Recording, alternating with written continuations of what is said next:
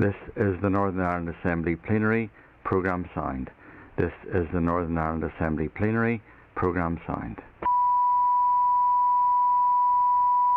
This is the Northern Ireland Assembly Plenary Programme signed. This is the Northern Ireland Assembly Plenary Programme signed. This is the Northern Ireland Assembly Plenary Programme signed. This is the Northern Ireland Assembly Plenary Programme signed. This is the Northern Ireland Assembly Plenary Programme signed.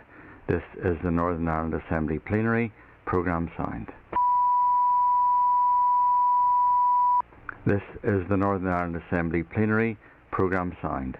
This is the Northern Ireland Assembly Plenary Programme signed. This is the Northern Ireland Assembly Plenary Programme signed. This is the Northern Ireland Assembly Plenary Programme signed. This is the Northern Ireland Assembly Plenary Programme signed. This is the Northern Ireland Assembly Plenary Programme signed. This is the Northern Ireland Assembly Plenary Programme signed. This is the Northern Ireland Assembly Plenary Programme signed. This is the Northern Ireland Assembly Plenary Programme signed. This is the Northern Ireland Assembly Plenary Programme signed. This is the Northern Ireland Assembly Plenary Programme signed. This is the Northern Ireland Assembly Plenary Programme signed. This is the Northern Ireland Assembly Plenary Programme signed. This is the Northern Ireland Assembly Plenary Programme signed. This is the Northern Ireland Assembly Plenary Programme signed. This is the Northern Ireland Assembly Plenary Programme signed. This is the Northern Ireland Assembly Plenary Programme signed. This is the Northern Ireland Assembly Plenary Programme signed. This is the Northern Ireland Assembly Plenary Programme signed. This is the Northern Ireland Assembly Plenary Programme signed. This is the Northern Ireland Assembly Plenary Programme signed. This is the Northern Ireland Assembly Plenary Programme signed. This is the Northern Ireland Assembly Plenary Programme signed. This is the Northern Ireland Assembly Plenary Programme signed. This is the Northern Ireland Assembly Plenary Programme signed. This is the Northern Ireland Assembly Plenary Programme signed. This is the Northern Ireland Assembly Plenary Programme signed. This is the Northern Ireland Assembly Plenary Programme signed. This is the Northern Ireland Assembly Plenary Programme signed. This is the Northern Ireland Assembly Plenary Programme signed. This is the Northern Ireland Assembly Plenary Programme signed. This is the Northern Ireland Assembly Plenary Programme signed.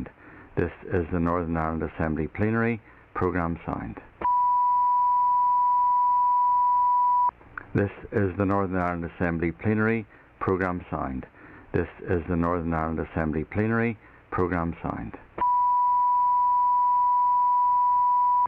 This is the Northern Ireland Assembly Plenary Programme signed. This is the Northern Ireland Assembly Plenary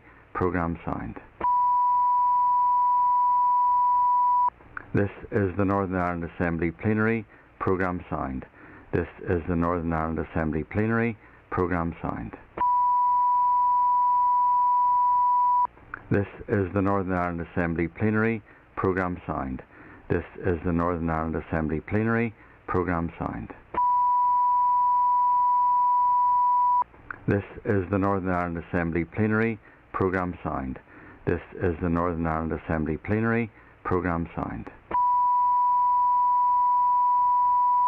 This is the Northern Ireland Assembly Plenary Programme signed. This is the Northern Ireland Assembly Plenary Programme signed. This is the Northern Ireland Assembly Plenary Programme signed. This is the Northern Ireland Assembly Plenary Programme signed. This is the Northern Ireland Assembly Plenary Programme Sound. This is the Northern Ireland Assembly Plenary Programme Sound. This is the Northern Ireland Assembly Plenary Programme Sound.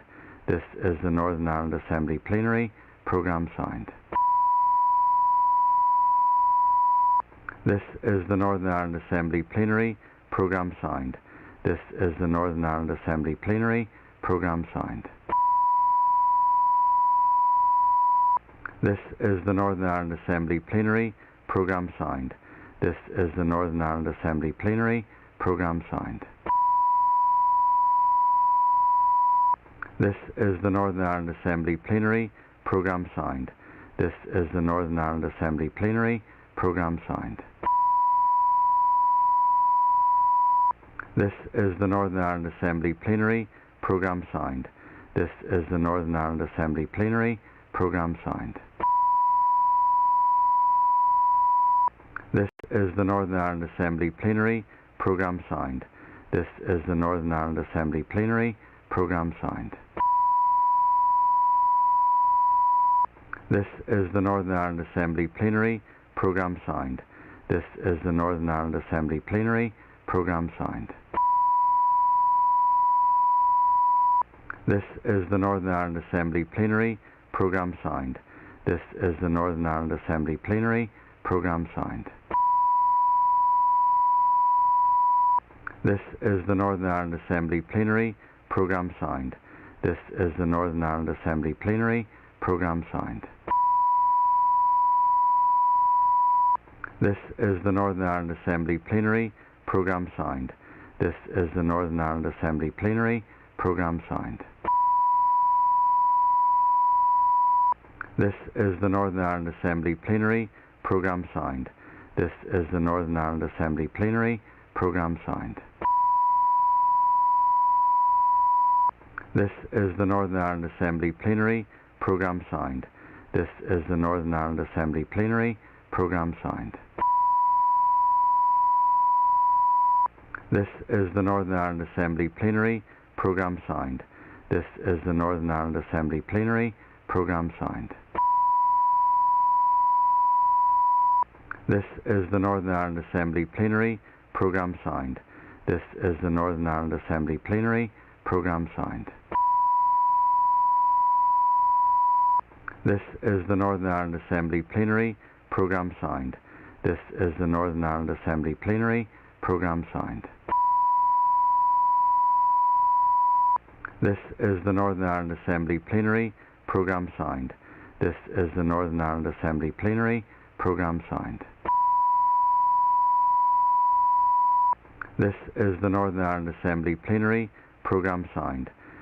This is the Northern Ireland Assembly Plenary Programme Sound. This is the Northern Ireland Assembly Plenary Programme Sound. This is the Northern Ireland Assembly Plenary Programme Sound. This is the Northern Ireland Assembly Plenary Programme Sound. This is the Northern Ireland Assembly Plenary Programme Sound.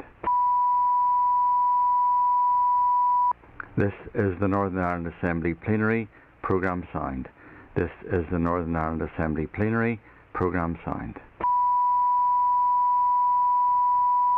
This is the Northern Ireland Assembly Plenary Programme Sound. This is the Northern Ireland Assembly Plenary Programme Sound. This is the Northern Ireland Assembly Plenary Programme Sound. This is the Northern Ireland Assembly Plenary Programme Sound. This is the Northern Ireland Assembly Plenary Programme Sound. This is the Northern Ireland Assembly Plenary Programme Sound. This is the Northern Ireland Assembly Plenary Programme Sound. This is the Northern Ireland Assembly Plenary Programme Sound. This is the Northern Ireland Assembly Plenary Programme Sound. This is the Northern Ireland Assembly Plenary Programme Sound. This is the Northern Ireland Assembly Plenary Programme Sound. This is the Northern Ireland Assembly Plenary Programme Sound. This is the Northern Ireland Assembly Plenary Programme Sound. This is the Northern Ireland Assembly Plenary Programme Sound. This is the Northern Ireland Assembly Plenary Programme Sound. This is the Northern Ireland Assembly Plenary Programme Sound. This is the Northern Ireland Assembly Plenary Programme Sound. This is the Northern Ireland Assembly Plenary Programme Sound. This is the Northern Ireland Assembly Plenary Programme Sound. This is the Northern Ireland Assembly Plenary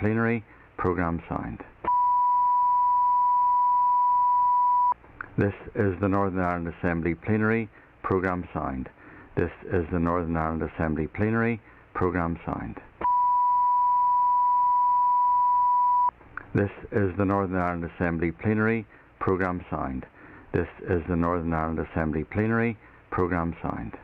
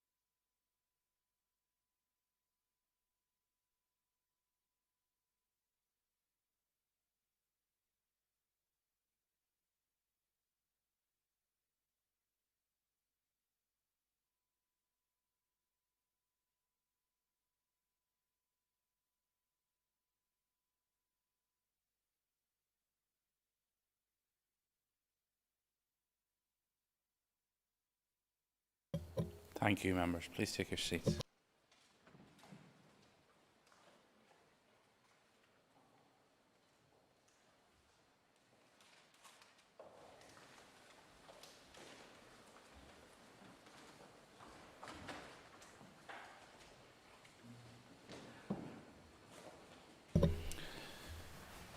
Thank you, members. I wish to advise members that Mr Speaker has received notification of the resignation of Sinead Ennis as chairperson of the Committee on Standards and Privileges with immediate effect.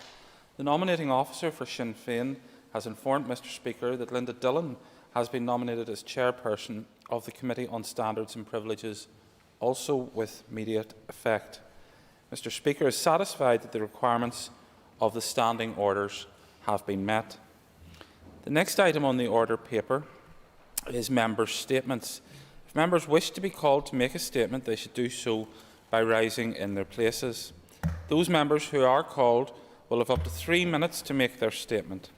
Members are reminded that the statements will not be subject to debate or questioning. Interventions are not permitted, and I will not take any points of order on this or any other matter until this item of business has been finished. I call members to rise in their places. Mr Paul Frew. Thank you, Mr Principal Deputy Speaker.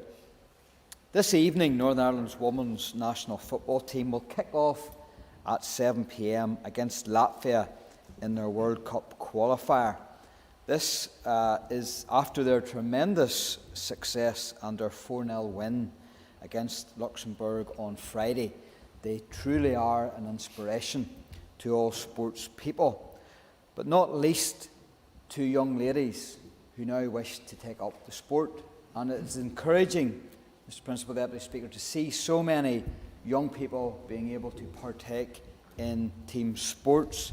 Only recently, in my own village of Bershane, there has been a new ladies team formed, Raceview FC Ladies, and their first training session will be held on the 24th of September, this Friday night.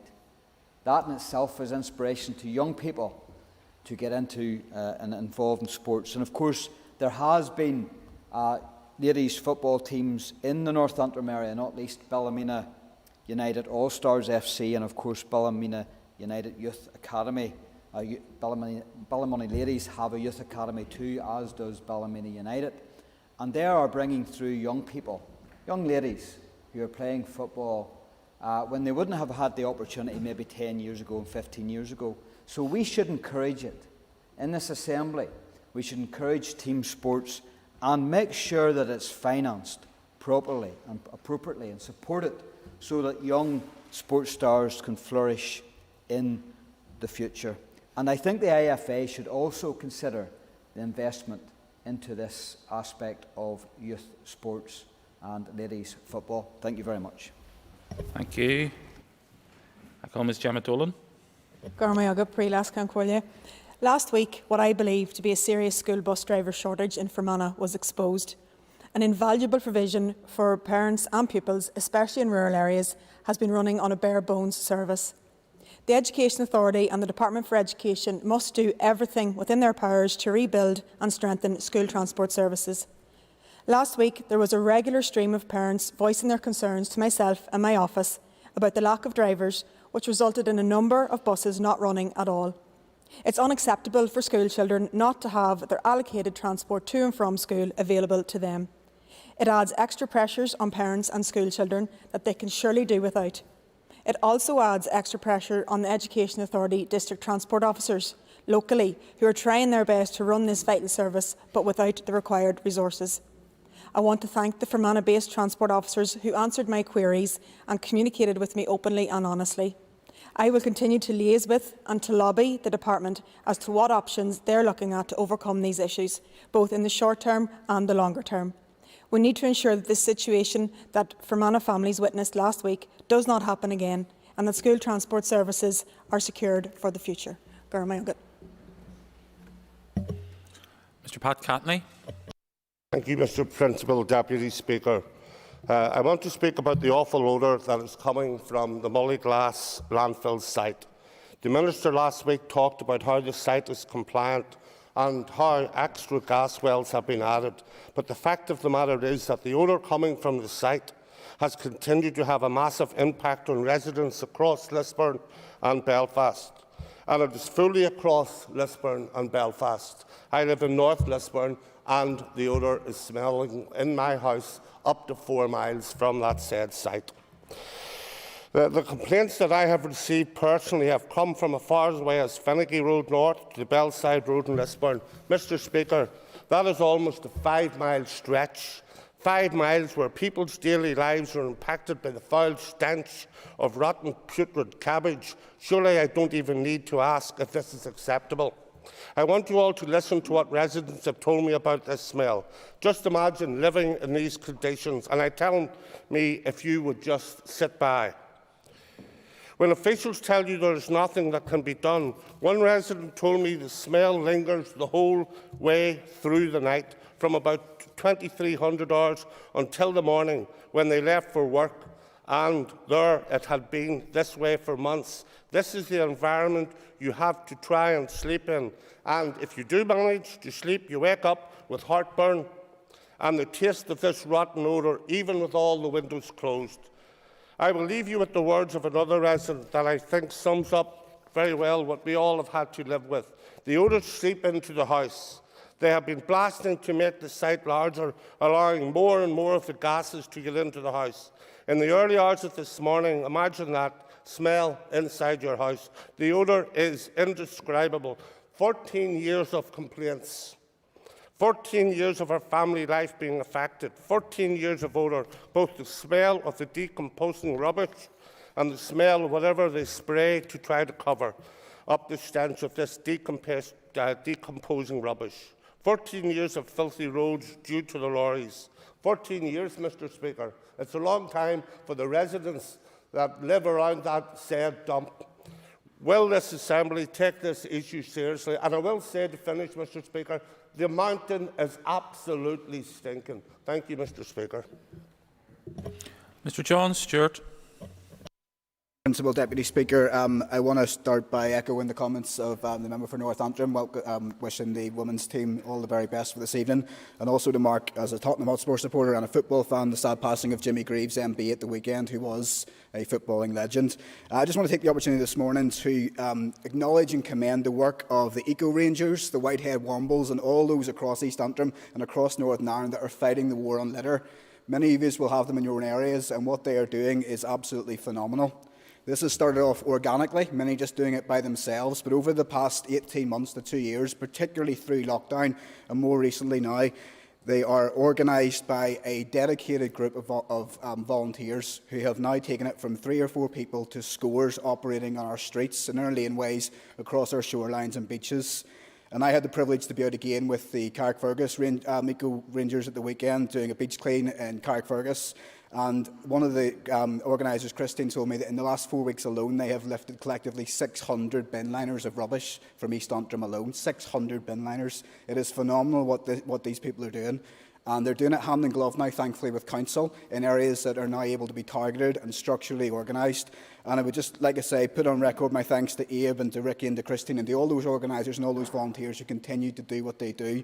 And I'm sure they're operating in many of the other members' areas here today. And if you could just give them the support and encourage councillors to do the same, and to give them the grant support that they need to continue the great work that we do. We always say that we live here and we love here, and it's a lot easier to do it with these fantastic people doing what they're doing on a daily basis. Thank you, Principal Deputy Speaker.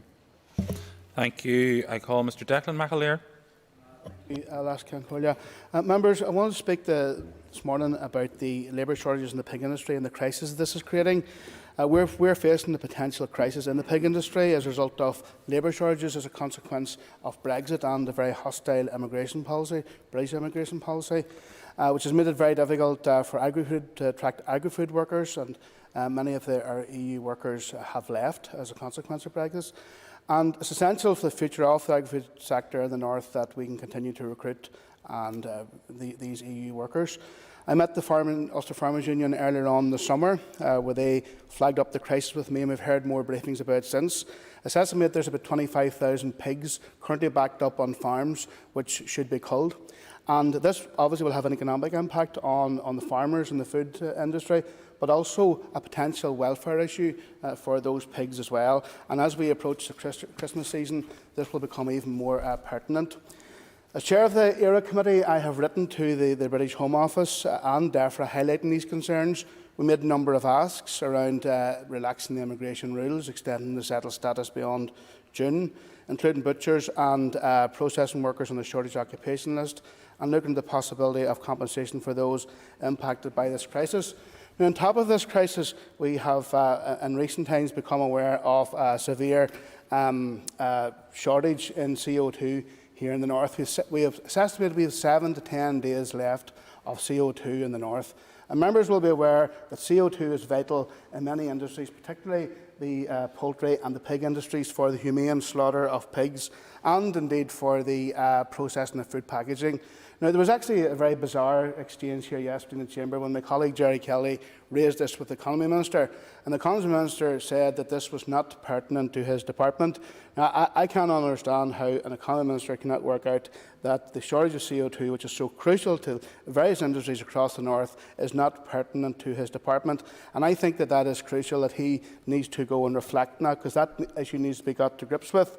So just in conclusion, there are many crises facing the agri-food and the farming industry.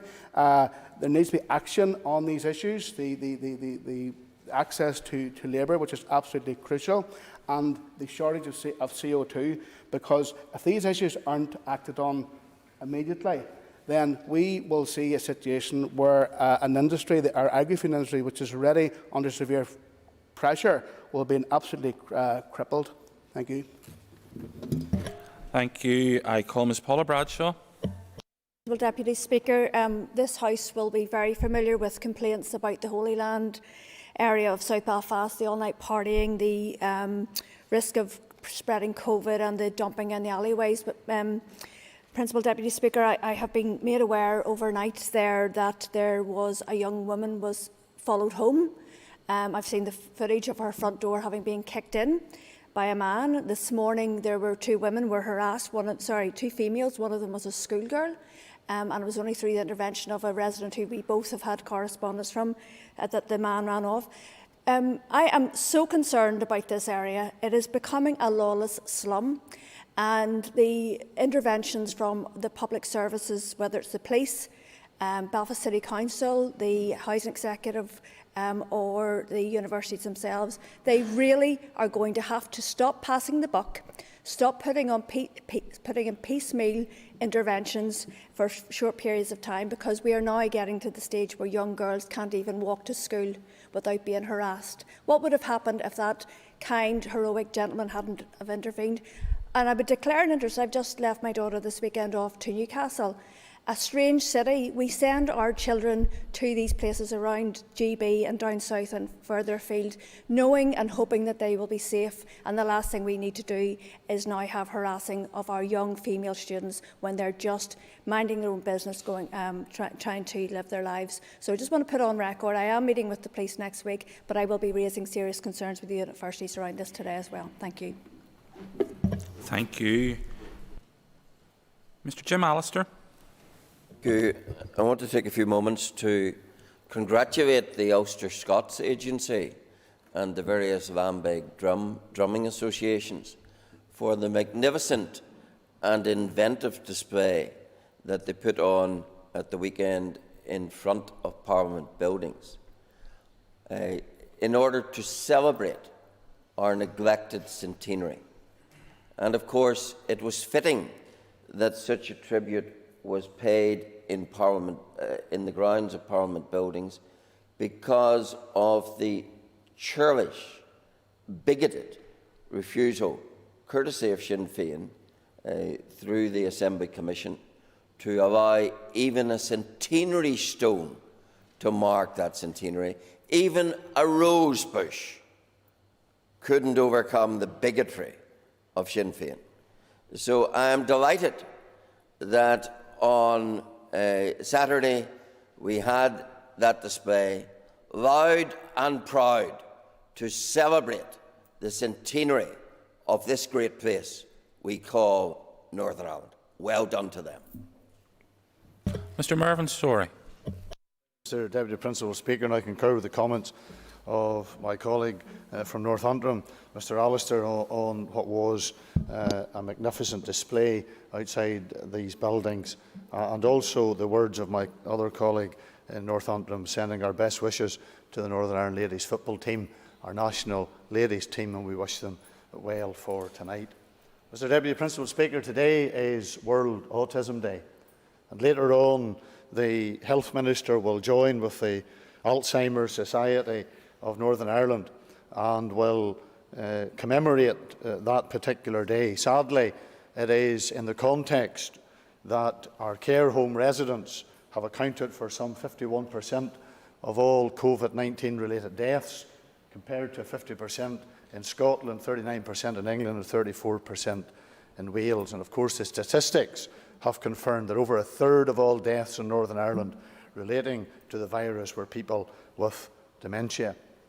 It is in that context, therefore, Mr Deputy Principal Speaker, that with sadness I pay attention to the decision to close the Court Care Nursing Home in Ballymoney. RQIA have withdrawn the registration for that particular facility, and it has caused untold alarm and concern to the staff, to the families, and particularly to the residents of the court care home that this situation has arisen. I want to pay tribute to the staff of the home for the care, because this decision is in no reflection of the care that has been provided in that particular facility. It is, however, a telling reflection of the way in which the place was being managed when, in the notice decision issued by the RQIA, and could I place on record my appreciation to the Chief Executive of the RQIA, to the Chief Executive of the Northern Trust and to their staff for the conversations that we've had with them over the last number of days. But there has been an issue raised in the notice of decision where the current registered provider raised concerns with RQIA by way of an email and in a meeting in July about the integrity of the new applicant, RI, and the financial arrangement underpinning the application, specifically a scheme known as Invest in Rooms. Seems as though we had a situation when RQIA conducted some further research that this issue has been ongoing for some time. So therefore, Mr. Deputy Principal Speaker, I want today to ask that the Health Minister and everyone concerned does all to ensure that this issue is investigated and that the care of the residents of the care nursing home are provided for. Mr. Daniel McCrossan. I'd like to take this opportunity today to highlight the damning response to the SDLP's recent education survey, which asked parents for their honest appraisal of the impact of the pandemic on their children's education, mental health and the support they have received. The results published today paint a frightening picture of parents' experiences during the COVID-19 pandemic and the complete dereliction of duty from successive education ministers and their departments throughout this challenging time. Of the 708 parents who responded to the survey, the vast majority felt their child had missed out on learning and believed this has impacted on their life opportunities. Perhaps most worryingly, Mr. Principal Deputy Speaker, of all, 72% of parents felt their child's mental health had deteriorated during the pandemic, and a total of 95% felt the Department of Education had handled the pandemic badly or could have done better. These results spell out the despair many parents felt as they tried to juggle working from home and educating their children while receiving totally inadequate support. It also shows the total lack of faith people have in the department responsible for educating our children here in Northern Ireland. It's not just their education. Our children's mental health is at stake as we emerge from this pandemic and return to some form of normality. We need to see proper support mechanisms in place for pupils as they readjust to school and life in general in the coming months. We've had a problem with inadequate mental health support for our young people long before the pandemic and can't afford to ignore this challenge any longer. Our young people were kept indoors for long periods of time, away from friends and family, at crucial stages of their development. This will have long-lasting consequences which will become more apparent in the years ahead. The after-effects of the pandemic will cast a long shadow, and we cannot allow our children to become casualties of this pandemic. No child should have their education or prospects limited as a result of matters entirely outside of their control. We need to ensure a level playing field for those affected and ensure that our young people are afforded the same opportunities as the previous generation. Even now that our children have returned to schools, it's been nothing but chaos, Mr. Principal Deputy Speaker, and school leaders have been speaking out about poor planning from the Education Minister and the Department, from the Education Authority. Their actions since the beginning of term have typified the reasons for parents' lack of faith in the education system at present. These findings place the onus on the Minister to come up with a plan to alleviate parents' fears and address the issues raised as a result of disrupted learning during this pandemic. Given the actions as of late, parents could be forgiven for struggling to believe that such solutions will be forthcoming. I have yet to see a detailed plan from the Minister for Education that will address the education deficit the parents are telling us exists for many children who weren't able to engage in online learning. Mr. Principal Deputy Speaker, I conclude where the Education Minister has demonstrated a stunning dereliction of duty.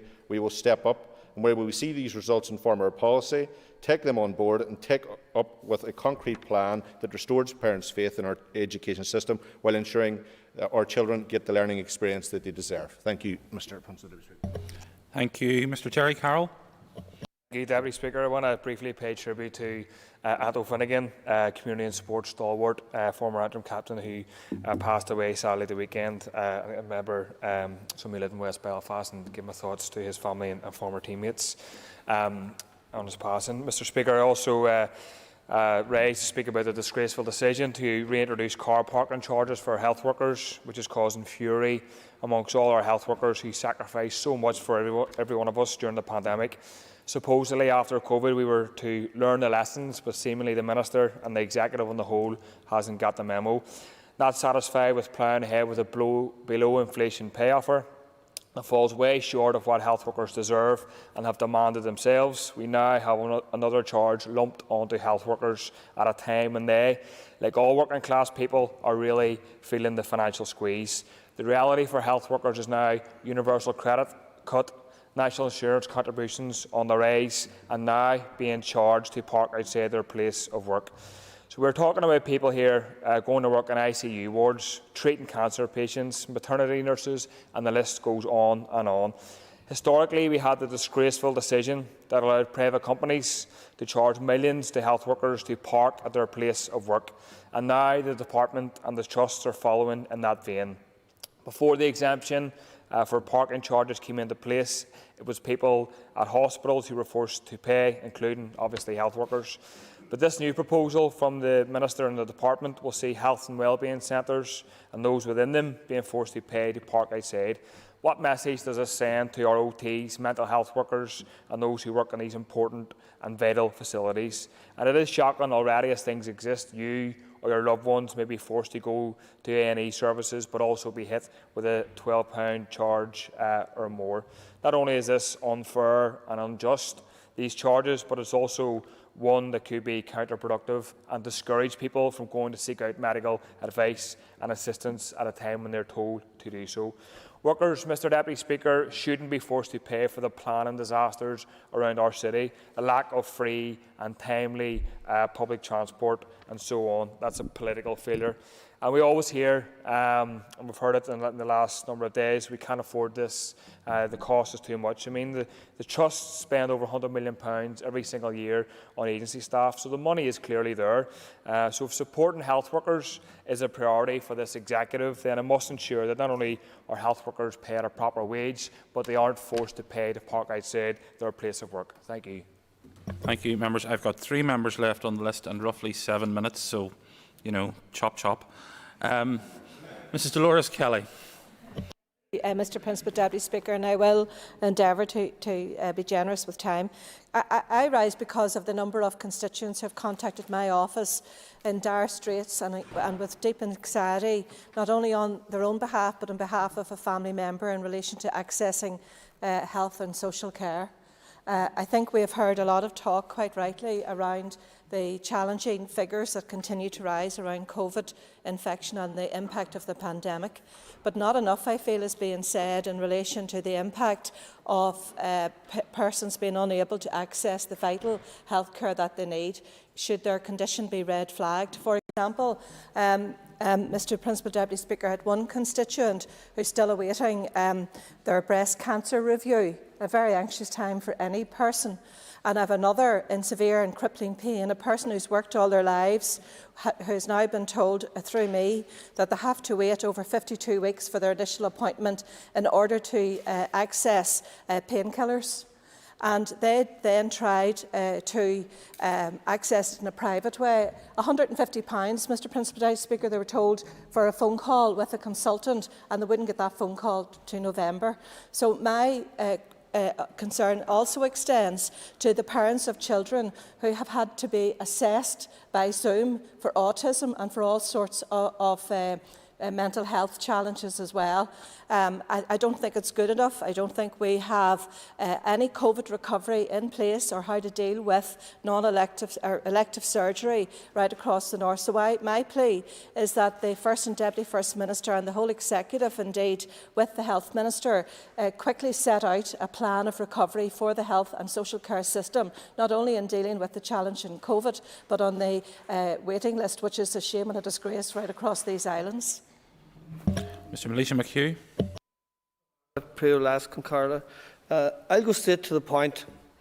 I'll call on the Minister for Infrastructure to direct her staff in the West Tyrone area to immediately implement safety measures, including accident black spot signs and rumble bars on the approach road to the Bells Park Road at the Prospect Bar near the Glebe outside of Strabane.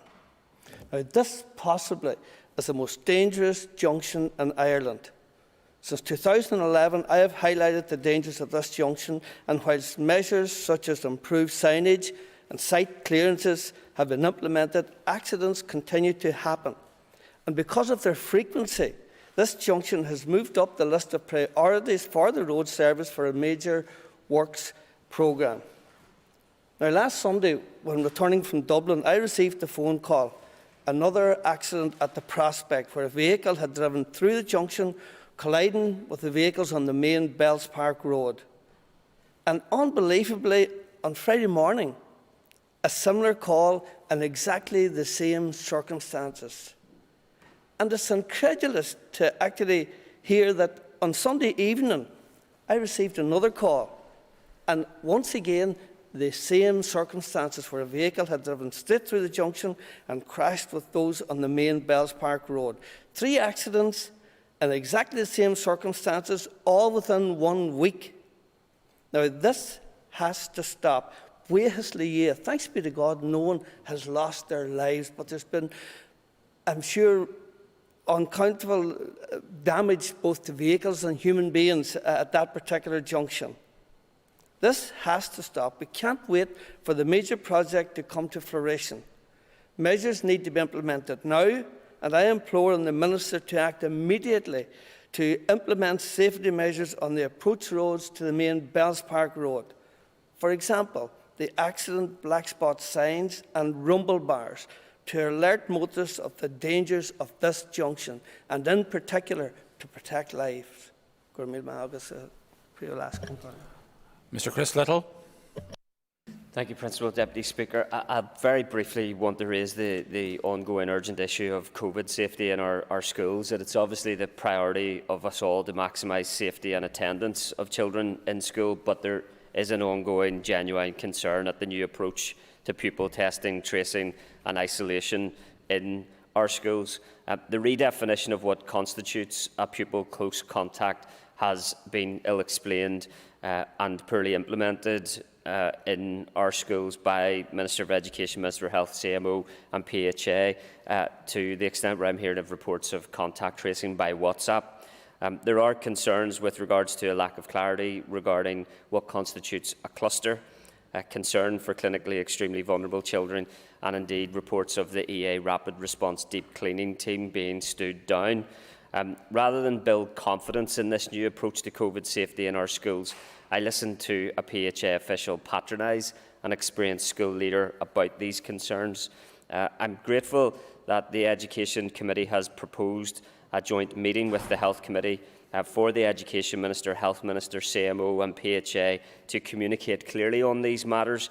I welcome that the Education Minister, I believe the CMO and PHA have accepted this invitation to an extent and will be attending the Education Committee tomorrow. Principal Deputy Speaker, in closing, it is incumbent on us all to heed these concerns and to ensure that a robust pupil test, trace and isolation system is fit to protect the safety and attendance of our children in school. Thank you. Thank you. He's been rising in his position from the start of this, so I think it would only be fair, even though strictly speaking we're out of time. But Mr. Alex Easton. Thank you, Mr. Deputy Principal Speaker, and I really do appreciate that. I just want to raise the issue with the House about the temporary closure of Northfield House Rehabilitation Centre in Donegal, which is run by the South Eastern Trust. This is a rather worrying development about Northfield House, as there have been previous attempts to close it permanently by the South Eastern Trust. What is disturbing is that COVID was used as the reason for the temporary closure of the facility, where 19 staff were written to and told that Northfield House was to close, as Northfield House was to be used for the recovery of COVID patients. And all the patients that were in the facility were removed and sent home, some without care packages, I have to say, which is an absolute disgrace. Those staff then waited for several weeks for COVID patients to come for rehabilitation, and not one COVID patient was sent to that facility. Then, several weeks later, the same staff got a letter to say that Northfield House was being closed on a temporary basis. Now, what concerns me is that we hear about our hospitals overfilling, the serious nature of our ICUs and the COVID patients, and yet here we are closing a facility that was occupied up to 81% before COVID. So I do believe, and I would send a warning to other members to watch out in your trusts that they don't use COVID as an issue to try and close potential units. And I would be sending a message to the Health Minister today that the people of Donaghadee do not accept this being closed on a temporary basis. We need every bed that we can get right across our health service, and I hope members can support me in the ongoing battle to try and reopen that facility. Thank you, Mr Deputy Speaker. Thank you, members. The next item on the order paper is the second stage of the Autism Bill. I call Mrs Pam Cameron. Thank you, Mr Principal Deputy Speaker, and I beg to move that the second stage of the Autism Amendment Bill be agreed. Thank you. The second stage of the Autism Amendment Bill has been moved. In accordance with convention, the Business Committee has not allocated any time limits to this debate, and I call Pam Cameron to open the debate on the bill. Mrs Cameron. Thank you again, Mr Principal Deputy Speaker. As chairperson of the All-Party Group on Autism, I am very conscious of the legacy of political action that I lean upon. In particular, I refer to the late John Fee MLA, who brought the first debates on autism before this House, and to the dedication of Dominic Bradley, former MLA and All-Party Group on Autism chairperson, who saw his Autism Private Members Bill pass into legislation in 2011 and emerge as the most comprehensive, lifelong, cross-departmental, equality, single disability legislation worldwide. When the Autism Act was introduced, it amended the Disability Discrimination Act to recognise and protect the rights of people with autism. Autism could no longer be ignored or denied. It was also the first legislation passed by this Assembly that mandates cross-departmental service planning and delivery across adult and children's services. As such, it predates the Children's Services Cooperation Act by 4 years.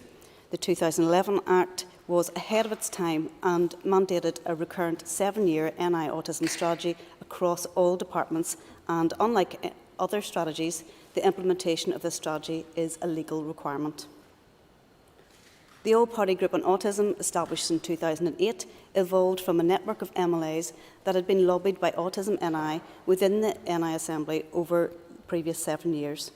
This period was characterised by evidence gathering with grassroots parent organisations, which linked all of our constituencies, and the building of international partnerships.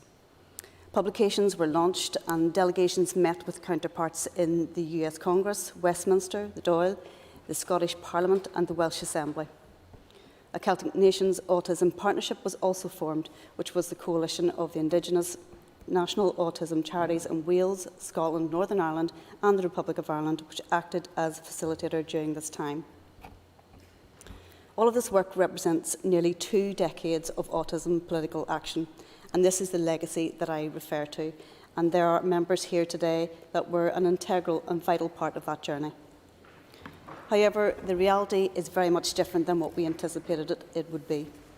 I stand before you today, 10 years after the introduction of the Autism Act, to remind us all that a key pillar of the original Act has failed, and my comments today will leave many of us not proud but ashamed at our failure of oversight.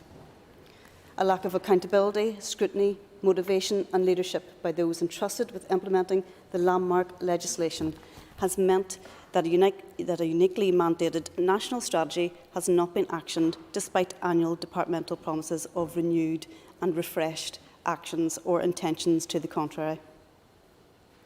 In 2016, the All-Party Group on Autism sponsored the launch of the Broken Promises report, published by Autism NI and the National Autistic Society NI. This report remains the only objective, independent evaluation of the Post-Autism Act era, and the damning concerns highlighted by this report were further investigated by the All-Party Group on Autism during the 3-year suspension of the Northern Ireland Assembly and during the COVID-19 pandemic. The All-Party Group on Autism has, as a consequence, gathered evidence confirming only one of the 3 action plans in the mandated Northern Ireland Autism Strategy has been completed. The Northern Ireland Autism Strategy progress reports are extremely subjective, generic and absent of any measurable outcomes or targets. No independent research or evaluation has been generated to assist discovery, planning or delivery. A well-publicised plan by the Health and Social Care Board to initiate an independent study to explore the differential rates of diagnosis across the 5 health and social care trusts were never implemented. Assembly questions submitted by the All-Party Group on Autism members confirm that the causes for diagnostic inconsistencies across trusts remain unknown, and we have a letter from the Health Minister acknowledging that his party does not know why there are such inconsistencies from trust to trust. No government department has submitted any new bids for funding of autism services in the last 10 years. The Autism Prevalence Report produced by the Department of Health now reflects that we have the highest autism prevalence rate in the world, with 1 in 22 school-age children having a diagnosis of autism. No new funding was attached to the Autism Act NI 2011 implementation. The only published new recurrent funding injection was in 2016, when £2 million was allocated to the Health Department towards diagnosis. The Department of Health maintains a medical rather than a social model of disability. This has created serious funding imbalance for conditions such as autism, which require educational, social and community intervention.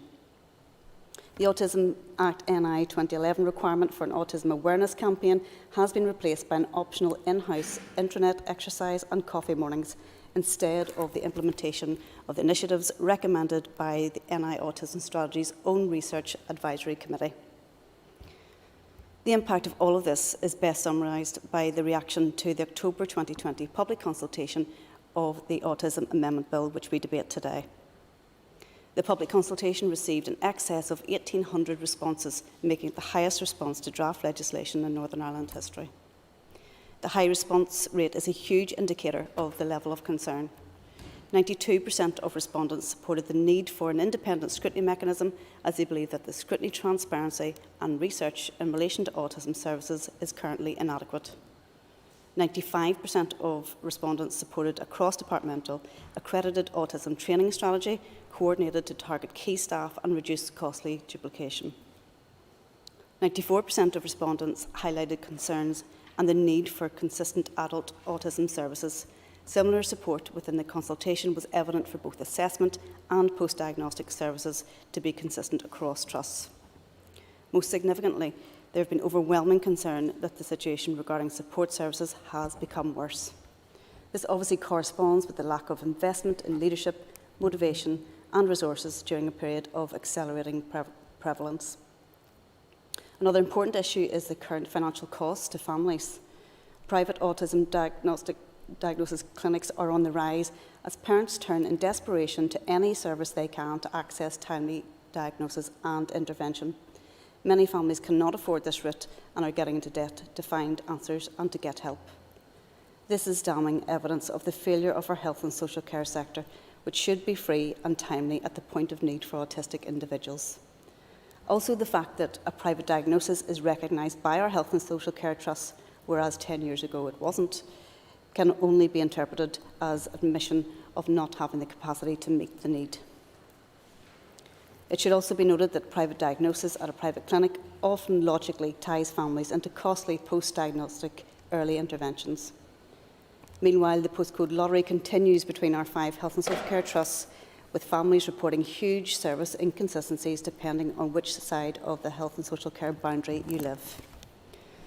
We also know from research that families living with autism already make financial sacrifices, with many carers being forced to move to part-time employment options. This leads to many parents and carers having increased levels of stress, depression and anxiety compared to the general population, compounded by the lack of access to professional expertise due to the executive's long-term failure to invest in autism training and resources. There's also a financial cost to the public purse, which can largely be summarised in the current costs associated with waste and duplication.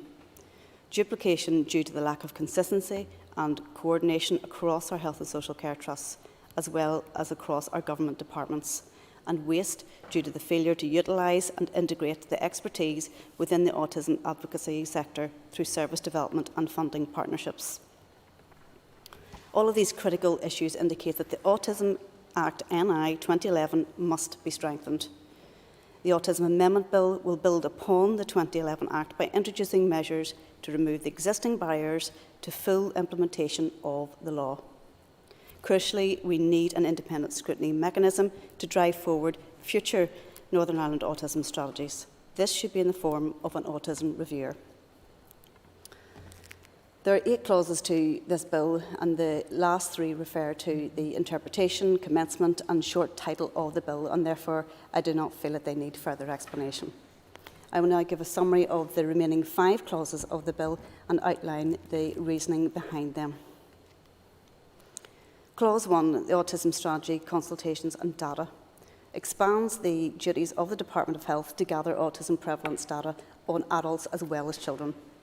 Currently, Department of Health data focuses on children only, but we need to gather adult data to aid future planning and service provision for our autistic adult population. At the minute, we have no idea of the number of autistic adults we have, and therefore it's imperative that we develop our current data collection service system further. Clause 1 also introduces a duty for the Department to consult more widely. Clause 2, additional components of the autism strategy, expands the autism strategy to include the development of an autism training plan for staff across departments and public bodies. This will reduce duplication and increase consistency, coordination and competency across agencies. It will enhance workforce professional development and introduce a tiered strategy from basic awareness training for many to targeted accredited training for the few. 2 of the most obvious examples would be training for all teaching staff in Northern Ireland, as well as mental health professionals working with autistic people. For example, recent research demonstrates the difficulties those with autism are more likely to experience. Suicide is the leading cause of death within the autism community. An autistic child is 28 times more likely to consider or attempt suicide than non-autistic peers. Autistic adults are 9 times more likely to die by suicide than neurotypical adults. Autistic women are more likely to die by suicide than non-autistic women. Approximately 1 in 5 women with anorexia are autistic. Mental health issues within the autism community are often misdiagnosed due to poor communication and understanding between patient and practitioner. Mental health treatment needs to be adapted for autistic individuals. Those working with autistic individuals in government departments and public bodies need to be adequately trained in autism if we are to improve the everyday experience for our autistic colleagues, friends and family members. Clause 2 also expands the autism strategy to include the development of regionally consistent early intervention service. To ensure regional consistency of ethics and practice that feeds into the autism training strategy. We all know that early intervention works and is cost effective as it reduces later dependency on core services. There's also fantastic best practice models out there locally that need to be tapped into and delivered on a regional basis. Most importantly, a regional consistent early intervention service will ensure families receive the right guidance, help and support when they need it to put an end to the current postcode lottery of support.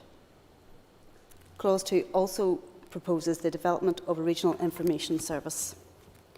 As the prevalence rates have risen, so has the imminent need for information and support. A regional information service will ensure consistency of advice and will signpost autistic adults and families to local services within their area. It should be available through a number of media to accommodate different circumstances, for example, via telephone, in person or virtually. I'm sure other members can sympathise with families coming to them in desperation for advice and support. I have had numerous families come to me and ask where to access support, how to access the right type of support, how to access services after diagnosis. Some families don't know where to go, but more worryingly, some families have tried to seek support and have been failed by the lack of an accessible information service. Clause 2 also outlines how adult services need to be developed, taking core areas of need into consideration. It proposes the development of regionally consistent range of adult support services. The extension of data relating to adults will improve the capacity to map need. For example, as only 16% of autistic adults are in full-time employment, which is less than half of the total figure of the disability sector, we can all agree that this is an area that needs to be invested and developed further. Social opportunities are also needed, as so many adults feel misunderstood, alone and unsupported. This is evidenced by the very stark fact that an autistic adult is 9 times more likely to complete suicide than a neurotypical adult, and I believe the lack of support services and opportunities may be contributing to this terrible statistic. Again, I have been personally contacted by many families seeking support for their adult children, brothers, sisters, aunts and uncles, who deserve to be supported to reach their full potential and engage within the community and workforce in a fulfilling and meaningful way. Clause 3, the methodology of the autism strategy, places a duty on the department to ensure regional consistency of practice, which will be vital to ensure the success of other aforementioned components of the autism strategy, such as an early intervention service. Clause 3 also outlines how the autism strategy must have measurable targets and outcomes to measure effectiveness. This speaks for itself. Ultimately, any truly effective strategy must be measurable to assess success and what improvements and changes need to be made to achieve overall aims. The strategy should be the basis for ongoing transparency and accountability and will be an essential tool for the autism reviewer. Along with the general duty to consult introduced in Clause 1, Clause 3 includes specific obligation to consult organisations when setting measurable targets. The autism strategy must be developed in consultation with the autistic community. Nobody knows the needs of the autism community better than our autistic people and their families, as well as the voluntary and community sector that represent them. Over the past 10 years, this has not happened. Clause 4, annual autism funding reports. This replaces a requirement on the Minister to lay a report before the Assembly from all departments setting out how funding for autism has taken account of the NI autism strategy, the needs of autistic individuals, the current prevalence rates and the potential for partnerships with autism rights bodies. This amendment will address the failure by all departments to bid for investment to progress the Northern Ireland autism strategy previously. It will also evidence the matching of data against investment. For example, is rising prevalence of autism being matched with the rising investment? The final clause that I will discuss is Clause 5, the autism reviewer. Clause 5 will introduce a requirement to set up an independent scrutiny mechanism, which will be known as autism reviewer, who will have the following duties: to monitor the effectiveness of the Northern Ireland autism strategy and to advise the Assembly, to assess the effectiveness of the funding arrangements in respect of autism, to review the adequacy and effectiveness of the law and practice relating to autism, to review the adequacy and effectiveness of services provided for autistic individuals and their families, to commission independent research, to issue a report annually to the Department, which must then be laid before the Assembly. Finally, it would be remiss of me if I did not acknowledge the particular pressures being faced by departments as a consequence of the current pandemic. Specifically, I am aware of the long-standing failure to invest in the future of our National Health and Care and Social Care Service. To introduce an autism bill that has cost implications at this time must be conducted with sensitivity and realism. The reality must be balanced by the awareness that the Autism Act NI 2011 was impacted by the caution generated by the bank crisis and recovery measures. The failure to address funding implications or agree an incremental funding plan impacted negatively on its implementation. In response, I have proposed the appointment of an autism reviewer with a budget allocation similar to that of the mental health champion, but with duties that protect the independence of that post from departmental influence or interference. A budget for research is an essential component to guarantee service and cost effectiveness. These measures and the accountability that will be generated from the requirement placed upon the Department to submit an annual autism funding analysis to the Assembly will address proven concerns over the lack of objective scrutiny, accountability and motivation in the implementation of autism legislation.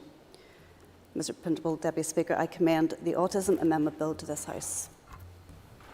Thank you, Mrs Cameron. And I now call the Chairperson of the Health Committee, Mr Colin Gildernew.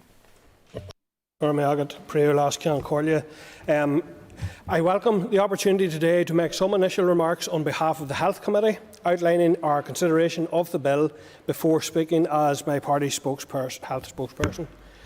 This private member's bill is a relatively short bill, as Pam Cameron has outlined, with 8 clauses in total and 5 key clauses.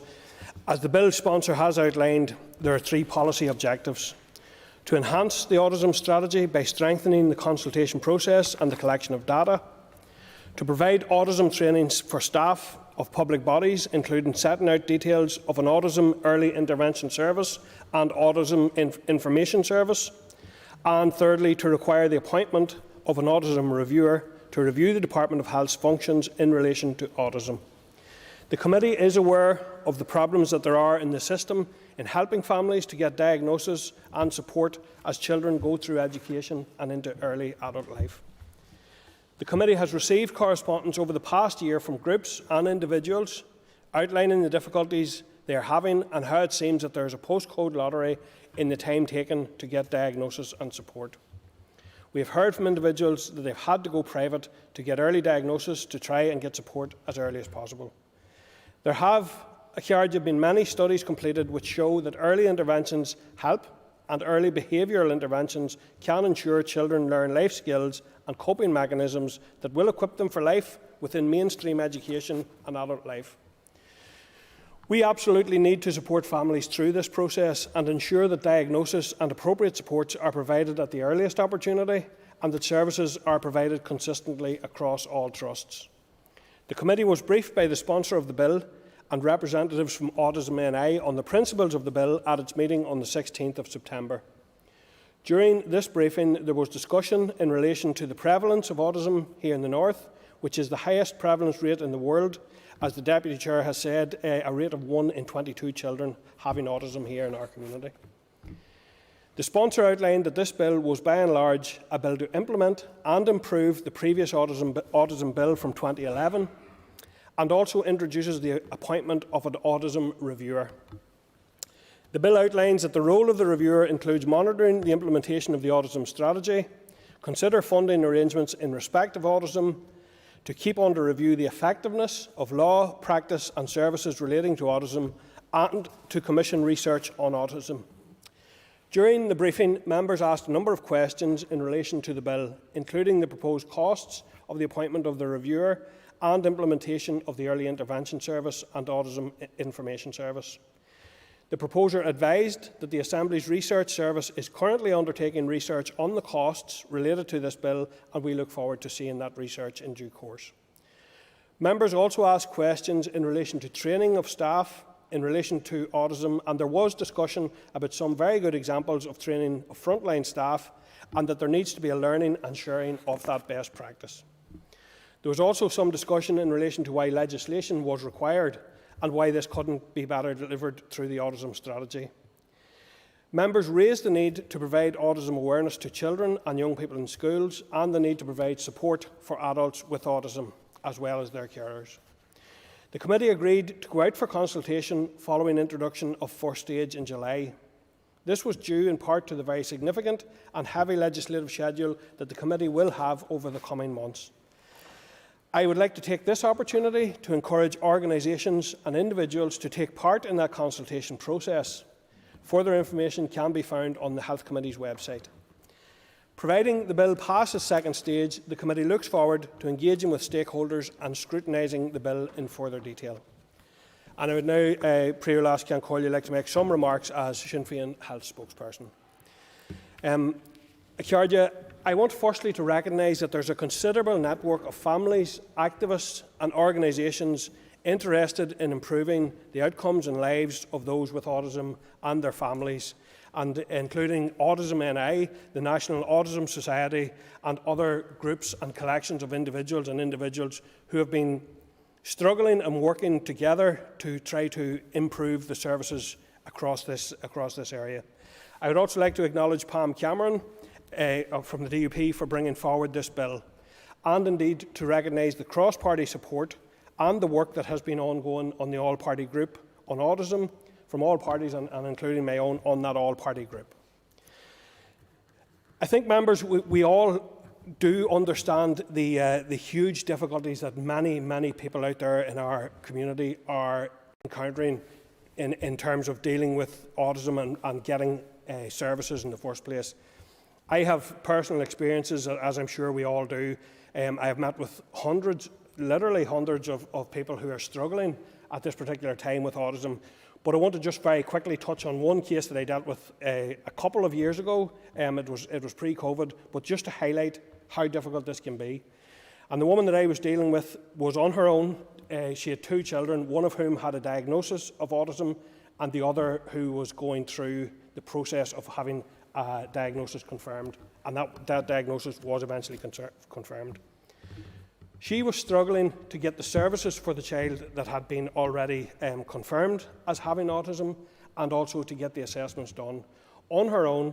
And in the midst of all of that, her daycare centre closed as a result of an emergency admission, leaving her struggling and leaving her in the heartbreaking situation of, at one point in time, having to consider, was she able to manage with both her children, and would she have to, in their interests, ask the state and the health services to provide care for that child.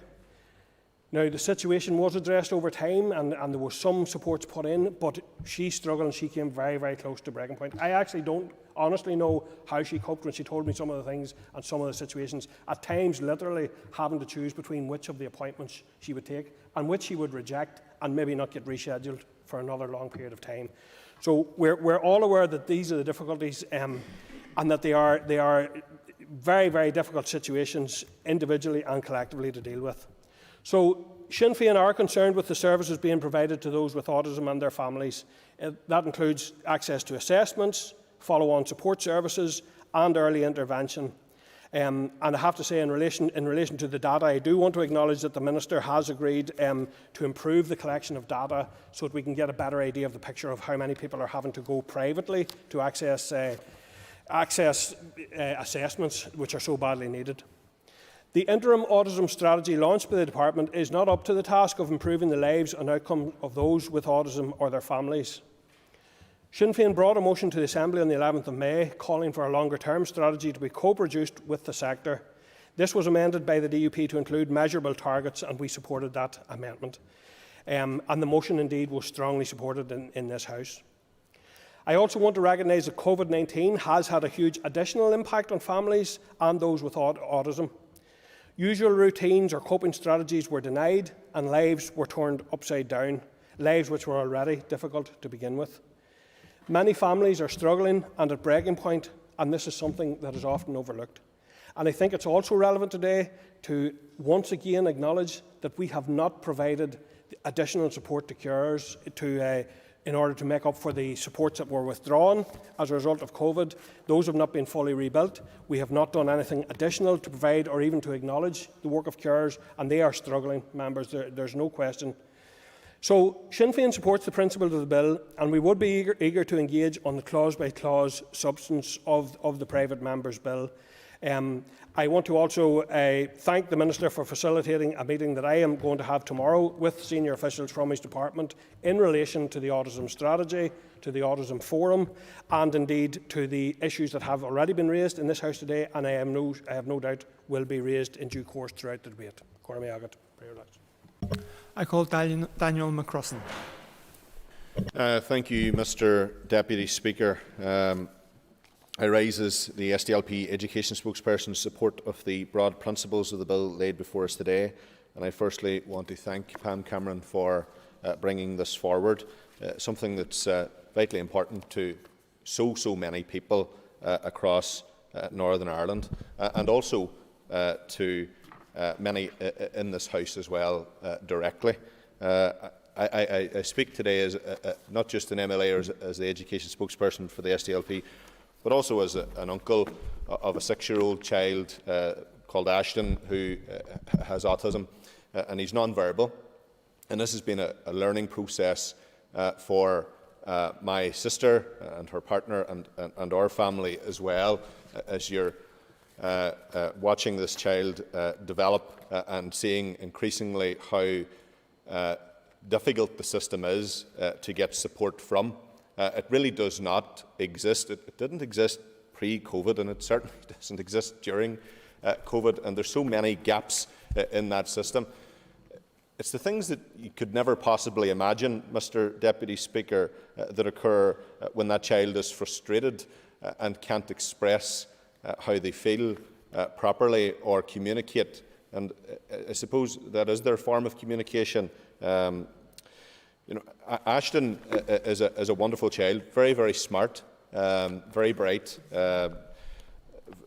loves to carry on, and loves getting out in the car. To be clear about it, that's the only time he would settle for my sister. She drives around for an hour to keep him occupied and busy. But so I'm speaking today with that in mind because I've seen the worst possible scenarios that have emerged, and I've seen the best possible scenarios that have emerged. So today's bill deals with this very important issue, and I want to highlight from the outset that support and services for people with autism across Northern Ireland are inadequate, they're underfunded and simply not getting the attention that they deserve. We've spoken about this many times in this House, but more so over the last few years as well. Mr Deputy Speaker, in taking a look at Autism NI's website, we can see that over the last 5 years the rate of autism has increased by 82% among school children, that 1 in 24 children in our schools have autism, and 86% of children with autism have special educational needs, and that over 4,500 children are on the waiting list for an autism assessment. So those figures are damning, and they're very clearly pointing to a situation that needs to be tackled. And I know that there is strong support across this House to see that we do all we can to ensure that that happens. The waiting lists for autism and special educational needs assessments are absolutely appalling, and it is clear that while demand has substantially grown for services, this was not met with the additional budgets or resources being allocated to actually deliver. And we have a terrible habit in this Assembly of coming up with great plans about how we can fix major problems, and we can be united around them, but often found wanting when it comes to the funding to actually deliver what is essential and necessary in that regard. I know many families are impacted by this, and this includes my own, as I've said. I know that many families are struggling with no one to turn to. I know that many of our schools are struggling as their children wait months or years on statementing. In this context, and in the context of the debate, I think it is vitally important to highlight this issue and urge the Ministers for Health and Education to work together collectively as closely as possible to come out with solutions to these problems, but also to ensure that the funding is found so that we can alleviate the major pressures that exist on families and young people and ensure that sports services are there when they are needed, not many weeks or months or even years down the line. Mr Deputy Speaker, as outlined previously, we are happy to support today's bill and believe that it adds to the great work that the SDLP have been pushing for almost 2 decades. And I thank Pam Cameron for recognising the work of our late colleague John Fee in 2002, who did a huge amount of work on the Autism Act NI, and also a former colleague, Dominic Bradley, MLA, who brought forward legislation in 2011. And I thank Ms Cameron for mentioning them today. The Autism Act recognised autism not just as a health issue or an education issue, but a cross-departmental issue and also as a developmental disability. Since then, we have had the Autism Strategy 2013 to 2020. We've had the interim 2020-21 strategy document, and most recently a consultation on the 23-28 Autism Strategy. These strategies are all cross-departmental, introduced by the Health Minister, and are aimed at addressing the whole life needs of people, families and carers living with autism here in Northern Ireland. Sadly and unfortunately, the potential of that Act to transform people's lives has been compromised not only by the lack of financial support, but by the lack of ministerial decision-making in that regard. And I recognise that we've had a difficult process, because this place has been absent for 3 years, which has added to a huge amount of difficulty in relation to families and children with autism. But also, we are in the middle of a pandemic. There's no blueprint for what we've been through, and I know that things have been difficult. Despite many promises and strategies and plans, children and adults with autism, along with their families and carers, still feel that they're being failed, and none of us in this House can disagree with that. Every family that I've spoken to feel that the system is just not adequate to assist or deliver what is necessary to help them at that time. And I know that Mr Gildernew mentioned specifically of a family that has a number of children who are autistic. You know, I've spoken to a parent in West Tyrone, all 4 children, single parent, extremely difficult situation, and this lady extremely brave and very determined to ensure that her children receives the support that they should be receiving and should have received all along.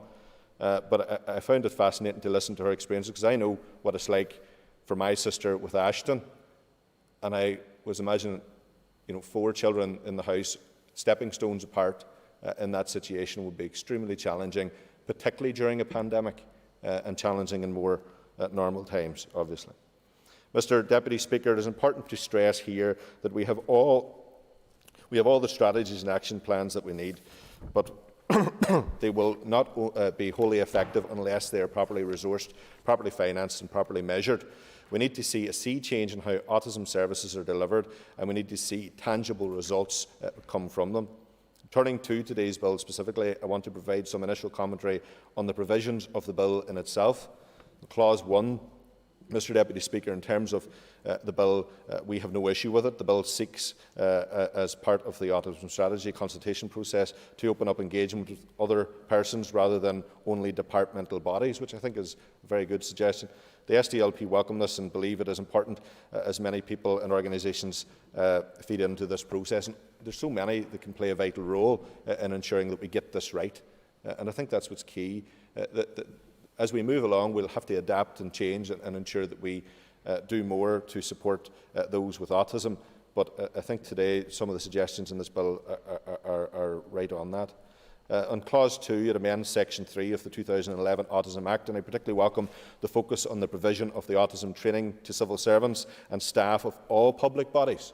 And the reason I say that is because more recently I witnessed a video on social media, not here in Northern Ireland, where a police officer and a child who had autism, the officer was in the school, the child was in difficulty. Obviously, there wasn't sufficient training, and that's as pointed as I'll be about that. I think it's critical that everybody in public bodies is trained, but also at a community level, that there's a greater awareness of what the challenges are, what's involved, and how you can help and support and understand what that person or child is trying to say or communicate or do or want, and understand where they are as well. As we all know, last year we had a commitment from the former Minister for Education, Peter Weir, on the introduction of mandatory autism training for teachers in the North, and it was wholly welcome. And here, I'm sorry to say that 19 months later, that hasn't been introduced yet. Now, I recognise, as I've said, and this isn't something I'm going to politic with at all, I recognise we're in a pandemic, but we do need to see that happen as swiftly as possible. Yes, I will, yeah. Thank the member for giving way. I have no intention of party politicking on that matter either, but it is maybe important to seek some clarification, as it is my understanding that the Minister for Education does not currently support the introduction of mandatory training on autism for trainee teachers, so perhaps that's something that we could get clarity on. Yes, that would be important to seek clarification on. I know the Minister for Education is probably extremely busy, but given this debate, it would have been good if the Minister for Health and Minister for Education appeared here today, even if it was just to observe the debate. So thank you for your intervention. Mr. Speaker, there's a massive issue here given the amount of time children spend in school and the opportunity for early intervention. Given that 78% of children with autism are in mainstream schools, it's absolutely shocking that mandatory autism training has not yet been introduced here. You know, this is absolutely critical. Any of us as public representatives that visit any school within our constituencies will tell us that the biggest challenge within their school, aside from COVID in itself, is ensuring that a child who is autistic or going through the process gets the support that they need, and also, in turn, to ensure that the other children in that classroom also receive the support that they need. So this is vitally important, and as Mr Little rightly points out in his intervention, we should have clarification on this urgently. And I know Ms Cameron feels very strongly about this issue, and I'm sure she'll follow that up with the Minister as well. This training needs to be incorporated into initial teacher training, and I know a lot of teachers in schools have come forward and suggested that this was a positive thing and that they'd be very keen to see that happen. But there's also an inherent need to have continuous training as part of the professional development of those teachers in schools, because things change. We need to ensure that the training is adequate at all times. Autism training cannot be an excuse for underfunding and under-resourcing. Rather, it should be used to bolster educational outcomes within our schools. This is absolutely critical, Mr Deputy Speaker, and I hope that the Minister for Education will follow through on her predecessor's commitment, which I did welcome at the time, around mandatory autism training for teachers, and that she consults with all the teaching unions immediately on the issue. And I would also urge that, given that this is a cross-departmental issue, that the colleagues in the Executive would also raise that issue. I also welcome clauses 3 and 4, in particular the need for regional consistency and hard targets, along with having proper reports into the funding which is allocated for autism services. These are all very important issues. Clause 5 introduces an autism reviewer, and I think this is a very welcome suggestion, who examine and review departments' functions in relation to autism. This is also a welcome provision that would enable another level of scrutiny and measurables into the department's performance in relation to the provision of services. In conclusion, Mr Deputy Speaker, in terms of today's bill, it is my belief that, like all pieces of legislation, the Autism Act should be seen as a living instrument and should be updated where necessary to deal with any current or urgent issues as they should arise. Things have changed since 2011, since the original legislation. All of us are learning all the time with the challenges that are arising, and I think it's important to consider that. And just another point I will say, parents, particularly single parents, looking after a child who is autistic or a child who is non-verbal and find it difficult to express themselves. I've seen parents' faces scraped, arms bruised, nipped. I've seen situations where a bowl has been fired through plate glass windows. I've seen situations where things have been thrown out of car windows. I've seen situations where, particularly if children are in cars and the parents on their own, the child becomes uncontrollable, becomes a dangerous situation. I've seen situations where I've seen the strongest people that I know fall apart. I've seen situations where I've seen people who genuinely need help call people who they believe should be in a position to help them and aren't in a position to help them. And what happens if that parent is no longer able to cope because the system hasn't been there to support them? The child is affected as well. We need to get these things right. I believe that this House wants to get it right, and I think that it's very welcome that there is such unity on this particular important issue. So the SDLP, no hesitation supporting the general principles of the bill at this stage, and indeed we look forward to further considering and developing the bill at committee stage, and we thank Pam Cameron for bringing this forward to this House. Thank you, Mr Deputy Speaker. I call Alan Chambers. Mr Deputy Speaker, and I also would wish to thank my Health Committee colleague, Mrs Pam Cameron, for bringing forward this private member's amendment bill on autism. I know that this is a topic that Pam is absolutely passionate about. And autism is a condition that seems to be touching more and more families. My party broadly welcomes this bill, but feel that a few aspects of it may need tweaked as it proceeds through the committee stages, and I certainly look forward to engaging in that process. The overall objectives of the bill are positive, and many have already been identified with work or discussion currently underway. For example, Part 4D of the bill talks about how the autism strategy must set out how a range of needs will be met. This has already been included as an action within the 2021-22 interim strategy.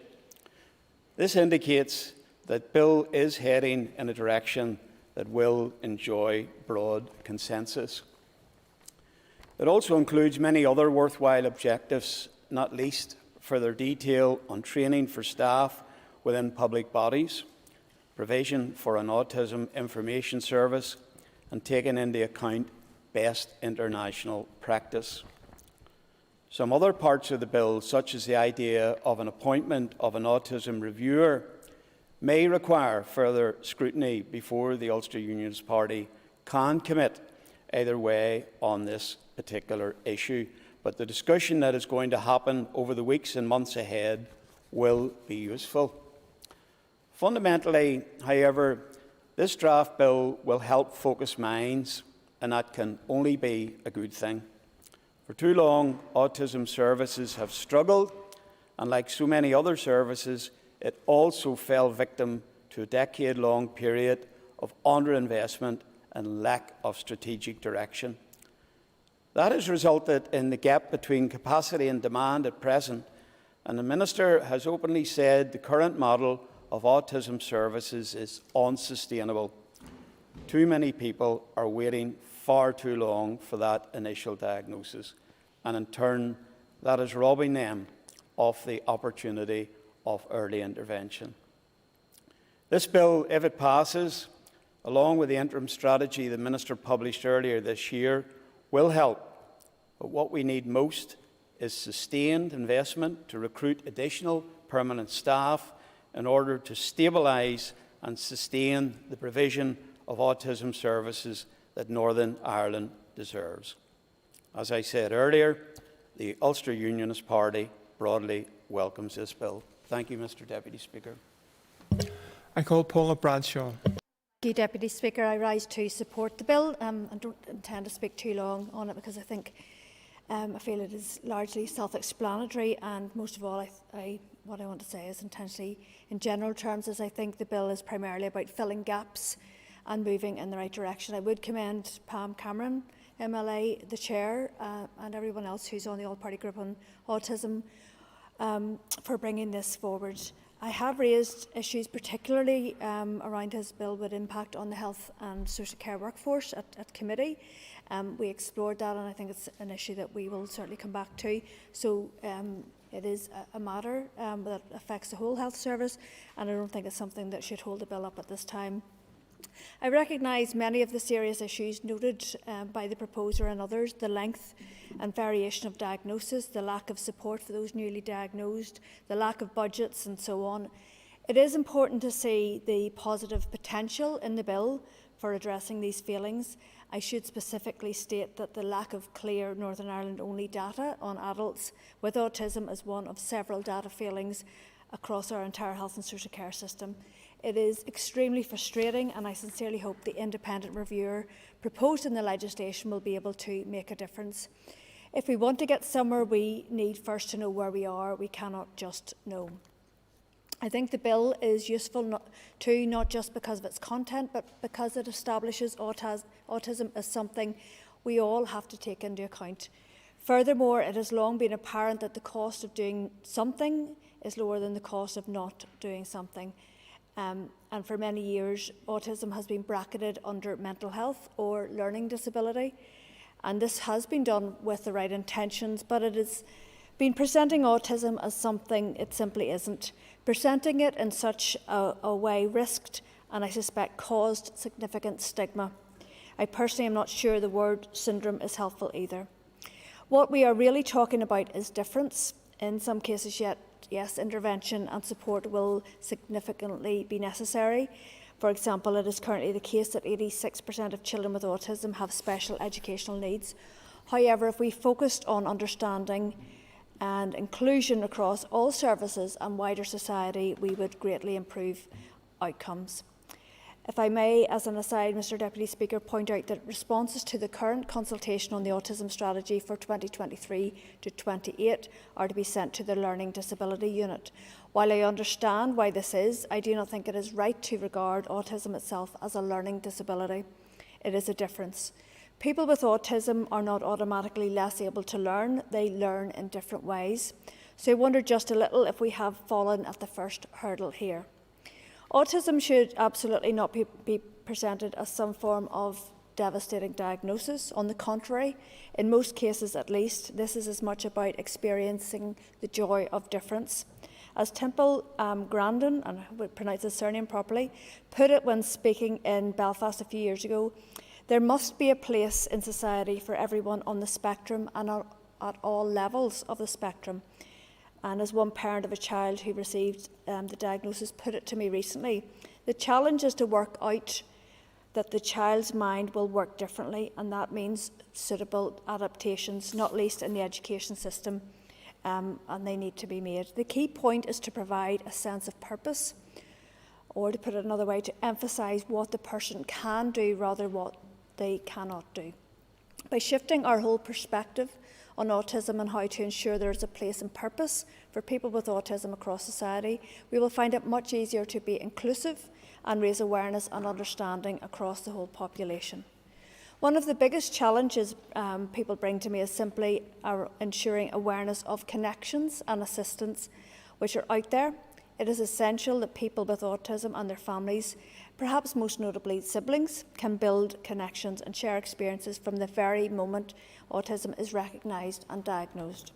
Therefore, Mr Deputy Speaker, the question I've asked myself when I saw the bill is, does it move us towards much wider acceptance, towards much wider awareness and towards much wider inclusion of what is ultimately difference? And I believe it does. Strengthening the consultation process, for example, should enable a greater input from people with autism and their families, and therefore a greater understanding and awareness. Will training specifically for autism, as something distinct in its own right, promote acceptance and inclusion of people with autism? I believe it will. Will benchmarking ourselves against international best practice improve the lives here of people with autism and lead to improved awareness and better connections? Indeed, to a real sense of purpose? I believe it will. Will the Autism Reviewer help connect us all and enable us to better understand where we are succeeding and failing with regard to autism? Again, I believe it should. Ultimately, I see the objective of the bill as moving autism away from something dealt with under health and something towards what we accept as difference, which should be respected, accepted and included across all public services and society. And I hope we can pass this bill quickly and move towards implementation and towards a society in which people with autism are better connected, understood, and they have a real sense of purpose of who they are. Thank you. I call Cathal Boylan. Good last Corley. I rise to speak in favour of the bill, and as a Vice Chair of the All-Party Group and been there for 13 years along with some members who are still here. I mean, the premise, I want to take it back to the premise of the original Act, and whilst we're sitting here today, and we hope that what we bring forward today will enhance the Act and will enhance the services for all those right across the spectrum, I have to recognise that the Act, in principle, was a good starting point. And I want to pay tribute to all those people who've been on the committee and who worked with it and brought it forward. But I want to just bring back, it's interesting when you hear some of the conversations in relation to the Education Minister and former Education Minister in the Chamber. The point, this is not going to work Mr Deputy Speaker, unless we get buy-in from all the relevant departments. Because if we take it back to the strategy 2013-2020 strategy and the 2013-16 action plan, which outlined the key roles and responsibilities of each department in developing all of that. If we don't get that right, and if there's not ownership and responsibility, well then we will not be going any further with it. But I think this is a good bill. This has been interrogated by the committee over the last number of years. Each of the questions that has been asked for a number of years of the department, of the Minister, and I want to thank the Minister for providing some updates over that period of time. But we feel that bringing this bill forward today will enhance the Act and will lead to better outcomes. And all the members have mentioned personal experiences. We all have had personal experiences. I have a young single mother at the minute with a 3-year-old child waiting on a statement. And she says to me, Cal, 3-year-olds in normal society go into school and they all talk about their sponge years and all, and giving them all the supports. And here's a most vulnerable child who needs all the supports. And I'm not denying supports to any child, but what I will say, in the most vulnerable of societies, that child needs access support. And we hope, and I hope, Deputy Speaker, through the passing of this second stage today, that we can go forward and bring some supports to those who need it. I will say, and I wish the committee well in its deliberations, and I know that the Chair had mentioned some issues that was raised in terms of questions at the committee briefing. I do hope that it's fully interrogated. I do hope that the committee invite all the other relevant departmental officials who may have responsibility in addressing those issues. I do hope that they bring them forward to the committee and interrogate those issues, because I think it lies inside of that as well. Just a couple of issues, obviously, I want to pick up on. I mean, the issue in relation to the consultation pool and strengthening the pool. I do believe if we're to formulate a proper strategy, we do need to go out there and consult properly. And in the original Act, that wasn't there. In relation to data, and this is the thing that actually, these are two of the things that come up on the committee, and Mr Little will know this month after month in our monthly meetings on the APG. That's the things that come up. The issue of data and the issue of the consultation pool and how we'd formulate the strategy, but more importantly, how we'd hold those people, when we formulated the strategy, to account. The other issue, and that was in Clause 1, the other issue I want to pick up, and obviously the Clause 2 issue, and we've had debates in the Chamber here in relation to the training element. The training element has been a big element for the APG, there's no doubt about it. And we've seen now, I mean, like I say, there's no point in us talking about training, there's no point in us running back the Department of Education. If it's not going to be implemented, or like Mr Little in an intervention there had said earlier on, if we're serious, if we're getting this right, well then each of those departments have to play their part. And I know that there was a number of conversations in the committee, and Mr Deputy Speaker, you've been on the committee yourself, and you've sat there through all the debates. The other issue that I certainly had raised and will continue to raise, because when the Act came in first, we hoped, and the proposer of the Act that at that point thought there would be a funding stream to deliver on the Act and deliver the services for those right across the spectrum. And the funding issue still comes back. And I know that we're waiting a paper back from research to see that. But I will say, and I'm glad the Health Minister here, he's here for the debate. I do believe it's a cross-departmental issue, and it should be the issue should be resolved in that manner in a collective. To the proposer and the sponsor of the bill, I just want to say the hard work that the proposer and the sponsors put into this on the group, and on behalf of, as Vice Chair on behalf of the group. But I do look forward to the debate. I do look forward to to the committee stage in terms of listening to what comes out of it, and obviously the consideration and further considerations of this bill. But I do support this bill at the second stage, and I hope we can get full support of the Assembly in relation to Gormeen Margaret. I call Peter Weir. Deputy Speaker, I rise to support this bill. I'm not going to go into all the details of the bill. I think that's been said by a number of others, and I don't want to reiterate that. But I want to make a few comments, I suppose, just in terms of the general flow of this. First of all, I think it's right to place on record my congratulations both to my colleague Pam Cameron and also those involved with the all-party autism group. I think it's a fine example, working alongside the autism sector, of where an all-party group can actually then deliver something that's very productive and focused. Can I say, probably lying at the heart of this, look, I think it's a trap which most, if not all of us, fall into in this House with legislation. We see legislation and sometimes believe that legislation is the end point. We see a particular problem, we see changes to the law as being the solution to that, and then we move on. It's a little bit, and maybe this is a little bit, maybe I'm the wrong person to be able to draw this analogy as somebody who's unmarried. It's a bit like looking at a marriage and seeing the wedding day as being simply, here's the be-all and end-all, without actually looking at the work that needs to be put into a marriage. And while I think for the vast majority of marriages don't just end on the wedding day, there's the odd one probably that does, it requires considerable amount of work. We can see actually with legislation the need to nurture it. And I think that's probably in two particular fronts.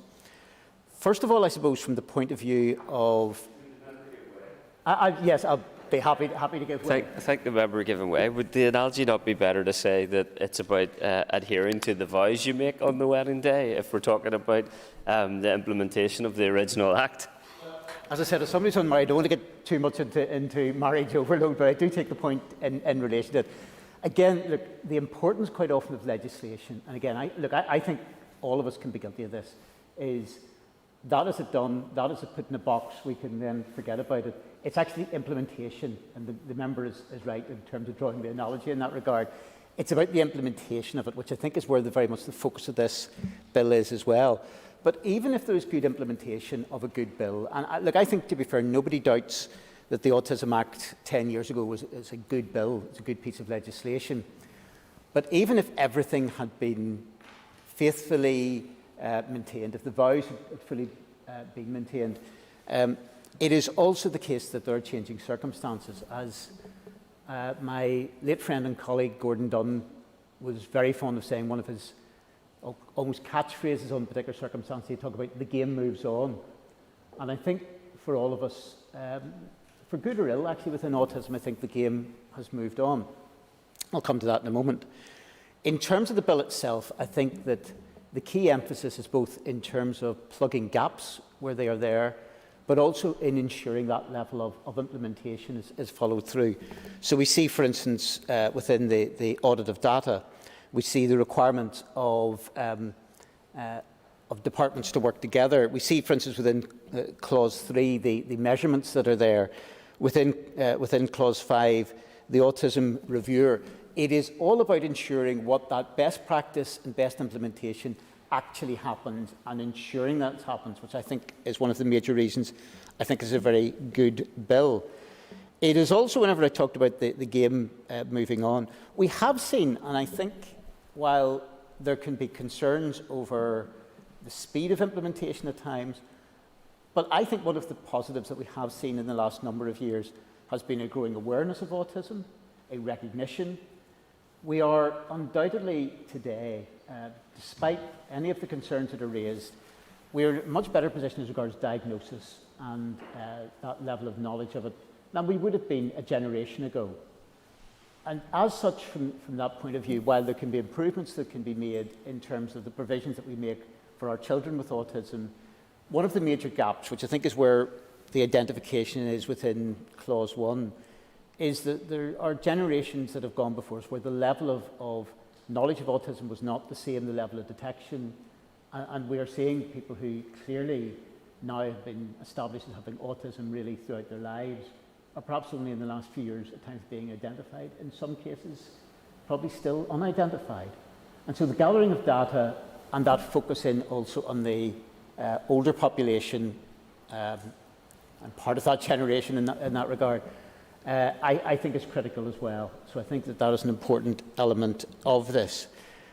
Secondly, I think the issue of early intervention services, I think it is important that that is put up starkly in the bill and made a key component of it. We know within a range of activities, and I know coming from a broadly educational background, the value of early intervention, and that can be, if we're being cynical in this from a state point of view, the earlier the intervention and making those early changes can mean actually that from a resource point of view that we are not necessarily having to put in some of the high level of resources trying to cope with the problem which has then been exacerbated and developed. And that is the broad sort of government focus. But it is also a very important focus, and crucially from the individual, because the sooner help can be given, the more that can be support with that individual's life, which is really, I suppose, I think for all of us, making that difference to the individual is critical. And finally, just want to touch on Clause 2, which also then talks about the need for expanded within the public service training and ensuring that that is done on a consistent basis. You know, again, while I think there's good efforts that has been made by successive ministers of whatever department to try to ensure that there is joined up thinking, I think the criticism that is often levelled at government in Northern Ireland, and probably not just government in Northern Ireland, is a little bit of a tendency for public bodies, government departments to operate a little bit of a silo mentality. I think this can be something which draws together the best practice. And best practice is not necessarily always within these things what is initially thought of. I think, and I know a number of members have visited down the years, I think of the Middletown Centre for Autism. Now that is in a very different shape from what was envisaged quite a number of years ago. Plan A effectively didn't work, but actually Plan B has actually been a lot more successful despite some of the problems that have been there at times with COVID and other problems. Plan B has worked very well, and it provides an excellent resource to families with autism.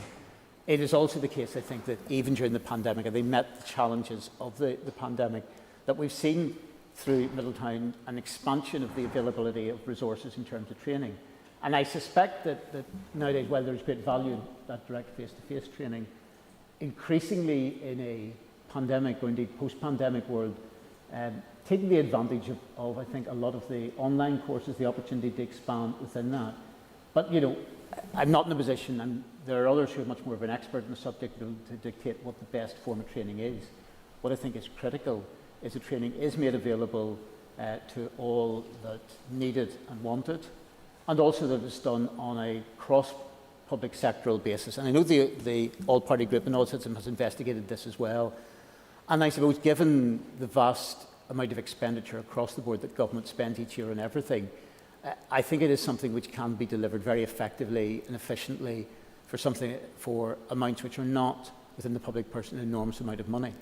But it is critical that we get that uniformity of training and we get that support. So I think there are, well, I appreciate the committee will then want to take its time to make sure that, see if there's any fine-tuning that needs to be done to the bill itself on it. I think that this is an excellent start. It is not the finish point, as we said, because legislation should not be seen as a single act, it should be seen as part of a process. And I think that we are taking a strong step forward today in what I think will be a universal support for this excellent bill. Thank you. I call Nicola Brogan. First of all, I want to welcome the opportunity to discuss the bill here this afternoon, and I want to thank the bill sponsor, Pam Cameron, for bringing it to the Assembly. It's evident that people with autism here in the North and their families and carers face severe difficulties in accessing the support and resources and proper services that they do need. The support available throughout the North is wholly inadequate. But I'm glad that there is widespread support for the bill here this afternoon, and I am happy to support the bill through to the next stage, through to committee stage, and really hope that it does and will strengthen future autism strategies, and that it will make a real difference to the lives of autistic children and adults. I'd also like to declare an interest, as a family close to me are currently waiting for an autism assessment for their child. And they, like countless other families throughout the Western Trust, have faced lengthy delays in accessing an autism assessment. And I've witnessed firsthand, because of those delays, the distress and anxiety and worry that this family have faced because of the delays, and I suppose the frustration and then the exhaustion that comes with that. And that's just simply to get an assessment and the correct diagnosis, so that they know what kind of support and services that their child will require. So for them, this journey is just beginning, and as I say, they've already faced massive hurdles just getting to that stage. You know, from the start, being told that their child was much too young to be assessed or diagnosed, and then being advised by other people that early intervention is key. It's become a real minefield for parents and carers of young children especially. And really the level of support and guidance offered to parents and carers to young children is really, really inadequate and severely lacking in the North. As has been mentioned already this afternoon, when it comes to supporting and developing our children, we often hear of how important early intervention is when it comes to these issues. But the system as it stands is completely failing children with autism and their families from the outset, especially when there are such lengthy delays to get the initial assessment. So we need to ensure that early intervention is embedded within both health and social care systems and the education system. So I am happy to support the bill, because I think it will go some way to address these huge shortcomings, but I do believe there's still a lot of work to be done beyond the bill. In my capacity as Sinn Féin spokesperson for children and young people, and as a member of the Education Committee, much of my commentary today will focus on the needs of autistic children, but I want to make it clear that I know and I believe that there should be increased support for adults with autism as well, and I've worked really closely with families and carers and different groups throughout West Tyrone. Can she go right? Go ahead. Would the member agree with me, and you have mentioned their support for adults and parents, would the member also agree with me a very significant issue that was raised at the all-party group on carers this week, where siblings of those with autism often struggle to be recognised within particularly education system as carers themselves, as well as being young children, and it can create difficulties engaging with education, and that they also need attention and support? I thank the member for his intervention, and I absolutely agree with that. And I suppose that's one of the benefits of having all-party groups, where you can hear evidence from different kind of sectors and parties at play, and see how these things affect them as well. So definitely we should be considering how this affects siblings of children with autism. And thank you for that. Yeah, so although my comments will focus on children and young people, I do appreciate that adults with autism need increased support as well. And I just want to mention the fact that I have worked closely with families throughout West Tyrone, and the work that they are doing is really, really important, and I fully support their calls for increased services for adults with autism as well. But in regards to the bill before us today, there are a couple of points I want to raise. Starting with clause 1, and the suggestion in that clause that the department would be obliged to consult with other departments and with other persons before preparing an autism strategy. I think that's key. It's really crucial to engage with wider stakeholders, but most importantly, I suppose, people with autism, their families and their and carers, along with I suppose other outside groups, so that the experiences and the lived experiences are reflected in future autism strategies. I think it's fair to say that those who have autism, or those who assist a person with autism and have that lived experience, will be best placed to identify gaps in services available and to highlight the supports that they find most beneficial, and then those that I suppose need more development. The meaningful involvement of children with autism and their families, carers and others in developing policy and services is definitely critical moving forward. I think their voices need to be heard loud and clear. Moving on to clause 2 of the bill, so as been mentioned here already, this calls for autism training to be included in the autism strategy for civil servants and for staff of all public bodies. Mr McCrossan had mentioned it about the importance of autism training for staff within the police force, and I completely agree with that there. But I suppose maybe in my capacity as a member of the Education Committee, I was again more focused on training for teachers, and I'll not get into the debate of whether or not autism training should become mandatory. I know the Education Chairperson had raised this, that said there were a difference in opinion, and there are. I think the Children's Commissioner isn't fully behind making autism training mandatory, but I do think that it's a really important point. And the first thing that springs to my mind when I think of autism training, specifically within schools, is about the use of restraint and seclusion within schools. The Education Committee heard evidence back at the beginning of this year from families and organisations who are campaigning to end the use of restraint and seclusion within the schools, and we heard some really distressing testimonies from of children with a range of additional needs, including autistic children who had experienced these incidents, and it was suggested that adequate training and proper de-escalation techniques for children with autism in particular would be one way to reduce the use of restraint and seclusion practices within the school setting. So for that reason, I would definitely think it's a good idea that teachers should be trained, teachers and teaching staff should have comprehensive training with like autism training. Can you go right? Thank the member for giving way briefly. Regardless of the clarity from the Department of Education, probably best to note that the Assembly has voted in favour of mandatory teacher training for autism. I thank the member for his intervention, and yes, he is right, that did happen, and as I say, I am supportive of training for teachers for autism. I think there's many benefits for it, and particularly for children and their families. So really, to finish up here, I do widely support the autism bill in front of us, but I do have some concerns about the lack of reference to the educational needs of children and young people with autism.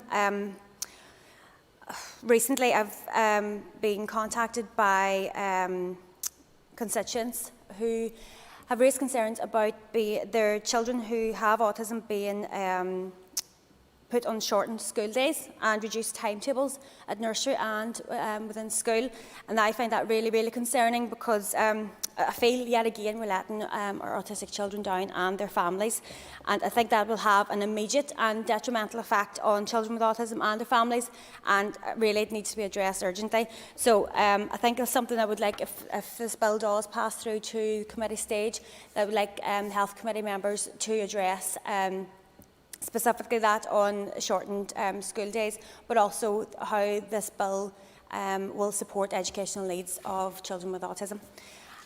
But yeah, I will support the bill through the next stage. I call Justin McNulty. I want to begin with a heartwarming story. A number of months back, a gentleman called Declan McAleer got in touch with me. He says, "Justin, I want you to come down to St Peter's GA in Moran Point, actually to St Mark's School, and see what we're doing." So a few weeks ago, I went down on a Sunday morning, and there was a training session commencing for children with all abilities, children with autism, children with Down syndrome. And to say it was a joy to behold what was on site there, in view there, is an understatement. The camaraderie, the warmth, the teamwork, the enjoyment, the encouragement, the smiles and laughter on the faces of the children was a joy to behold. The parents were all mucking in, the girls' team were coaching, and it was just a wonderful, wonderful experience. And most importantly, what the parents were telling me was this participation in a team environment for these kids was literally lighting up the lives of those children.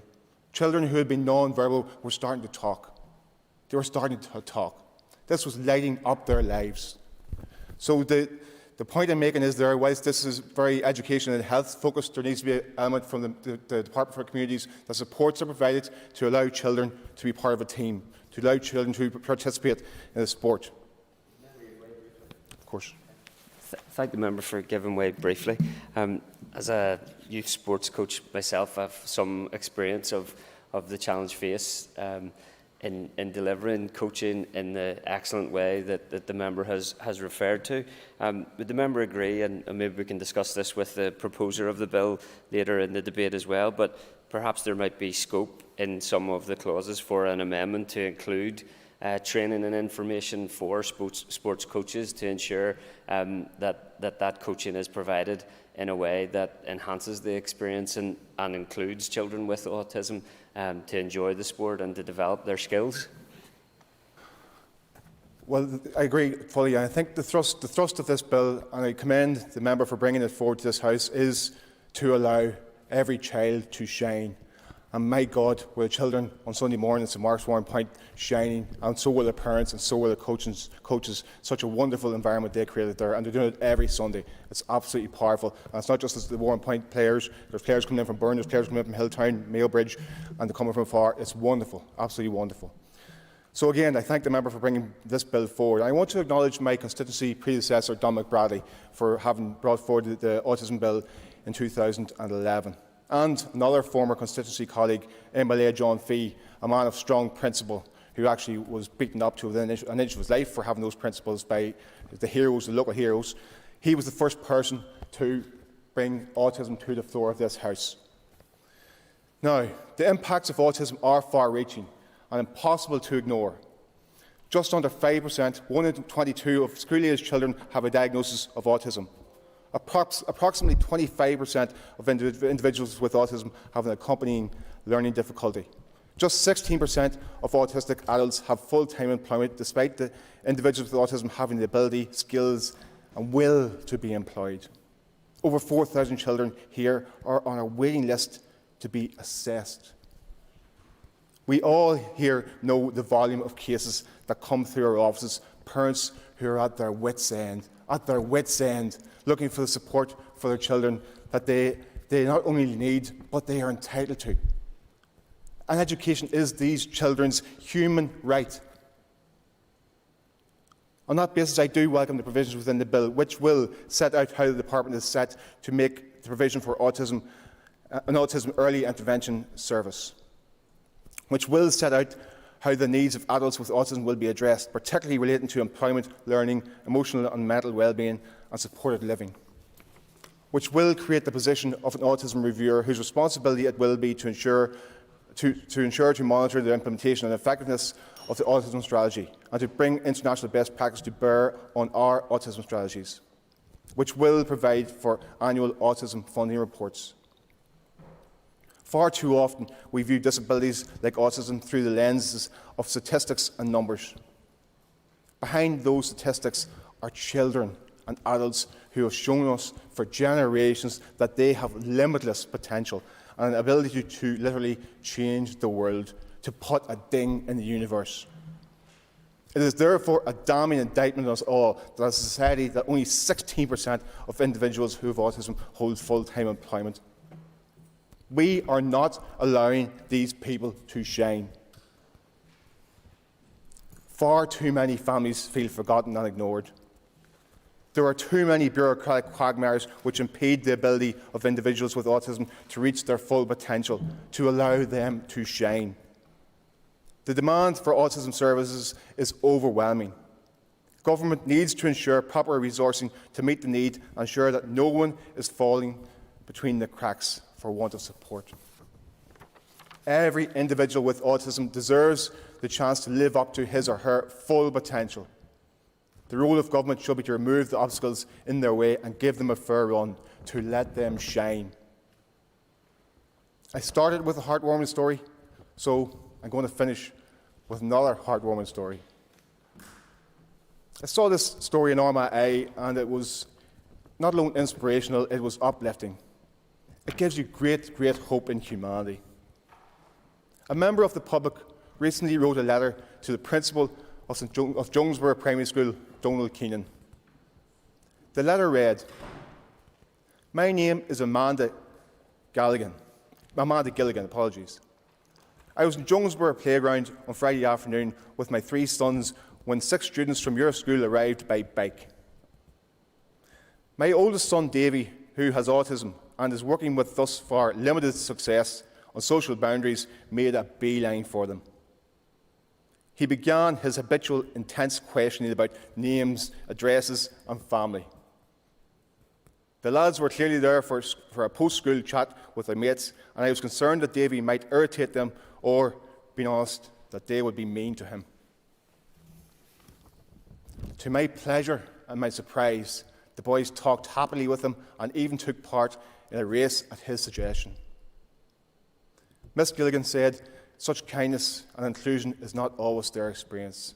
She wrote to the principal, "I wanted to let you know so you might pass on my appreciation and perhaps use the opportunity to have their teacher talk a little to their class groups about differences being okay and the big impact individuals can have on making the world a better, nicer place." The boys' names were Brogan, Nathan, Darren, Callum, Keane and Brian. They made Davy's day. Thank you so much and keep up the good work. Those boys, their teachers, their classmates, their community, their parents have got the right idea.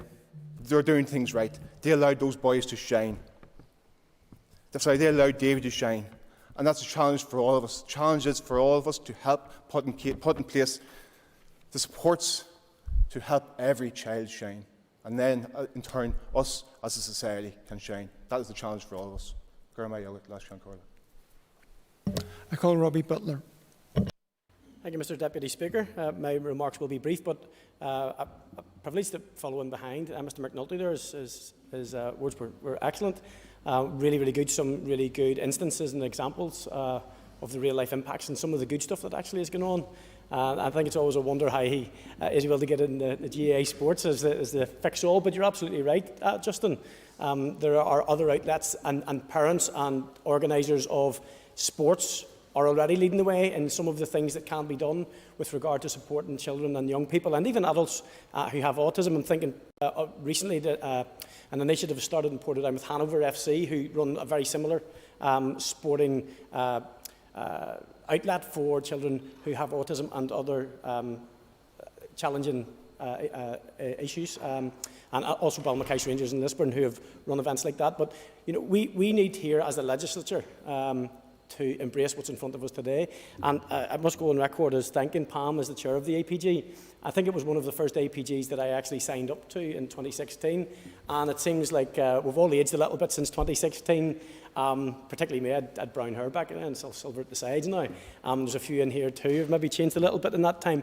And also the vice chair, Cahill, to be fair, has been robust. And it's an APG which has been collegiate the whole time. There's many members. I'm not being rude, not mentioning all the members because it's been a well-supported APG. But this has been a while in the making, and it's great to be here today. It's actually really good to be in the chamber when across the House we're finding very similar remarks. We're finding broad support for what's in front of us today. But even behind the scenes, obviously, we have the support from the Secretariat and Autism NI in particular, and the National Autistic Society. And without their advocacy, you know, this wouldn't be possible too. And they do speak on behalf of many parents and young people out there. But within those APG meetings, we also had evidence sessions, and those were priceless. Those were really where the information really came home, because we've heard today lots of stuff around the statistics and the prevalence and those things, but those things are kind of cold because you're not actually, unless you've had that personal experience, you're talking about a number. But actually, when we had those evidence sessions, when we were talking to carers, parents, and those people who have autism, and we're getting the real life's experiences and challenges, that probably is what gives us the energy and gave Pam the energy to put this bill together. So just want to thank you, Pam, those members of the APG, the Secretariat, the National Autistic Society, and those that have contributed to the bill to get it this far. I also want to be on record of thanking the Minister because, and I've said this before, and it's not because he's my Minister, I'll do it to whoever deserves the credit. In the midst of a COVID pandemic, in the midst of other priorities like mental health and those things, the Minister has seen this as a priority and has, in this mandate, already started the ball rolling, and I know he will be behind creating good legislation here, so I want to thank the Minister for that. One of the things I was going to say hadn't been covered, but Justin, to be fair to him, did cover it. So we've talked about the prevalence. The other thing is the life opportunities and the pressures that are on people who have a diagnosis of autism, whether that's educationally or in the workplace. And it's good to see that within this bill it has been recognised and can be built upon. I think in clause 2.4a it talks about, it sort of tilts us towards that cross-departmental working, and that this is it's a cradle-to-grave approach. It should be that we should be looking at this not just in terms of the education piece at the start, albeit that the start is probably the most important piece, where the support is there, not just for the young person, but also for the family and those around them, but also the systems that are there for those people, whether that is in our schools, whether it's their further education, or higher education areas, or those transitions into work, and to ensure that we have created the greatest scope of opportunity for those people. And what we will be giving them is hope too. We'll be putting them front and centre of our discussions, and we will be creating, hopefully through the cross-departmental work, and opportunities for them to genuinely live their best life. Looking forward to this going through committee stage and then into the chance. I mean, the chair of the Education Committee did pick up on a good point, where there are amendments perhaps that we can make to the bill, not to take away from it, but to add to it, to just perhaps champion within the Department of Communities, or wherever that would be, that focus on the need to make sure that the priority for what could be probably in around a quarter of the users who may need that additionality. I think that would be a useful addition to this. I mean, we just need to be proactive about it. And my final point to just close on, I don't want to get too much into the debate of education and the teacher training. I think we were pretty collegiate in this chamber with regard to the call, but we did visit Middletown a number of years ago, and the former Minister for Education has, I think, well put the case that, you know, when something's birthed, it can change and it can be agile to be better. And I think that's what we need to be mindful of in this bill at the second stage gives us a really good blueprint for doing something that will make a life difference to those people that need us to support them. We will be supporting the bill. I call Pat Sheehan. And I welcome the opportunity to speak on this bill and in support of the policy objectives that it intends to achieve. And I suppose at this stage, most of what I wanted to say has already been said, but nevertheless, I'd still like to thank Pam for bringing this forward, and the APG on autism for the work that they have done also in helping to drive this forward. I want to use my contribution to focus on the need for enhanced cross-departmental working in relation to autism support and services, particularly around health and education, and to look at how this can be strengthened via a new strategy. And Justin McNulty also raised the issue of the Department of Communities being involved as well. And in all likelihood, all departments will have some role in developing this in the time ahead. 1 in 24 children receive a diagnosis of autism here in the North. Their journey through education and how they are supported in that journey is crucial in ensuring that these children have access to all of the same opportunities as their peers. Statistics also suggest that of those presenting with a diagnosis of autism, 25% will also have some other learning disability. And the challenges these children face must be met with an ambitious strategy encompassing their health, social and educational needs. Our education system is one wheel in the cog in supporting our children with autism, but that cog cannot support or deliver for these children in the absence of a timely diagnosis.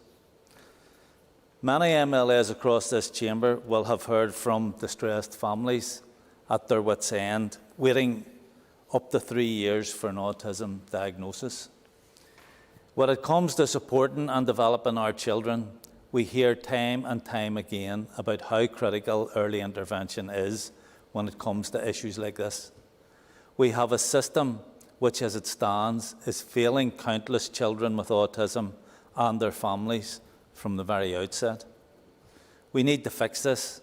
we need to ensure that early intervention is embedded within both the health and social care systems as well as the education system. Key to the success of any strategy in relation to supporting people with a diagnosis of autism is accountability. The Audit Office recently published an impact review of special educational needs here in the North, and one of its conclusions was startling. It concluded that despite the vast sums of money, up to $1.3 billion over 5 years, neither the Education Authority nor the Department of Education could demonstrate value for money when it comes to this expenditure. The area of special educational needs is not just something that agencies and departments can throw money at. Our children deserve strong, accountable leadership, which offers a strategic vision for how they will be supported in their education journey. While health may take the lead in delivering this strategy, it must be done in collaboration and partnership with education as well as others. There are some pressing issues which could be resolved in the interim from an educational perspective, which could have a positive impact on the school experience of children with autism and their families. The Department's policy and guidance in relation to the use of restraint and seclusion is not fit for purpose and should be done away with immediately. The Education Committee has heard shocking testimony in recent times in relation to the use of restraint and seclusion. And what was even more worrying was the lack of statutory guidance around the monitoring and recording of such incidents in schools. This Assembly also supported a motion last year on the issue of mandatory autism and special educational needs training for school staff. And I listened to the Chair of the Education Committee intervene on a number of occasions on this issue. And he correctly made the point that this Assembly voted in support of that mandatory training. Our teachers want to be equipped with the necessary skills to support children with autism, and given the objective within the bill, which seeks to provide information on autism training for staff and public bodies, I think we should explore, in consultation with the teaching unions, how we could advance this and indeed go further for our school staff. In supporting people with autism, we must support them from the earliest possible moment. That is why education must take a prominent role in the development of any longer-term strategy in this area. And I look forward to hopefully engaging further in the development of this bill and advancing the policy objectives contained within it. I call Chris Little. Thank you, Deputy Speaker. One of my most valued and remembered early actions as an MLA was to vote in favour of the 2011 Autism Act. And despite this significant step forward, too often in my role as an MLA, I've been engaged to assist with the consequences of the dysfunctionality of the public services and support available to children and families with autism in Northern Ireland. I've spent much of my service as an MLA seeking improvements to this provision and for fairness and equality for children and families with autism. I'm privileged to be a member of the All-Party Group on Autism and would like to recognise the work of autism organisations on this group, such as Autism NI and the National Autistic Society. Some notable individuals like Arlene Cassidy, Kerry Boyd, Eileen Bell, Sherelle Stewart, who drive advocacy on behalf of children with autism in Northern Ireland. Also recognise the key work Broken Promises report and of course the commitment of the All-Party Group on Autism Chair, Pam Cameron, to this important area of work, and congratulate Pam on the work she has done to get this bill to second stage. I regret that the lack of implementation of the Autism Act 2011 has made the Autism Amendment Bill necessary, and I will be glad to support this bill on behalf of the Alliance Party and further to my colleague Paula Bradshaw's important contributions today. Deputy Speaker, the Autism Amendment Bill will build upon the 2011 Act by introducing measures to remove ongoing barriers to full implementation of the law. We do need independent scrutiny to drive forward autism strategies and the Autism Reviewer. We need improved data on adults as well as children with autism. We need an autism training plan, but particularly for teaching staff, frontline health services, employer training, and the development of regionally consistent autism information. And in that regard, as I mentioned earlier, I would be interested perhaps to discuss further with Pam as proposer of the bill as to whether there is an opportunity to specifically reference sport coaching in relation to Clause 2 in terms of training and information services provided. I've seen firsthand how team sport can be a particularly challenging area for young athletes with autism, and I think the more informed and equipped sports coaches can be in that regard, the better the experience and equality of opportunity for young people with autism would be in that context. Too often, support services offered for a newly diagnosed child vary considerably from trust to trust, so we do need that regional consistency in relation to support services. The principle of the bill that the autism strategy must have measurable targets and outcomes is absolutely vital, and the autism strategy must be developed in consultation with the autistic community. I particularly welcome the independent scrutiny mechanism that would ensure effective monitoring of the autism strategy, the effectiveness of funding, law and practice relating to autism, and indeed to review the effectiveness of services provided. Deputy Speaker, the least children and adults with autism can expect from the Executive, from this Assembly, is fairness, equality and best practice support. I think it is important to acknowledge that the fairness, equality and best practice provision that we seek for children and adults with autism must also be extended to all areas of special educational needs, as has been mentioned by other speakers previously. But this, happy to give way. We're giving way. And just on that note, in terms of equality, members in the House will be shocked to learn that there are no autism-specific learning centres in any of the post-primary schools in Newry and Mourne. And if we're serious about getting this right, as members have rightly suggested we should be, that we cannot allow inequalities such as that to persist in my area and probably in other areas as well. Thank the member for that intervention. I think there is a real issue with the location of support centres.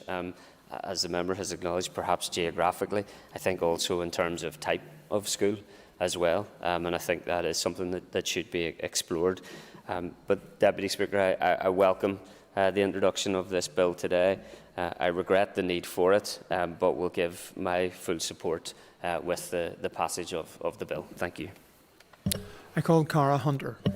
Thank you, Mr Deputy Speaker, and I welcome the opportunity to speak today in my role as my party's health spokesperson and in support of this second stage of this autism bill. Firstly, I'd like to thank Pam Cameron, the member bringing forward this today, and everyone involved, especially those from Autism NI and the Autism All-Party Group, who have worked tirelessly to support and to advocate for so many people with autism and their families for years. I'd also like to thank the Minister for Health for being here today and for his support and activism on this ongoing issue. At the end of last year, almost 4,500 children in the North were awaiting an autism diagnosis. This is not only alarming, but it is heartbreaking. We are failing our children with the current lack of support available. And this is made even worse by the fact that some of them have been waiting for well over 2 years. These delays have a huge detrimental impact not only to academic achievement, but also to the confidence and self-esteem in our little ones amongst their peers, and this can cause damage right into adulthood. I think this bill being discussed today will assist profoundly in making our society autism inclusive and will undoubtedly contribute to a more fair, equal and just society. I especially welcome Clause 5, the idea of an autism reviewer role included in this bill, who reviews function in relation to autism and holds the department accountable on ensuring the needs of those with autism are met. The disparity in waiting times between the different trust areas is a huge issue that I have noted, and the health inequalities that are arising as a result of these waiting lists, with some families being able to afford to pay for a private diagnosis for their children, whilst others simply cannot. And let's have a look at the numbers that we're talking about when it comes to children with autism in our society. Almost 1 in every 20 school-aged children in Northern Ireland has been diagnosed with autism. That is 13,000 children between the ages of 4 to 15 with the diagnosis of autism, a large part of our population who we all must do better for. I also feel, and Pam noted this last week at the Health Committee, autistic individuals who are adults feel left behind. And I welcome the inclusion of education and training for mental health professionals, badly needed, especially with the sad and unfortunate statistics around suicide for autistic individuals. Recently, in my own constituency, I met with Destined, an incredible charity committed to helping those with autism and other special educational needs to prosper and to grow, teaching them life skills, something that is very hard to find, specifically in rural areas, due to a lack and limited funds. To conclude, Mr. Deputy Speaker, I think it is important to raise as many personal stories as possible while in this chamber, as a firm reminder of the neglect families in rural communities feel when it comes to support for special educational needs. One lady in a very rural part of my constituency has a young teenage daughter with autism who had no school placement well into the second week of September, which I think is absolutely disgraceful. Another school I visited just last week said at least a quarter of our class could avail from a special educational needs teacher, but where is the money? We need more support from our politicians on the Hill. People with autism have failed for generations by politicians within this building. Let us not allow this to happen again. And I regret that the Minister for Education isn't here, because I think it would have been to great benefit to hear some of the stories that were included today. The SDLP fully support this bill at this stage. Thank you. I call Mark Durgan. Thank you, Mr. Deputy Speaker. I'm glad to speak on this private member's bill, which I hope will provide a springboard towards the creation of a more equal, supported and fulfilling environment for individuals with autism, their families and their carers. I must pay tribute to the APG on autism, and in particular the sponsor of this bill, Pam Cameron, for ensuring that the experiences of people with autism are heard and for bringing forward this private member's bill to the Assembly today. This bill is a vital addendum which will strengthen the Autism Act 2011 and will see much needed improvements, including early intervention and information services, as already alluded to. Sadly, the potential of the Autism Act NI bill, championed by and brought forward by my party colleague Dominic Bradley, to transform people's lives has been compromised, not only by a lack of financial support, but a lack of ministerial decision-making over the course of the past decade. And while public awareness around this issue has improved massively during that time, that's thanks in no small part to organisations like Autism NI, the National Autistic Society, and I can think of others in my own constituency like POCA, Jigsaw and Circle of Support and their members. It's painfully clear that services and indeed legislation here have not kept step with the needs of individuals with autism. According to the National Autistic Society, their members attest that the one thing which would make the biggest difference in their daily lives would be if people understood autism. Simplistic, but nevertheless a vitally important starting point. It's our responsibility here today to ensure that a vision of understanding must be enshrined in law. To understand is to listen, and I'm content that much of this work has been informed by and done in conjunction with those who have a lived experience of autism. The nature of co-design is a key component here, and that first-hand contribution must be at the core of this legislation going forward in order to ensure its effectiveness. It's not enough to just be aware, but rather it's incumbent upon all of us to listen, to respect and to include people with autism. I believe Clause 2, additional components of the autism strategy, does just that. In particular, the focus on the role played by public bodies is critical. All those who provide a public service throughout the North should be trained to appreciate the challenges faced by people with autism, whether that's in the workplace, in schools, on public transport, or in the provision of healthcare. The need for greater training and awareness in relation to autism has been recognised in all jurisdictions, particularly among frontline workers and especially among health and education professionals. I believe mandatory training for frontline workers must be more than just a consideration here. This bill before us today is an opportunity for the North to be a leader on these islands with regards to best autism practices and the creation of a more inclusive society. That opportunity must be grasped, ensuring the needs of adults with autism are met in terms of lifelong learning, employment support, well-being and facilitated supporting housing opportunities are all integral cogs in the support framework for individuals and their families. Evidently, the bill is cross-cutting and requires a multidisciplinary and consistent approach across all departments, and sadly that's something that we haven't seen to date. The role of the Autism Reviewer to monitor the implementation and effectiveness of autism legislation is important, and while I do appreciate the reservations expressed by the Children's Commissioner and others around this Clause 5, I would argue that the prevalence of autism demands radical thinking. An independent reviewer would improve accountability, working alongside the existing scrutiny mechanisms. However, for me, the crux of this work is the creation of an early intervention services. The sooner an ASD diagnosis can be given, the sooner support services can be accessed. It's clear that autism services across the North are at breaking point. The figures, and some have been quoted here today already, the figures I obtained recently from the Health Minister via an Assembly question relating to ASD assessment waiting lists for children are testament to a system in absolute chaos. As of March this year, there were around 4,500 children here waiting for an ASD assessment. In the Western Trust alone, there were 1,085 patients on the waiting list, 527 of which have been waiting longer than a year. That represents 4,500 children struggling in a class of their peers, frustrated with the added turmoil caused by lockdown, left without the additional support that they desperately need. 4,500 families battling for answers, trying their utmost to secure assistance for their child.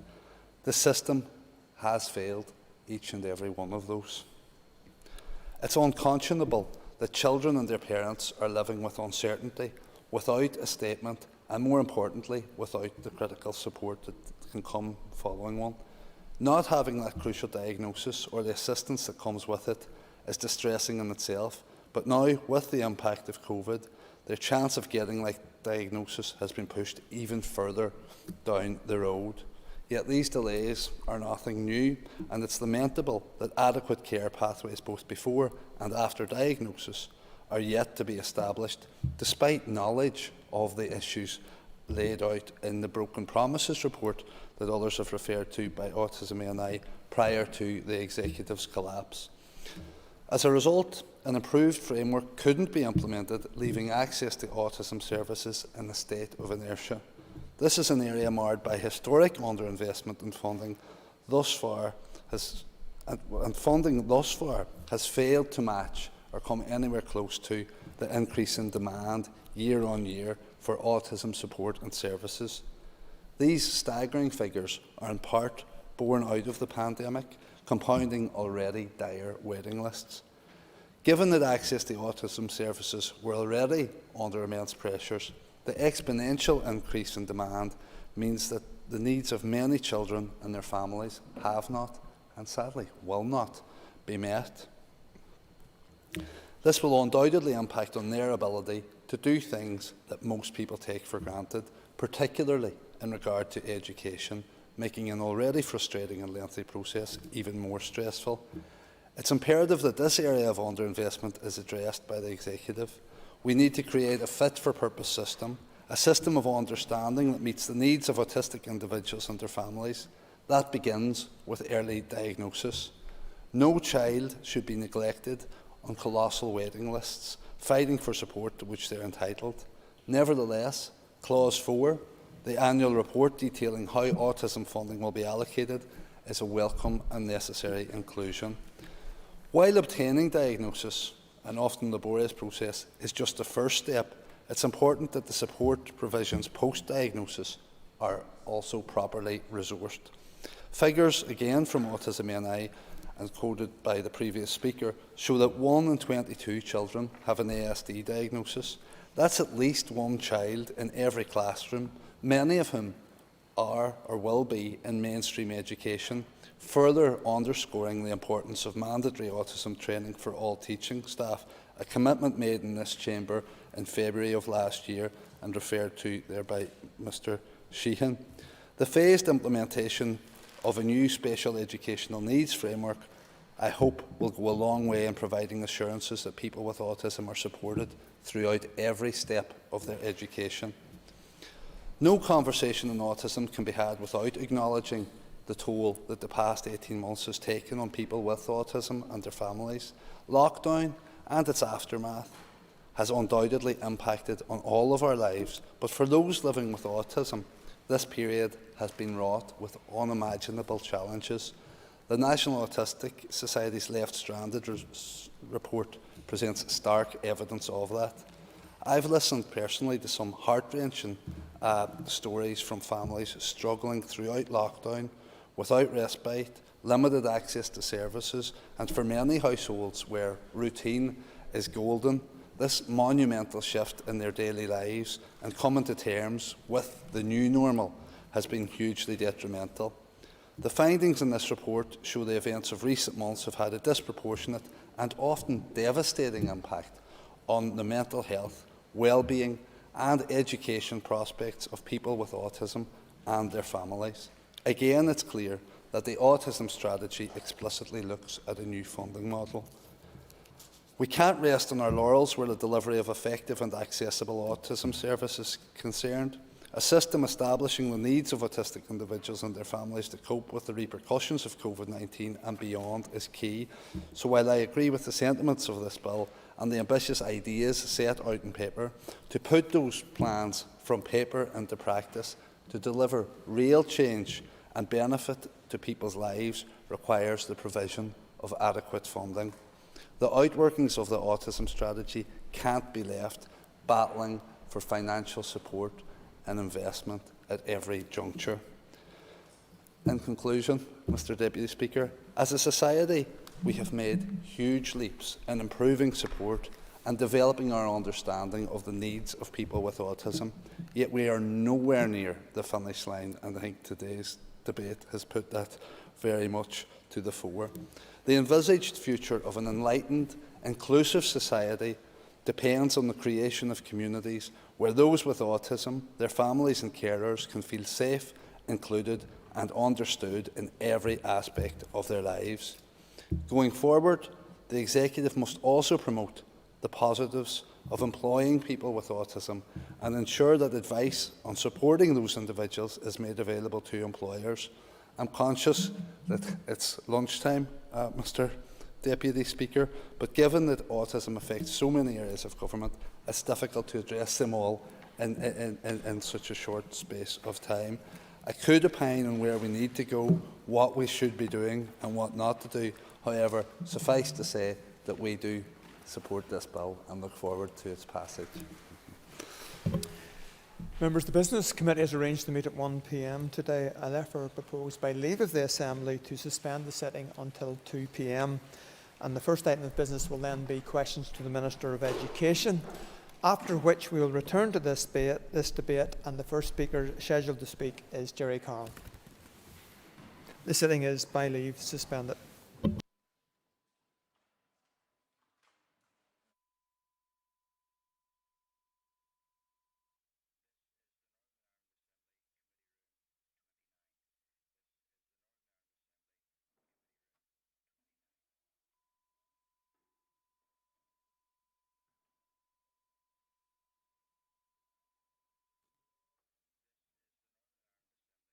Signed. This is the Northern Ireland Assembly Plenary. Programme signed. This is the Northern Ireland Assembly Plenary. Programme signed. This is the Northern Ireland Assembly Plenary. Programme signed. This is the Northern Ireland Assembly Plenary. Programme signed. This is the Northern Ireland Assembly Plenary. Programme signed. This is the Northern Ireland Assembly Plenary. Programme signed. This is the Northern Ireland Assembly Plenary. Programme signed. This is the Northern Ireland Assembly Plenary. Programme signed. This is the Northern Ireland Assembly Plenary. Programme signed. This is the Northern Ireland Assembly Plenary. Programme signed. This is the Northern Ireland Assembly Plenary. Programme signed. This is the Northern Ireland Assembly Plenary. Programme signed. This is the Northern Ireland Assembly Plenary. Programme signed. This is the Northern Ireland Assembly Plenary. Programme signed. This is the Northern Ireland Assembly Plenary. Programme signed. This is the Northern Ireland Assembly Plenary. Programme signed. This is the Northern Ireland Assembly Plenary. Programme signed. This is the Northern Ireland Assembly Plenary. Programme signed. This is the Northern Ireland Assembly Plenary. Programme signed. This is the Northern Ireland Assembly Plenary. Programme signed. This is the Northern Ireland Assembly Plenary. Programme signed. This is the Northern Ireland Assembly Plenary. Programme signed. This is the Northern Ireland Assembly Plenary. Programme signed. This is the Northern Ireland Assembly Plenary. Programme signed. This is the Northern Ireland Assembly Plenary. Programme signed. This is the Northern Ireland Assembly Plenary. Programme signed. This is the Northern Ireland Assembly Plenary. Programme signed. This is the Northern Ireland Assembly Plenary. Programme signed. This is the Northern Ireland Assembly Plenary. Programme signed. This is the Northern Ireland Assembly Plenary. Programme signed. This is the Northern Ireland Assembly Plenary. Programme signed. This is the Northern Ireland Assembly Plenary. Programme signed. This is the Northern Ireland Assembly Plenary. Programme signed. This is the Northern Ireland Assembly Plenary. Programme signed.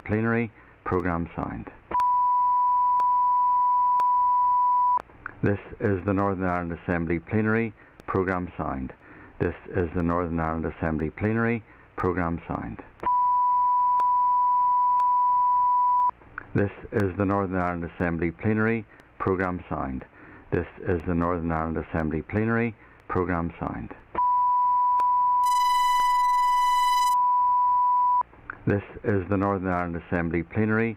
Programme signed. This is the Northern Ireland Assembly Plenary. Programme signed. This is the Northern Ireland Assembly Plenary. Programme signed. This is the Northern Ireland Assembly Plenary. Programme signed. This is the Northern Ireland Assembly Plenary. Programme signed. This is the Northern Ireland Assembly Plenary. Programme signed. This is the Northern Ireland Assembly Plenary. Programme signed. This is the Northern Ireland Assembly Plenary. Programme signed. This is the Northern Ireland Assembly Plenary. Programme signed. This is the Northern Ireland Assembly Plenary. Programme signed.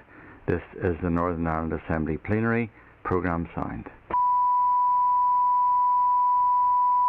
This is the Northern Ireland Assembly Plenary. Programme signed. This is the Northern Ireland Assembly Plenary. Programme signed. This is the Northern Ireland Assembly Plenary. Programme signed. This is the Northern Ireland Assembly Plenary. Programme signed. This is the Northern Ireland Assembly Plenary Programme Sound. This is the Northern Ireland Assembly Plenary Programme Sound. This is the Northern Ireland Assembly Plenary Programme Sound. This is the Northern Ireland Assembly Plenary Programme Sound. This is the Northern Ireland Assembly Plenary Programme Sound. This is the Northern Ireland Assembly Plenary Programme Sound. This is the Northern Ireland Assembly Plenary Programme Sound. This is the Northern Ireland Assembly Plenary Programme Sound. This is the Northern Ireland Assembly Plenary Programme Sound. This is the Northern Ireland Assembly Plenary Programme Sound.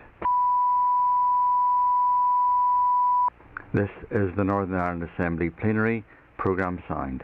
This is the Northern Ireland Assembly Plenary Programme Sound. This is the Northern Ireland Assembly Plenary Programme Sound. This is the Northern Ireland Assembly Plenary Programme Sound. This is the Northern Ireland Assembly Plenary Programme Sound. This is the Northern Ireland Assembly Plenary Programme Sound. This is the Northern Ireland Assembly Plenary Programme Sound. This is the Northern Ireland Assembly Plenary Programme Sound. This is the Northern Ireland Assembly Plenary Programme Sound. This is the Northern Ireland Assembly Plenary Programme Sound. This is the Northern Ireland Assembly Plenary Programme Sound. This is the Northern Ireland Assembly Plenary Programme Sound. This is the Northern Ireland Assembly Plenary Programme Sound. This is the Northern Ireland Assembly Plenary Programme Sound. This is the Northern Ireland Assembly Plenary Programme Sound. This is the Northern Ireland Assembly Plenary Programme Sound. This is the Northern Ireland Assembly Plenary Programme Sound. This is the Northern Ireland Assembly Plenary Programme Sound. This is the Northern Ireland Assembly Plenary Programme Sound. This is the Northern Ireland Assembly Plenary Programme Sound. This is the Northern Ireland Assembly Plenary Programme Sound. This is the Northern Ireland Assembly Plenary Programme Sound. This is the Northern Ireland Assembly Plenary Programme Sound. This is the Northern Ireland Assembly Plenary Programme Sound. This is the Northern Ireland Assembly Plenary Programme Sound. This is the Northern Ireland Assembly Plenary Programme Sound. This is the Northern Ireland Assembly Plenary Programme Sound. This is the Northern Ireland Assembly Plenary Programme Sound.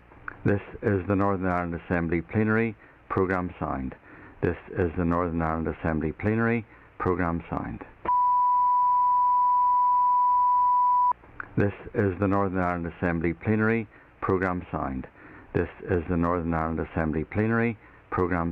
Assembly Plenary Programme Sound. This is the Northern Ireland Assembly Plenary Programme Sound. This is the Northern Ireland Assembly Plenary Programme Sound. This is the Northern Ireland Assembly Plenary Programme Sound. This is the Northern Ireland Assembly Plenary Programme Sound. This is the Northern Ireland Assembly Plenary Programme Sound. This is the Northern Ireland Assembly Plenary Programme Sound. This is the Northern Ireland Assembly Plenary Programme Sound. This is the Northern Ireland Assembly Plenary Programme Sound. This is the Northern Ireland Assembly Plenary Programme Sound. This is the Northern Ireland Assembly Plenary Programme Sound. This is the Northern Ireland Assembly Plenary Programme Sound. This is the Northern Ireland Assembly Plenary Programme Sound. This is the Northern Ireland Assembly Plenary Programme Sound. This is the Northern Ireland Assembly Plenary Programme Sound. This is the Northern Ireland Assembly Plenary Programme Sound. This is the Northern Ireland Assembly Plenary Programme Sound. This is the Northern Ireland Assembly Plenary Programme Sound. This is the Northern Ireland Assembly Plenary Programme Sound. This is the Northern Ireland Assembly Plenary Programme Sound.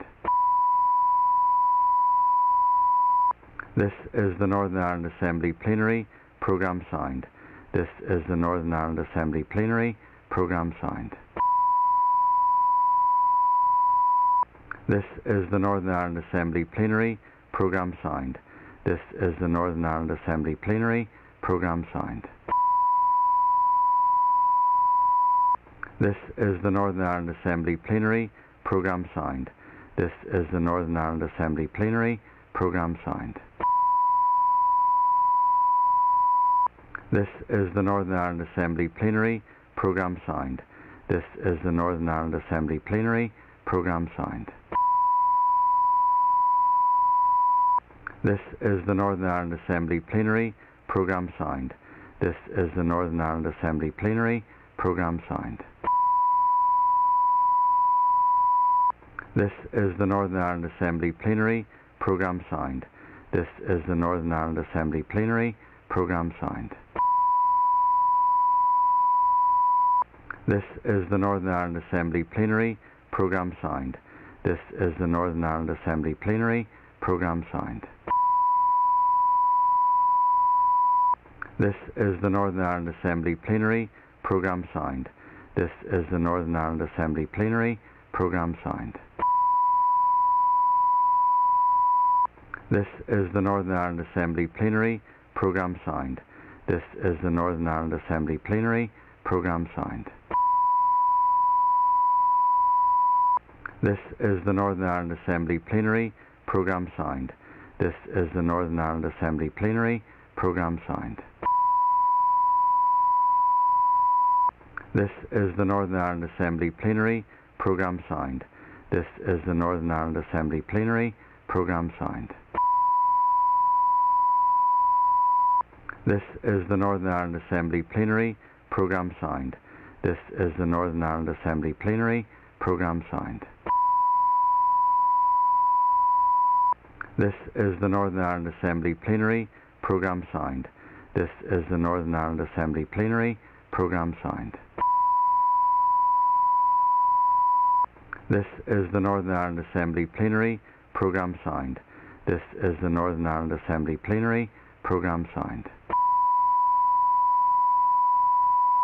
This is the Northern Ireland Assembly Plenary Programme Sound.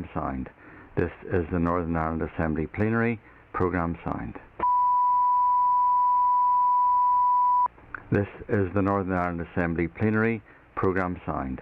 This is the Northern Ireland Assembly Plenary Programme Sound. This is the Northern Ireland Assembly Plenary Programme Sound. This is the Northern Ireland Assembly Plenary Programme Sound. This is the Northern Ireland Assembly Plenary Programme Sound. This is the Northern Ireland Assembly Plenary Programme Sound. This is the Northern Ireland Assembly Plenary Programme Sound. This is the Northern Ireland Assembly Plenary Programme Sound. This is the Northern Ireland Assembly Plenary Programme Sound. This is the Northern Ireland Assembly Plenary Programme Sound. This is the Northern Ireland Assembly Plenary Programme Sound. This is the Northern Ireland Assembly Plenary Programme Sound. This is the Northern Ireland Assembly Plenary Programme Sound. This is the Northern Ireland Assembly Plenary Programme Sound. This is the Northern Ireland Assembly Plenary Programme Sound. This is the Northern Ireland Assembly Plenary Programme Sound. This is the Northern Ireland Assembly Plenary Programme Sound. This is the Northern Ireland Assembly Plenary Programme Sound. This is the Northern Ireland Assembly Plenary Programme Sound. This is the Northern Ireland Assembly Plenary Programme Sound. This is the Northern Ireland Assembly Plenary Programme Sound. This is the Northern Ireland Assembly Plenary Programme Sound. This is the Northern Ireland Assembly Plenary Programme Sound. This is the Northern Ireland Assembly Plenary Programme Sound. This is the Northern Ireland Assembly Plenary Programme Sound. This is the Northern Ireland Assembly Plenary Programme Sound. This is the Northern Ireland Assembly Plenary Programme Sound. This is the Northern Ireland Assembly Plenary Programme Sound. This is the Northern Ireland Assembly Plenary Programme Sound. This is the Northern Ireland Assembly Plenary Programme Sound. This is the Northern Ireland Assembly Plenary Programme Sound. This is the Northern Ireland Assembly Plenary Programme Sound. This is the Northern Ireland Assembly Plenary Programme Sound. This is the Northern Ireland Assembly Plenary Programme Sound. This is the Northern Ireland Assembly Plenary Programme Sound. This is the Northern Ireland Assembly Plenary Programme Sound. This is the Northern Ireland Assembly Plenary Programme Sound. This is the Northern Ireland Assembly Plenary Programme Sound. This is the Northern Ireland Assembly Plenary Programme Sound. This is the Northern Ireland Assembly Plenary Programme Sound. This is the Northern Ireland Assembly Plenary Programme Sound. This is the Northern Ireland Assembly Plenary Programme Sound. This is the Northern Ireland Assembly Plenary Programme Sound. This is the Northern Ireland Assembly Plenary Programme Sound. This is the Northern Ireland Assembly Plenary Programme Sound. This is the Northern Ireland Assembly Plenary Programme Sound. This is the Northern Ireland Assembly Plenary Programme Sound. This is the Northern Ireland Assembly Plenary Programme Sound. This is the Northern Ireland Assembly Plenary Programme Sound. This is the Northern Ireland Assembly Plenary Programme Sound. This is the Northern Ireland Assembly Plenary Programme Sound. This is the Northern Ireland Assembly Plenary Programme Sound. This is the Northern Ireland Assembly Plenary Programme Sound. This is the Northern Ireland Assembly Plenary Programme Sound. This is the Northern Ireland Assembly Plenary Programme Sound. This is the Northern Ireland Assembly Plenary Programme Sound. This is the Northern Ireland Assembly Plenary Programme Sound. This is the Northern Ireland Assembly Plenary Programme Sound. This is the Northern Ireland Assembly Plenary Programme Sound. This is the Northern Ireland Assembly Plenary Programme Sound. This is the Northern Ireland Assembly Plenary Programme Sound. This is the Northern Ireland Assembly Plenary Programme Sound. This is the Northern Ireland Assembly Plenary Programme Sound. This is the Northern Ireland Assembly Plenary Programme Sound. This is the Northern Ireland Assembly Plenary Programme Sound. This is the Northern Ireland Assembly Plenary Programme Sound. This is the Northern Ireland Assembly Plenary Programme Sound. This is the Northern Ireland Assembly Plenary Programme Sound. This is the Northern Ireland Assembly Plenary Programme Sound. This is the Northern Ireland Assembly Plenary Programme Sound. This is the Northern Ireland Assembly Plenary Programme Sound. This is the Northern Ireland Assembly Plenary Programme Sound. This is the Northern Ireland Assembly Plenary Programme Sound. This is the Northern Ireland Assembly Plenary Programme Sound. This is the Northern Ireland Assembly Plenary Programme Sound. This is the Northern Ireland Assembly Plenary Programme Sound. This is the Northern Ireland Assembly Plenary Programme Sound. This is the Northern Ireland Assembly Plenary Programme Sound. This is the Northern Ireland Assembly Plenary Programme Sound. This is the Northern Ireland Assembly Plenary Programme Sound. This is the Northern Ireland Assembly Plenary Programme Sound. This is the Northern Ireland Assembly Plenary Programme Sound. This is the Northern Ireland Assembly Plenary Programme Sound. This is the Northern Ireland Assembly Plenary Programme Sound. This is the Northern Ireland Assembly Plenary Programme Sound. This is the Northern Ireland Assembly Plenary Programme Sound. This is the Northern Ireland Assembly Plenary Programme Sound. This is the Northern Ireland Assembly Plenary Programme Sound. This is the Northern Ireland Assembly Plenary Programme Sound. This is the Northern Ireland Assembly Plenary Programme Sound. This is the Northern Ireland Assembly Plenary Programme Sound. This is the Northern Ireland Assembly Plenary Programme Sound. This is the Northern Ireland Assembly Plenary Programme Sound. This is the Northern Ireland Assembly Plenary Programme Sound. This is the Northern Ireland Assembly Plenary Programme Sound. This is the Northern Ireland Assembly Plenary Programme Sound. This is the Northern Ireland Assembly Plenary Programme Sound. This is the Northern Ireland Assembly Plenary Programme Sound. This is the Northern Ireland Assembly Plenary Programme Sound. This is the Northern Ireland Assembly Plenary Programme Sound. This is the Northern Ireland Assembly Plenary Programme Sound. This is the Northern Ireland Assembly Plenary Programme Sound. This is the Northern Ireland Assembly Plenary Programme Sound. This is the Northern Ireland Assembly Plenary Programme Sound. This is the Northern Ireland Assembly Plenary Programme Sound. This is the Northern Ireland Assembly Plenary Programme Sound.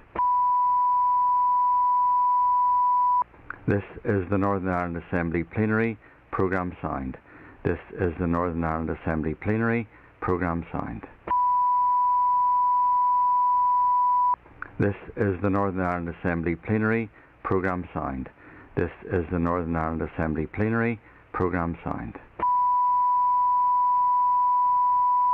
This is the Northern Ireland Assembly Plenary Programme Sound. This is the Northern Ireland Assembly Plenary Programme Sound.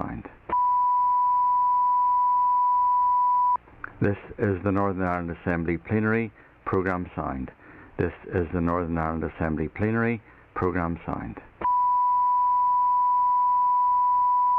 This is the Northern Ireland Assembly Plenary Programme Sound. This is the Northern Ireland Assembly Plenary Programme Sound. This is the Northern Ireland Assembly Plenary Programme Sound. This is the Northern Ireland Assembly Plenary Programme Sound. This is the Northern Ireland Assembly Plenary Programme Sound. This is the Northern Ireland Assembly Plenary Programme Sound. This is the Northern Ireland Assembly Plenary Programme Sound. This is the Northern Ireland Assembly Plenary Programme Sound. This is the Northern Ireland Assembly Plenary Programme Sound. This is the Northern Ireland Assembly Plenary Programme Sound. This is the Northern Ireland Assembly Plenary Programme Sound. This is the Northern Ireland Assembly Plenary Programme Sound. This is the Northern Ireland Assembly Plenary Programme Sound. This is the Northern Ireland Assembly Plenary Programme Sound. This is the Northern Ireland Assembly Plenary Programme Sound. This is the Northern Ireland Assembly Plenary Programme Sound. This is the Northern Ireland Assembly Plenary Programme Sound.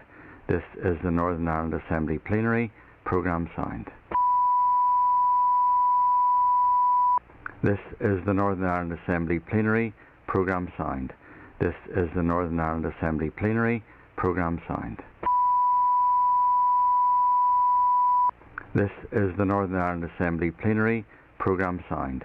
This is the Northern Ireland Assembly Plenary Programme Sound.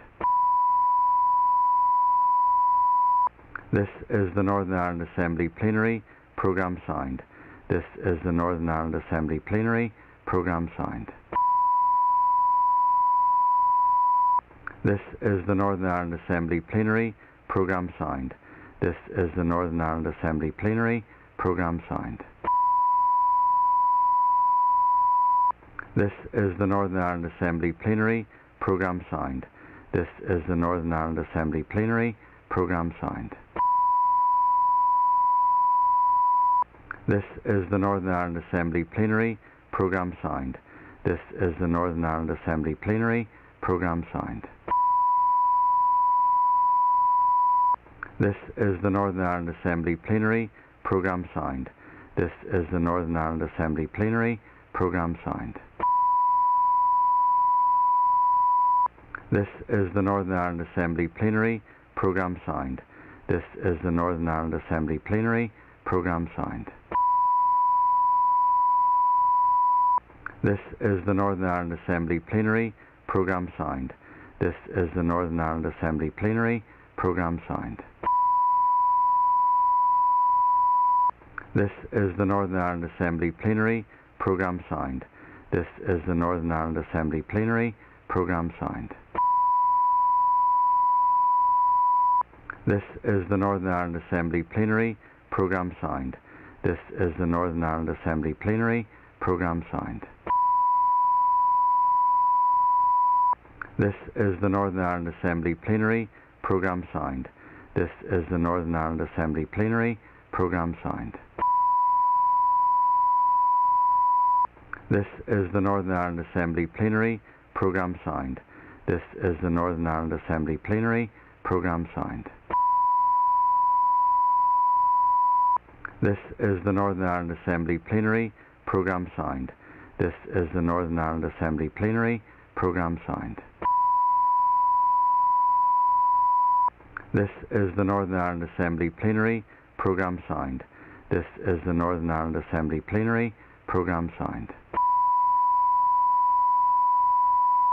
This is the Northern Ireland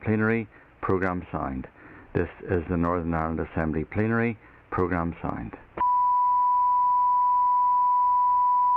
This is the Northern Ireland Assembly Plenary Programme Sound. This is the Northern Ireland Assembly Plenary Programme Sound. This is the Northern Ireland Assembly Plenary Programme Sound.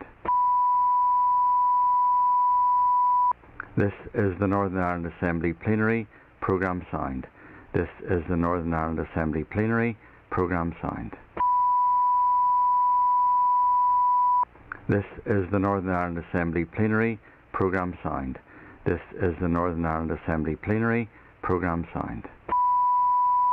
Programme Sound. This is the Northern Ireland Assembly Plenary Programme Sound. This is the Northern Ireland Assembly Plenary Programme Sound. This is the Northern Ireland Assembly Plenary Programme Sound. This is the Northern Ireland Assembly Plenary Programme Sound.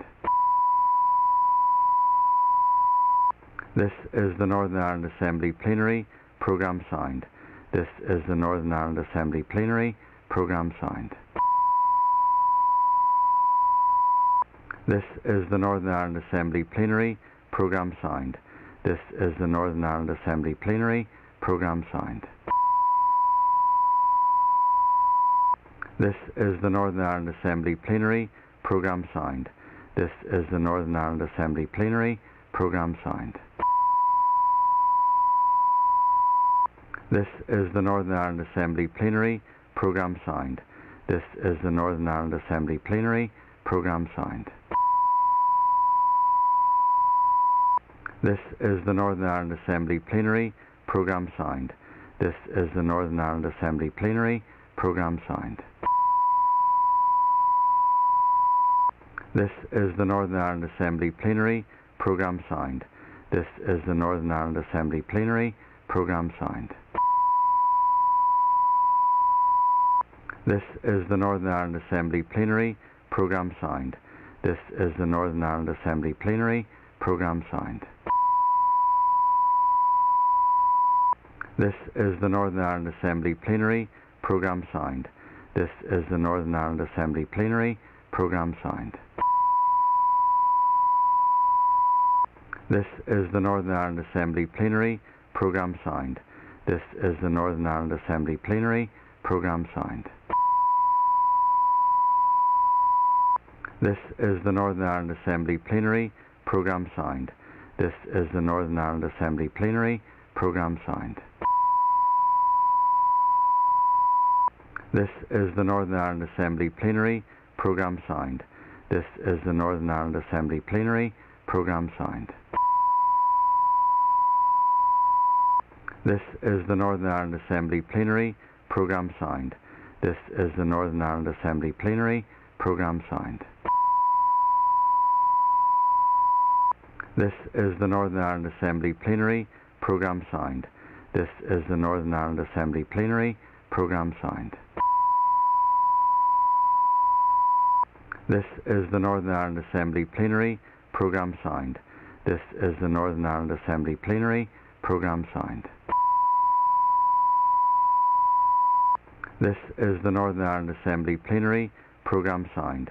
This is the Northern Ireland Assembly Plenary Programme Sound. This is the Northern Ireland Assembly Plenary Programme Sound. This is the Northern Ireland Assembly Plenary Programme Sound. This is the Northern Ireland Assembly Plenary Programme Sound. This is the Northern Ireland Assembly Plenary Programme Sound. This is the Northern Ireland Assembly Plenary Programme Sound. This is the Northern Ireland Assembly Plenary Programme Sound. This is the Northern Ireland Assembly Plenary Programme Sound.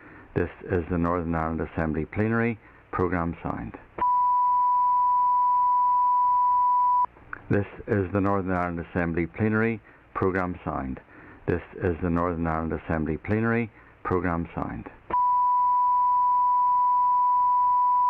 This is the Northern Ireland Assembly Plenary Programme Sound. This is the Northern Ireland Assembly Plenary Programme Sound. This is the Northern Ireland Assembly Plenary Programme Sound. This is the Northern Ireland Assembly Plenary Programme Sound. This is the Northern Ireland Assembly Plenary Programme Sound. This is the Northern Ireland Assembly Plenary Programme Sound.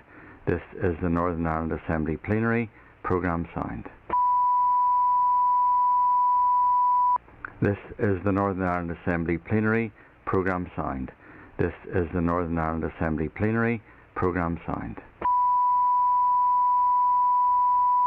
This is the Northern Ireland Assembly Plenary Programme Sound. This is the Northern Ireland Assembly Plenary Programme Sound. This is the Northern Ireland Assembly Plenary Programme Sound. This is the Northern Ireland Assembly Plenary Programme Sound. This is the Northern Ireland Assembly Plenary Programme Sound. This is the Northern Ireland Assembly Plenary Programme Sound. This is the Northern Ireland Assembly Plenary Programme Sound. This is the Northern Ireland Assembly Plenary Programme Sound. This is the Northern Ireland Assembly Plenary Programme Sound. This is the Northern Ireland Assembly Plenary Programme Sound. This is the Northern Ireland Assembly Plenary Programme Sound. This is the Northern Ireland Assembly Plenary Programme Sound. This is the Northern Ireland Assembly Plenary Programme Sound. This is the Northern Ireland Assembly Plenary Programme Sound.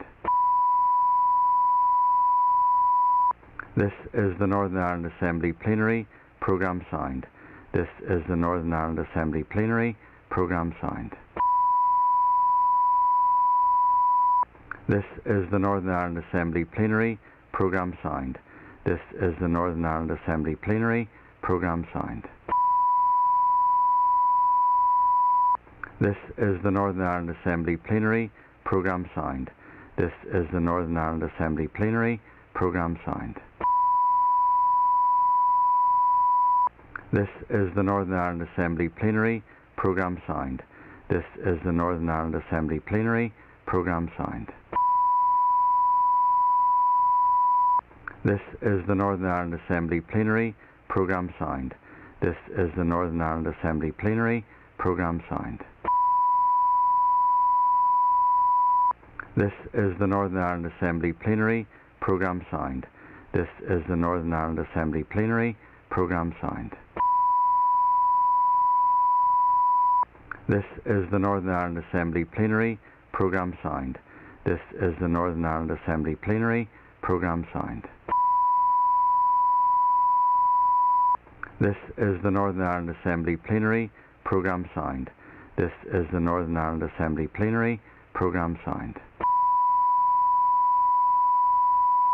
This is the Northern Ireland Assembly Plenary Programme Sound. This is the Northern Ireland Assembly Plenary Programme Sound. This is the Northern Ireland Assembly Plenary Programme Sound. This is the Northern Ireland Assembly Plenary Programme Sound. This is the Northern Ireland Assembly Plenary Programme Sound. This is the Northern Ireland Assembly Plenary Programme Sound.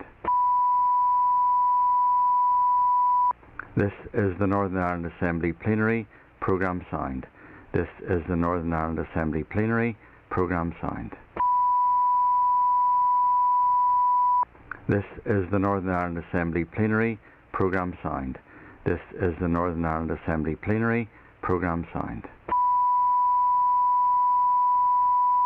This is the Northern Ireland Assembly Plenary Programme Sound. This is the Northern Ireland Assembly Plenary Programme Sound.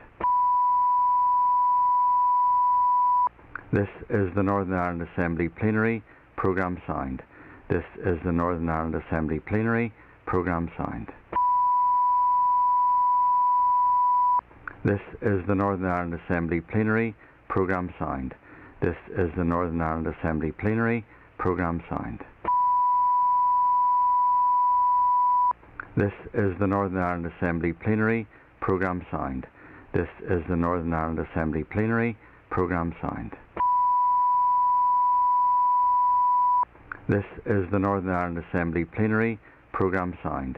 This is the Northern Ireland Assembly Plenary Programme Sound. This is the Northern Ireland Assembly Plenary Programme Sound. This is the Northern Ireland Assembly Plenary Programme Sound. This is the Northern Ireland Assembly Plenary Programme Sound. This is the Northern Ireland Assembly Plenary Programme Sound. This is the Northern Ireland Assembly Plenary Programme Sound. This is the Northern Ireland Assembly Plenary Programme Sound. This is the Northern Ireland Assembly Plenary Programme Sound. This is the Northern Ireland Assembly Plenary Programme Sound. This is the Northern Ireland Assembly Plenary Programme Sound. This is the Northern Ireland Assembly Plenary Programme Sound. This is the Northern Ireland Assembly Plenary Programme Sound. This is the Northern Ireland Assembly Plenary Programme Sound. This is the Northern Ireland Assembly Plenary Programme Sound. This is the Northern Ireland Assembly Plenary Programme Sound. This is the Northern Ireland Assembly Plenary Programme Sound. This is the Northern Ireland Assembly Plenary Programme Sound. This is the Northern Ireland Assembly Plenary Programme Sound. This is the Northern Ireland Assembly Plenary Programme Sound. This is the Northern Ireland Assembly Plenary Programme Sound. This is the Northern Ireland Assembly Plenary Programme Sound. This is the Northern Ireland Assembly Plenary Programme Sound. This is the Northern Ireland Assembly Plenary Programme Sound. This is the Northern Ireland Assembly Plenary Programme Sound. This is the Northern Ireland Assembly Plenary Programme Sound. This is the Northern Ireland Assembly Plenary Programme Sound. This is the Northern Ireland Assembly Plenary Programme Sound. This is the Northern Ireland Assembly Plenary Programme Sound. This is the Northern Ireland Assembly Plenary Programme Sound. This is the Northern Ireland Assembly Plenary Programme Sound. This is the Northern Ireland Assembly Plenary Programme Sound. This is the Northern Ireland Assembly Plenary Programme Sound. This is the Northern Ireland Assembly Plenary Programme Sound. This is the Northern Ireland Assembly Plenary Programme Sound. This is the Northern Ireland Assembly Plenary Programme Sound. This is the Northern Ireland Assembly Plenary Programme Sound. This is the Northern Ireland Assembly Plenary Programme Sound. This is the Northern Ireland Assembly Plenary Programme Sound. This is the Northern Ireland Assembly Plenary Programme Sound. This is the Northern Ireland Assembly Plenary Programme Sound. This is the Northern Ireland Assembly Plenary Programme Sound. This is the Northern Ireland Assembly Plenary Programme Sound. This is the Northern Ireland Assembly Plenary Programme Sound. This is the Northern Ireland Assembly Plenary Programme Sound. This is the Northern Ireland Assembly Plenary Programme Sound. This is the Northern Ireland Assembly Plenary Programme Sound.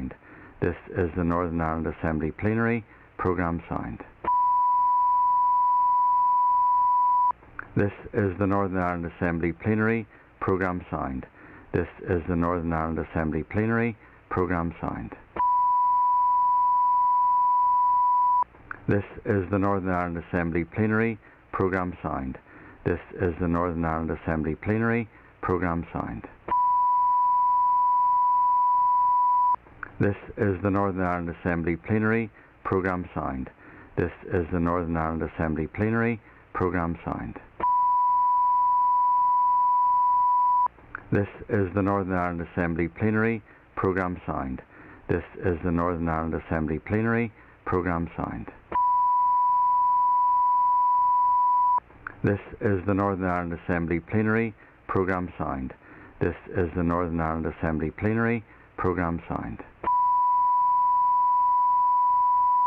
This is the Northern Ireland Assembly Plenary Programme Sound.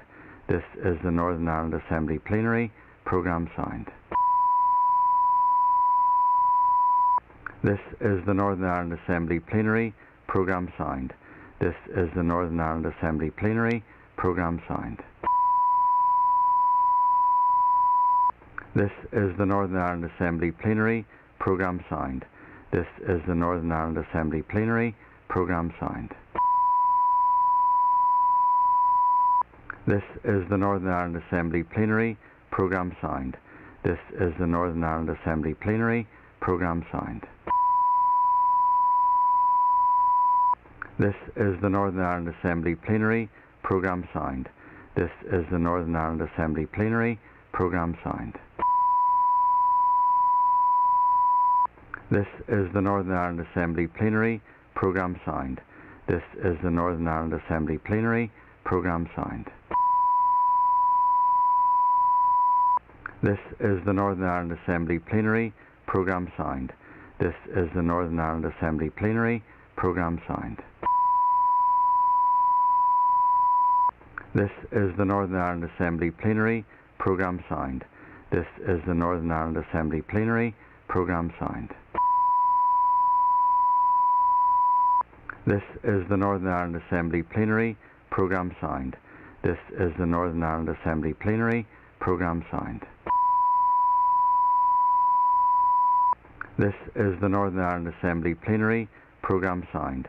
This is the Northern Ireland Assembly Plenary Programme Sound. This is the Northern Ireland Assembly Plenary Programme Sound. This is the Northern Ireland Assembly Plenary Programme Sound. This is the Northern Ireland Assembly Plenary Programme Sound. This is the Northern Ireland Assembly Plenary Programme Sound. This is the Northern Ireland Assembly Plenary Programme Sound. This is the Northern Ireland Assembly Plenary Programme Sound. This is the Northern Ireland Assembly Plenary Programme Sound. This is the Northern Ireland Assembly Plenary Programme Sound. This is the Northern Ireland Assembly Plenary Programme Sound.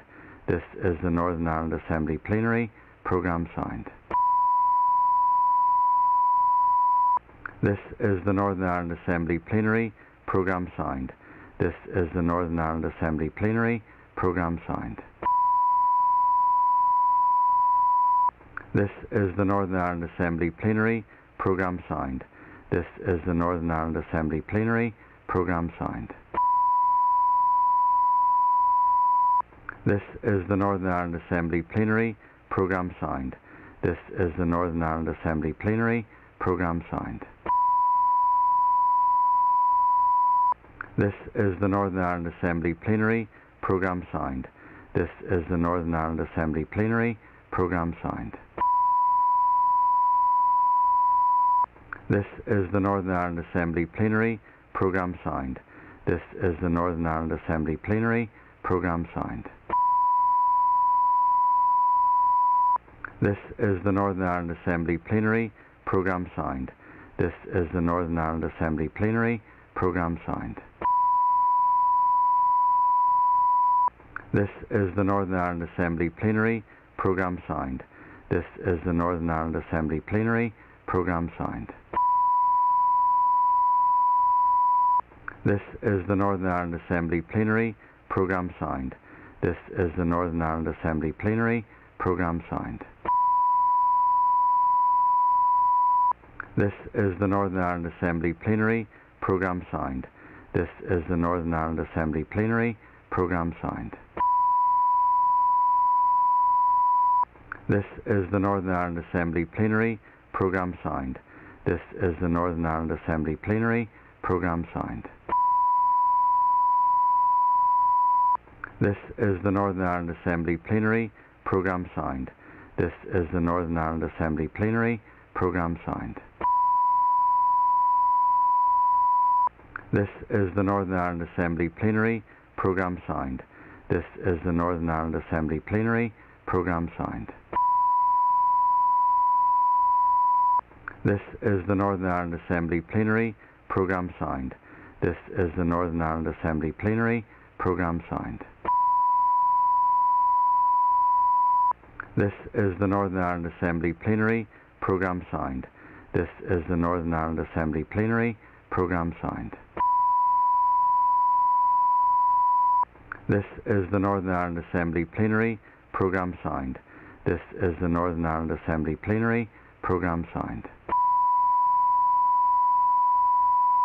This is the Northern Ireland Assembly Plenary Programme Sound. This is the Northern Ireland Assembly Plenary Programme Sound. This is the Northern Ireland Assembly Plenary Programme Sound. This is the Northern Ireland Assembly Plenary Programme Sound. This is the Northern Ireland Assembly Plenary Programme Sound. This is the Northern Ireland Assembly Plenary Programme Sound. This is the Northern Ireland Assembly Plenary Programme Sound. This is the Northern Ireland Assembly Plenary Programme Sound. This is the Northern Ireland Assembly Plenary Programme Sound. This is the Northern Ireland Assembly Plenary Programme Sound. This is the Northern Ireland Assembly Plenary Programme Sound. This is the Northern Ireland Assembly Plenary Programme Sound. This is the Northern Ireland Assembly Plenary Programme Sound. This is the Northern Ireland Assembly Plenary Programme Sound. This is the Northern Ireland Assembly Plenary Programme Sound. This is the Northern Ireland Assembly Plenary Programme Sound. This is the Northern Ireland Assembly Plenary Programme Sound. This is the Northern Ireland Assembly Plenary Programme Sound. This is the Northern Ireland Assembly Plenary Programme Sound. This is the Northern Ireland Assembly Plenary Programme Sound. This is the Northern Ireland Assembly Plenary Programme Sound. This is the Northern Ireland Assembly Plenary Programme Sound. This is the Northern Ireland Assembly Plenary Programme Sound. This is the Northern Ireland Assembly Plenary Programme Sound.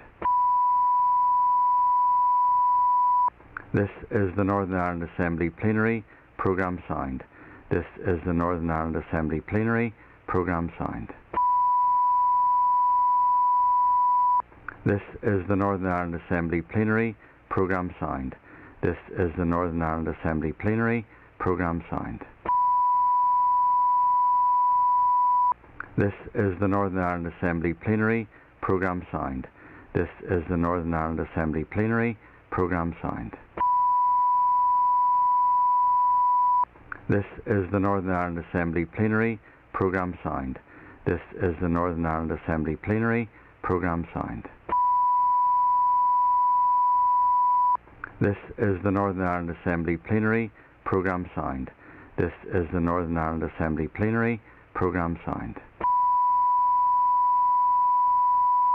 This is the Northern Ireland Assembly Plenary Programme Sound. This is the Northern Ireland Assembly Plenary Programme Sound. This is the Northern Ireland Assembly Plenary Programme Sound. This is the Northern Ireland Assembly Plenary Programme Sound.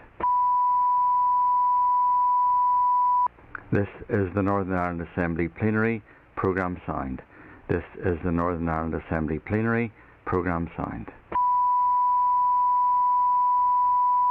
This is the Northern Ireland Assembly Plenary Programme Sound. This is the Northern Ireland Assembly Plenary Programme Sound. This is the Northern Ireland Assembly Plenary Programme Sound. This is the Northern Ireland Assembly Plenary Programme Sound. This is the Northern Ireland Assembly Plenary Programme Sound. This is the Northern Ireland Assembly Plenary Programme Sound. This is the Northern Ireland Assembly Plenary Programme Sound. This is the Northern Ireland Assembly Plenary Programme Sound. This is the Northern Ireland Assembly Plenary Programme Sound. This is the Northern Ireland Assembly Plenary Programme Sound. This is the Northern Ireland Assembly Plenary Programme Sound. This is the Northern Ireland Assembly Plenary Programme Sound. This is the Northern Ireland Assembly Plenary Programme Sound. This is the Northern Ireland Assembly Plenary Programme Sound. This is the Northern Ireland Assembly Plenary Programme Sound. This is the Northern Ireland Assembly Plenary Programme Sound. This is the Northern Ireland Assembly Plenary Programme Sound. This is the Northern Ireland Assembly Plenary Programme Sound. This is the Northern Ireland Assembly Plenary Programme Sound. This is the Northern Ireland Assembly Plenary Programme Sound. This is the Northern Ireland Assembly Plenary Programme Sound. This is the Northern Ireland Assembly Plenary Programme Sound. This is the Northern Ireland Assembly Plenary Programme Sound. This is the Northern Ireland Assembly Plenary Programme Sound. This is the Northern Ireland Assembly Plenary Programme Sound. This is the Northern Ireland Assembly Plenary Programme Sound. This is the Northern Ireland Assembly Plenary Programme Sound. This is the Northern Ireland Assembly Plenary Programme Sound. This is the Northern Ireland Assembly Plenary Programme Sound. This is the Northern Ireland Assembly Plenary Programme Sound. This is the Northern Ireland Assembly Plenary Programme Sound.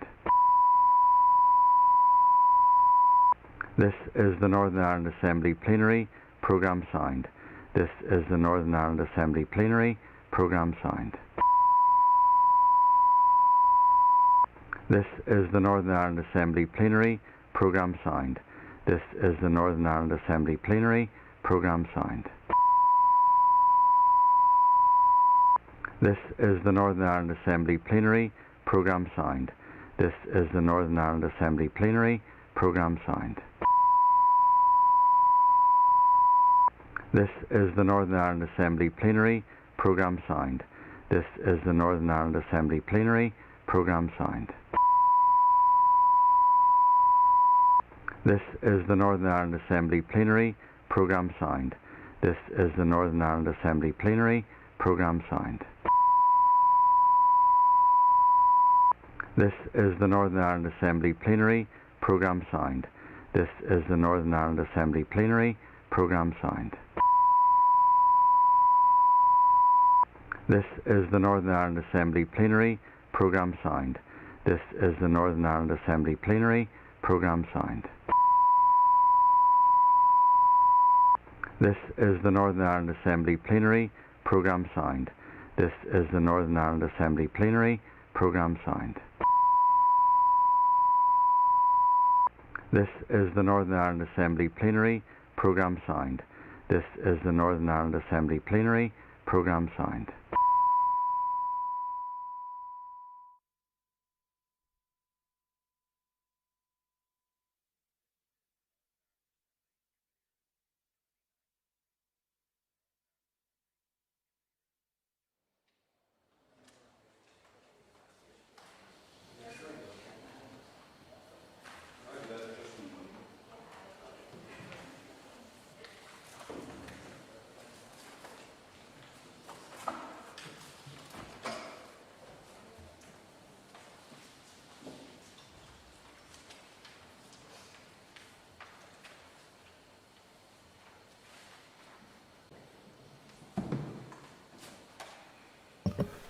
Okay, members, sitting is resumed. It is now time for questions to the Minister of Education. Questions 4 and 13 have been withdrawn, and I call Roy Beggs to ask the first question.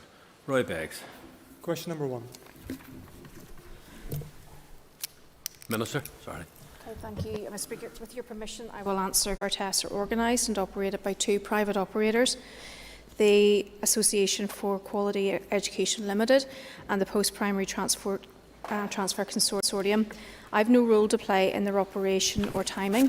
However, I have highlighted to the test providers the importance of ensuring they comply with health protection legislation and of communicating clearly and early to parents, pupils and schools if contingency plans are being considered should the tests not proceed or if pupils are not able to take any of the tests. If the tests are cancelled, it will be a matter for individual boards of governors to decide and to publish the alternative admissions criteria they will apply for admitting pupils to their post-primary school in September 2022. My department publishes guidance annually on the post-primary admissions process. The guidance includes recommendations on the admissions criteria post-primary schools should use and should not use, and a timetable for the process. Now that Transfer 2021 has concluded, my department will undertake a lessons learned exercise with the Education Authority and key stakeholders in advance of the issue of guidance for Transfer 2022. This will examine issues such as the process for schools submitting their admissions criteria, the use of new online admissions portal and the operation of the admissions appeals process, including, based on appeal outcomes, the robustness of schools' admissions criteria. Once this process is complete, it will inform the issue of revised guidance to schools on the process this autumn. As I've already noted, the setting and application of admissions criteria remains matters for school boards of governors. Thank you. And I call Roy Begg, supplementary. I thank the Minister for her answer.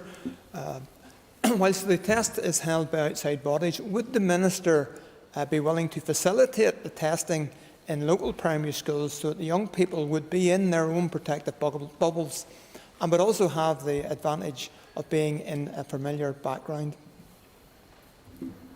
Certainly thank the member for his question. As he'll be aware, there is no bar which would prevent primary schools from hosting the test, but this really is a matter for individual schools. In 2016, my department removed the instruction that had previously prevented this from happening. I recently met with the Back to Primary campaign along with teacher representatives just to explore this issue, but teacher representatives were opposed in principle to this, as were the majority of the small number of school leaders who were also at the meeting. And while there would obviously be benefits to pupils, the proposal isn't without its difficulties.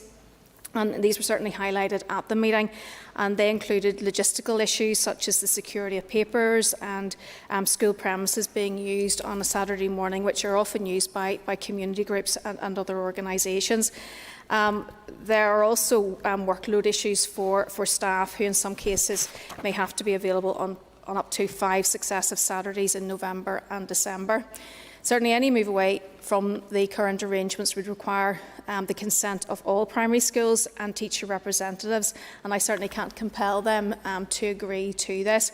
So unless schools themselves agree, there is a risk of perhaps creating an inequality whereby some pupils are given the opportunity to sit the test in their school while others will not. Certainly from an individual perspective, I would welcome this move, but certainly I can't compel schools to do this. I call Andrew Moore, supplementary. Thank you, Mr Speaker, and I thank the Minister for her response. Does the Minister accept that the absence of a common contingency criteria for post-primary admissions last year caused immense harm and distress to children? And will the Minister commit to putting in place a common contingency criteria for this year in order to avoid that distress to children, because they should be at the focus of everything we do? And I don't disagree with the member just in relation to that. And obviously, test providers themselves, as you know, have reviewed and modified the content of this year's test to take into account any disruption which has taken place over the last 18 months. And obviously the full details of that are on their website.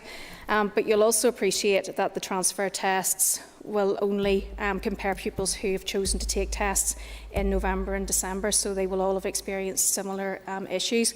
The decision with regards to moving forward with tests, again, very much lies with the operators and with the schools who use this as an admissions criteria. Certainly, moving forward, there will be lessons learned from last year's experience if we have to go through the same thing again, and that will be communicated in correspondence and guidance to schools in their preparation. I call Jim Allister. In terms of lessons learned, would the Minister agree that from last year it would be important to resolve that there will be no rush to delaying or cancelling tests? Because as it turned out, tests probably could have been held last November. Parents want certainty, so can they have the assurance from the Minister that everything will be done that's possible to be done to ensure the tests take place this November? And I thank the member for his answer. And as he will know, over the last number of months, I have tried to ensure that our young people remain in school for as long as is possible. And certainly the intervention now of PHA in relation to close contact will aid that to ensure that those who are in P7 will not be disrupted to the level perhaps that they were previously. Again, with regards to the tests and how they've been coordinated, it's very much much up to the providers in how that is timetabled. Currently, they have set out a timetable of the 20th of November, 27th of November and the 4th of December for AQE, and PPTC have the 13th of November and a supplementary assessment on the 11th of December. And I would like to think that our P7s who have opted to take the test will be able to do so in the timetable which has been outlined by both providers. Nicola Brogan. Minister, as a result of the disruption caused by COVID-19, we have found alternative ways of awarding young people qualifications, including children moving from primary to post-primary. And with disruption likely to continue to individual learning as we continue through the year, can I ask if the Minister will put our children first and scrap transfer tests and find a method of post-primary transfer that allows all of our children to reach their full potential? I thank the member for her question, and I appreciate that there are very diverse views on academic selection. Certainly my view will be that obviously academic selection will be maintained. If there is to be any change in relation to that, it will require agreement in the Executive and the Assembly. As you will be aware, a significant number of parents have chosen to enter their children in the transfer test in order to obtain a place for their child in a grammar school of their choice. And I obviously support the right of parents to make that decision, and equally that's what they choose to do.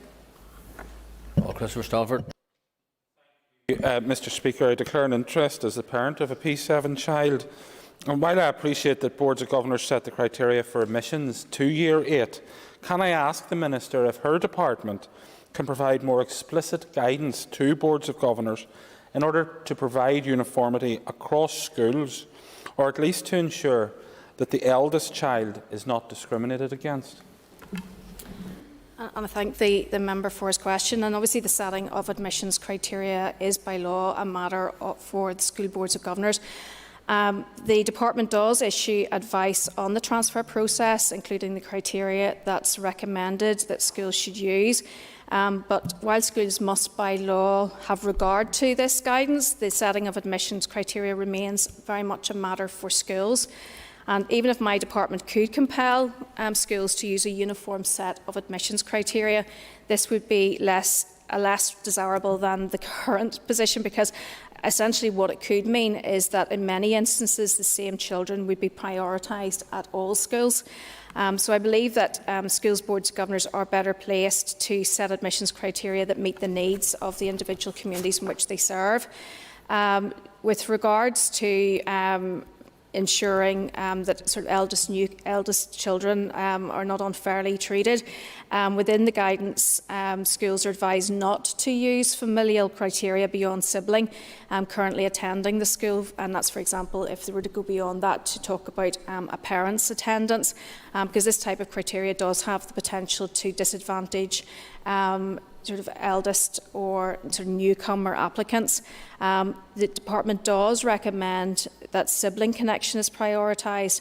Unfortunately, we had instances during transfer 2021 where there were separation of twins as a result of some schools' admissions criteria. So all of this again will be part of the review which we undertake, and further advice which will be given to schools if we fall into the same circumstances that we did this year. Thank you. And I call Daniel McCrossan. Speaker, Minister, thank you for the answers to the question so far. Can you provide an assessment of the magnitude of appeals and the allocation of places for 21-22? And would you agree that it is important that a robust and efficient appeals process is put in place for parents, carers and guardians? Thank you. And I do thank the member for his question just in relation to appeals. As he's aware, it was a very, very difficult year for parents and for young people, and we had a situation where we had 280 young people who were unplaced in June, which I found actually quite distressing. And I know that there's still a very, very small number, around 5, who are still unplaced, which is something again that we need to have addressed. The appeals, as you know, there was additional money was set in to put to appeals. It was 130,000.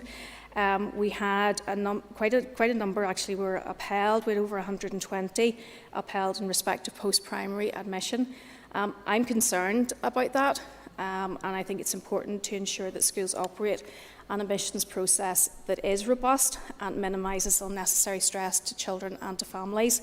And it's also important to ensure that all schools can plan for an academic year with certainty going forward without having to worry about increases or drops in their intake.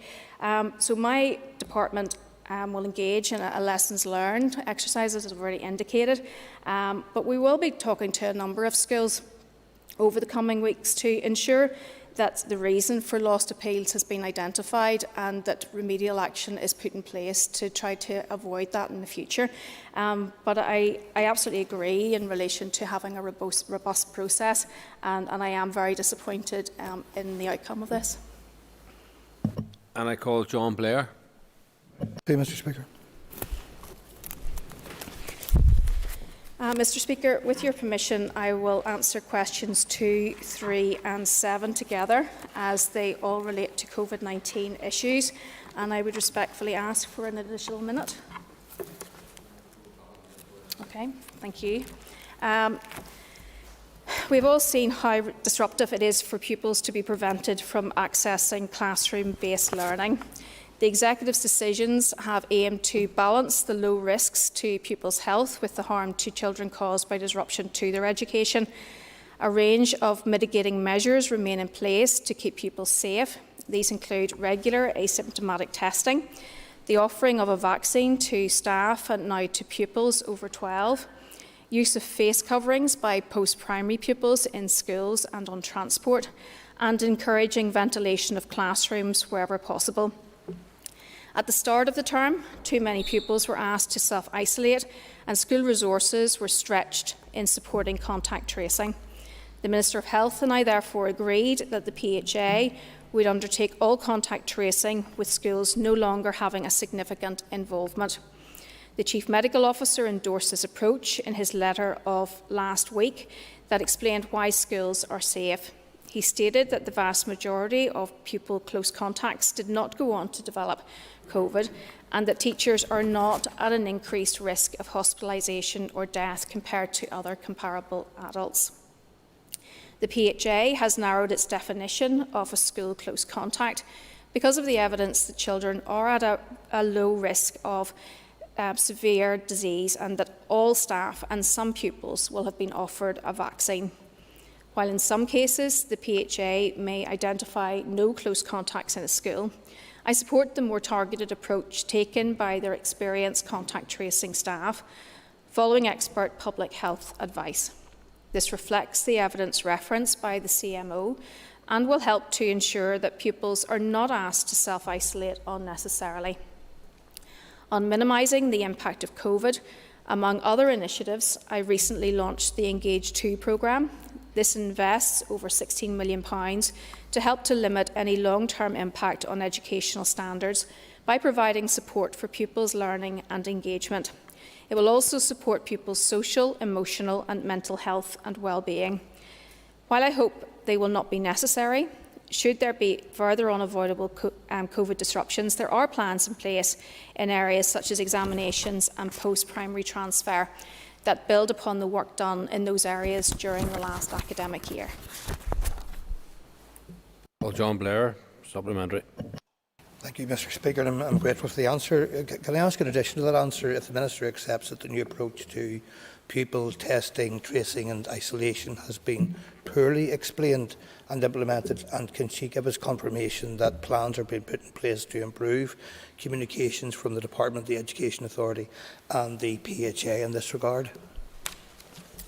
I thank the member for his question, and I know that there will be some uncertainty, I suppose, really from where we were in the first week of this, where schools were very much hands-on with regards to contact tracing, and in response to that, obviously, the department put some measures in place towards the end of that week.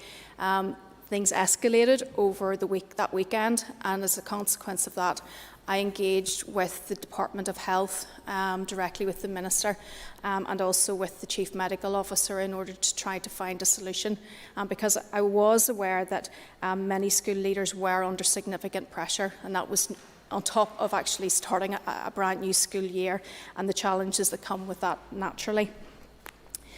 With regards to the changeover and the intervention then of PHA just nearly 2 weeks ago now, this has led to, I suppose, an easing of the burden to a certain degree for school leaders, although that hasn't come without its difficulties either, because obviously they've had to explain to parents the very different approach that PHA now has taken with regards to close contact. And I was aware of that, and I was concerned in relation to that. And the member may now be aware that actually this afternoon, as we speak, there's the start of a number of webinars to discuss directly with teachers and with school leaders. The CMO will be present at those webinars, and I hope that that communication will be much clearer as a consequence of that. I call Cara Hunter. Mr. Speaker, and I'd like to thank the Minister for her answers so far. Can I ask the Minister specifically to detail what advice she has given to school on the matter of ventilation as we approach those winter months? Thank you.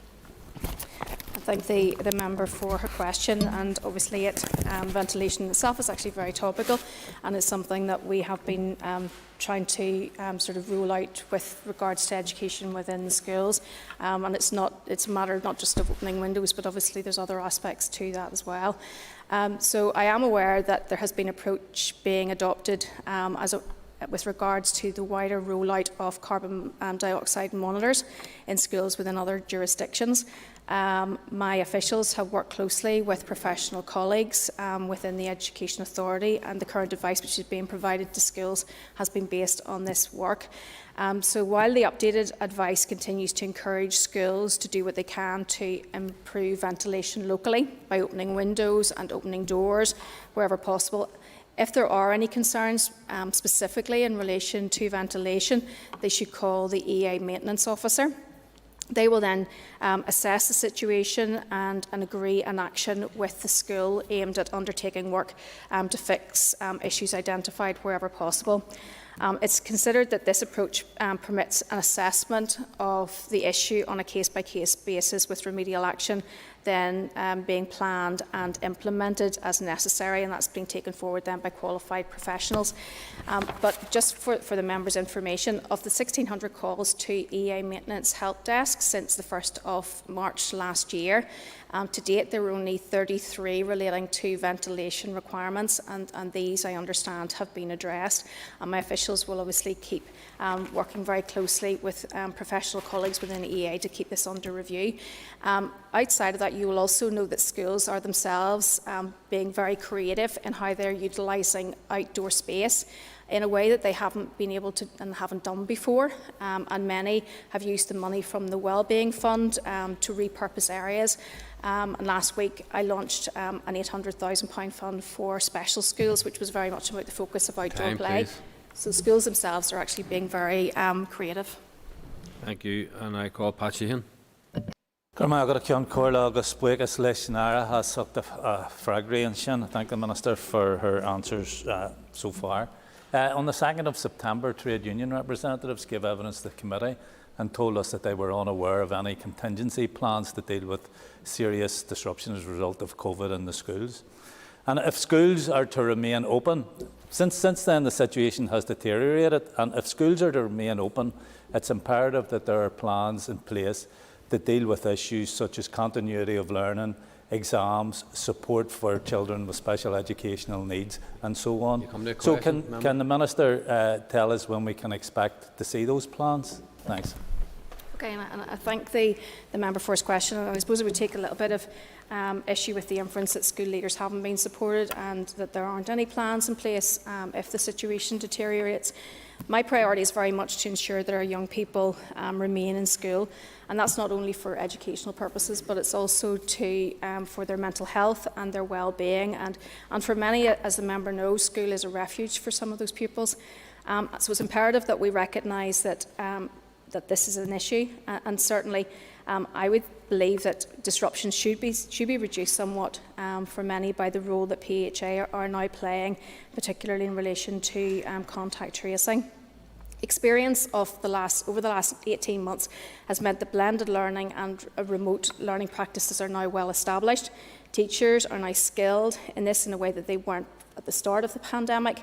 The member will also be aware of the announcement made by my predecessor in May with regards to public examinations and the reduced content of those. Contingency plans are being developed by SEA for awarding qualifications if required. These arrangements will be largely based on the Centre Professional Judgment process, which was deployed last year, and will obviously be refined to take account of lessons learned through that process. And obviously, as we've heard, with regards to the transfer test, again, this will be very much a matter for the providers and the member schools, and taking cognizance of public health advice at the time. While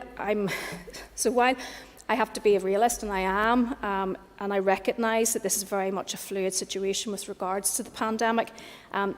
Contingency planning is taking place, but I also want to be an optimist and hope that these won't be used, and if they are, they'll only be used as a last resort. But I just want to give confidence to the member that contingency planning is taking place. Thank you, and I call Robin Newton. Thank you, Mr. Speaker, and I thank the Minister for her answers so far. Minister, we're all concerned about the safety of pupils, teachers and indeed the general staff within the school. Could you, Minister, be specific about contact tracing and the impact that that has had on pupil attendance since the start of this term? I thank the member for his question. Attendance data for the week commencing the 13th of September showed 1% of the total pupil sessions being recorded as pupils self-isolating, having been identified as a close contact of a positive case. This is a significant reduction from the corresponding figure of 2.7% of sessions in week commencing the 6th of September. The more targeted approach to contact tracing that is now being used by the Public Health Agency has enabled a significant reduction in the number of school days being missed through self-isolation as a close contact. The Chief Medical Officer explained this in his open letter, that only a very small proportion of close contacts go on to test positive, and therefore it was the correct approach to move to more closely targeted close contacts. And there has been as we know, too many children identified as close contacts already this year, and it's right that we've taken the action that we have to allow children to stay in school. Thank you, and I call Chris Little. Mr. Speaker, can I ask the Education Minister for her reaction to reports that PHA is failing to contact trace even the redefined most intimate close contacts, and indeed how many pupils have tested positive for COVID between day 2 and day 8 PCR testing? I thank the member for his question, and it does concern me if that is the case. As with other issues which have been raised with me with regards to PHA, I will raise those directly with them. And with regards to the information that he's asking regarding those who have tested positive, I'm happy to write to the member with that information.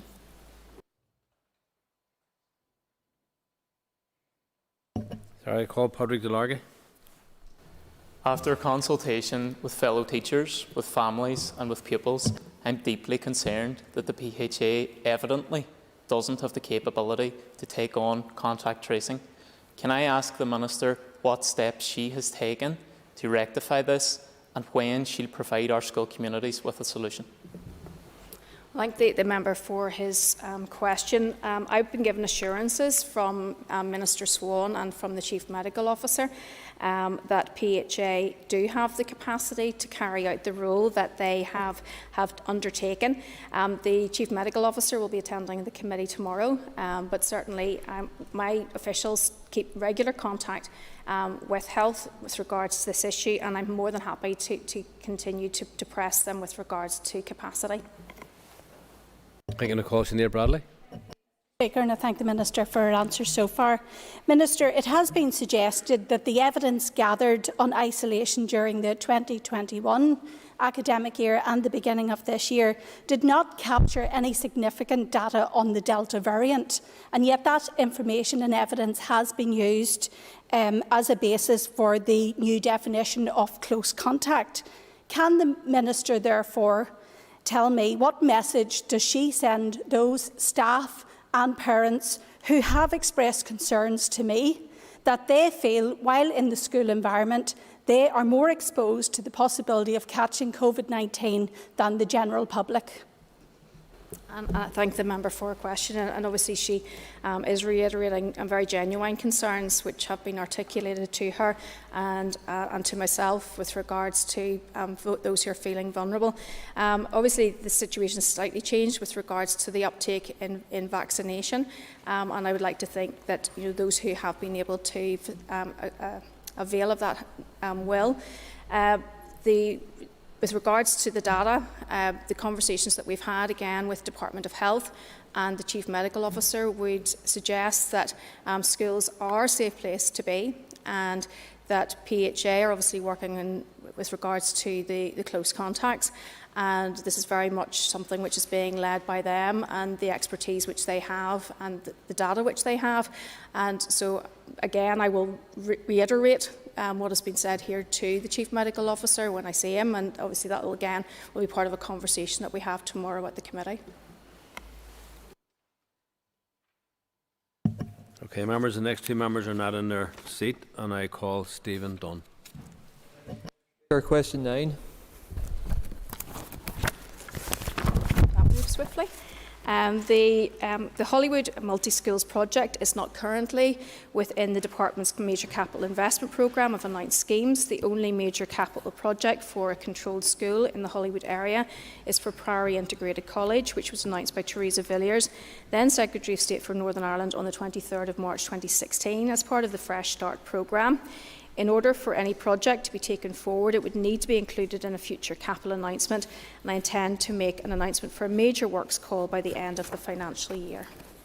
Supplementary, Stephen Dunn. Thank you, Mr. Speaker, and thank the Minister for her answer.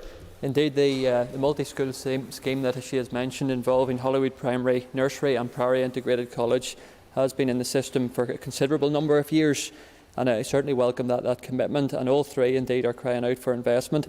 Can the Minister provide a detailed timeline for further progress, particularly in relation to Priory Integrated College? Thank you. Okay, thank the member for his question. And the Department of Finance has approved a business case for a new build school and associated external works at a site on the Redburn Road, Hollywood. This new building will accommodate the school's approved enrolment of 600 pupils and will enhance the provision of integrated education within Hollywood, East Belfast and North Down. In February 2020, the Education Authority appointed an integrated consultant team to complete the design and oversee the development of the new provision for Priory Integrated College. The project is currently at RIBA Design Stage 2, and it's currently anticipated that the construction work will commence in summer 2023, with the school moving to its new site at Redburn in the summer of 2025. However, this will be dependent on achieving the relevant statutory approvals.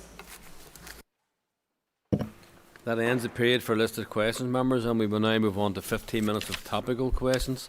Question 8 has been withdrawn, and I call Alan Chambers. Speaker, could I ask the Minister for an update on the relocation of Central Primary School Bangor from its current site to the proposed new campus at Bloomfield Road, Bangor? I thank the member for his question. As you'll be aware, Bangor Central Integrated Primary has been selected for a major capital investment project to improve or replace its existing accommodation. Business case was approved by my department in July 2020 and identified the preferred option of a new build site on a new site on the Blue Road in Bangor. In July 2020, the Education Authority appointed an integrated consultant team, and the early stages of design are now progressing well, with good engagement between all stakeholders. The current programme anticipates construction on site commencing in spring 2023, with completion expected by summer 2025. And as you would understand, this will be regularly reviewed as the project develops. Alan Chambers, supplementary. I thank the Minister for her answer. Minister, would you or your department, or indeed the governors of Bloomfield Primary School, have any concerns over any negative impact on the pupil intake of Bloomfield Primary School, given the proximity of the new proposed campus to that primary school? I thank the member for his question, and I'm not really that familiar with the detail of the schools in that particular area, but I'm happy if the member is for to come back to him in written form. Can I call Jim Allister? The Minister believes in parental choice. Accordingly, could I ask her how she views the proposal by the Education Authority in Coleraine to expunge that choice in relation to post-primary non-selective education, with the proposal that the very successful Coleraine High, Dunvus High and the existing North Coast integrated should be amalgamated into an integrated school, leaving no other post-primary non-selective school for parents to choose in the Coleraine district? I thank the member for his question. Obviously, this was a proposal which I understand has come out of 2 years' discussion between the Board of Governors of the 3 schools. Included in that have been the EA and NICE, the Controlled Schools Support Council, and also the University of Ulster, who I understand would like to see this sort of as a flagship project as a university school. Obviously, the vision for the new school is to have it on the Coleraine campus. Now, the member will understand that at this stage this is a pre-publication consultation, so the department doesn't essentially get involved with that until the development proposal has been published. So I would actually recommend to the member that it is really important that he expresses the views that he has, and I'm guessing that of many of his constituents, with the EEA in advance of development proposals being published. Jim Allister, supplementary. So the situation we have is that there already is an integrated college, and now the EEA wants to delete all other schools and have only a new integrated college. How does that fit with parental choice? And I very much appreciate the comments that the member has made, and I would reiterate that those views are expressed explicitly to EA, and if it's of help, although I can't get involved in expressing an opinion as this is likely to come to my desk, I am happy to meet with those who have concerns in relation to this project. Thank you. And I call Keith Archibald. And I thank the Minister for her responses so far. Minister, your party's decision to boycott the North-South Ministerial Council is a reckless and irresponsible one. This type of politics will have real consequences for important areas of policy and cooperation. And so can I ask the Minister, in light of the serious educational issues that are dealt with at the NSMC, if she will reconsider her decision to boycott it? I thank the member for her question, and at this point no dates have been agreed for a meeting, and certainly I'll be addressing that in due course. But I would actually refer the member to Sir Geoffrey Donaldson's speech, and I would hope that the concerns which he raised during that will be addressed in advance of any decisions being made with regards to NSA attendance. Supplementary, Keith Archibald. And I thank the Minister for her response. At the NSMC sitting in June, it was noted that evidence gathered as part of the recent Fair Start report into educational underachievement here and the JESH programme in the South could be used as the basis to develop joint actions under the Peace Plus programme. The DUP claim that addressing educational underachievement within communities they represent is a priority. So would the Minister now accept the obvious damage that this reckless boycott of the NSMC will do to this essential area of work in tackling educational underachievement, and that her party is now jeopardising the entire €1 billion of Peace Plus funding as a result of DUP panic and desperation?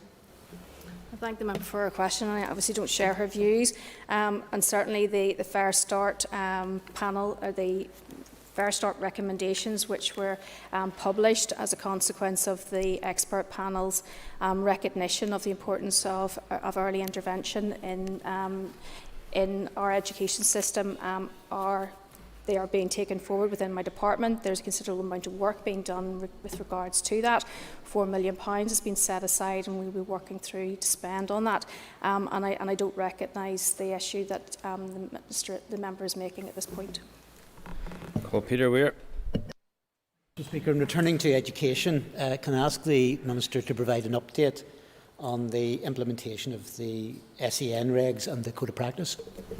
I thank the member for his question. And following an appearance at the Education Committee on the 23rd of June, officials have continued to collate and to consider the changes respond to the consultation have suggested to both the draft SEN regulations and the associated Code of Practice. Based on responses to the consultation, a number of suggested amendments and refinements have been compiled for inclusion in finalised regulations, and these will also be reflected in the associated Code of Practice.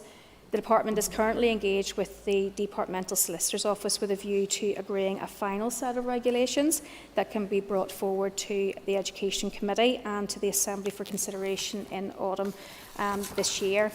In preparation for the draft regulations becoming law, my department is working really closely with colleagues in the EA and the departments of both Health and Justice on the appropriate time to commence each provision.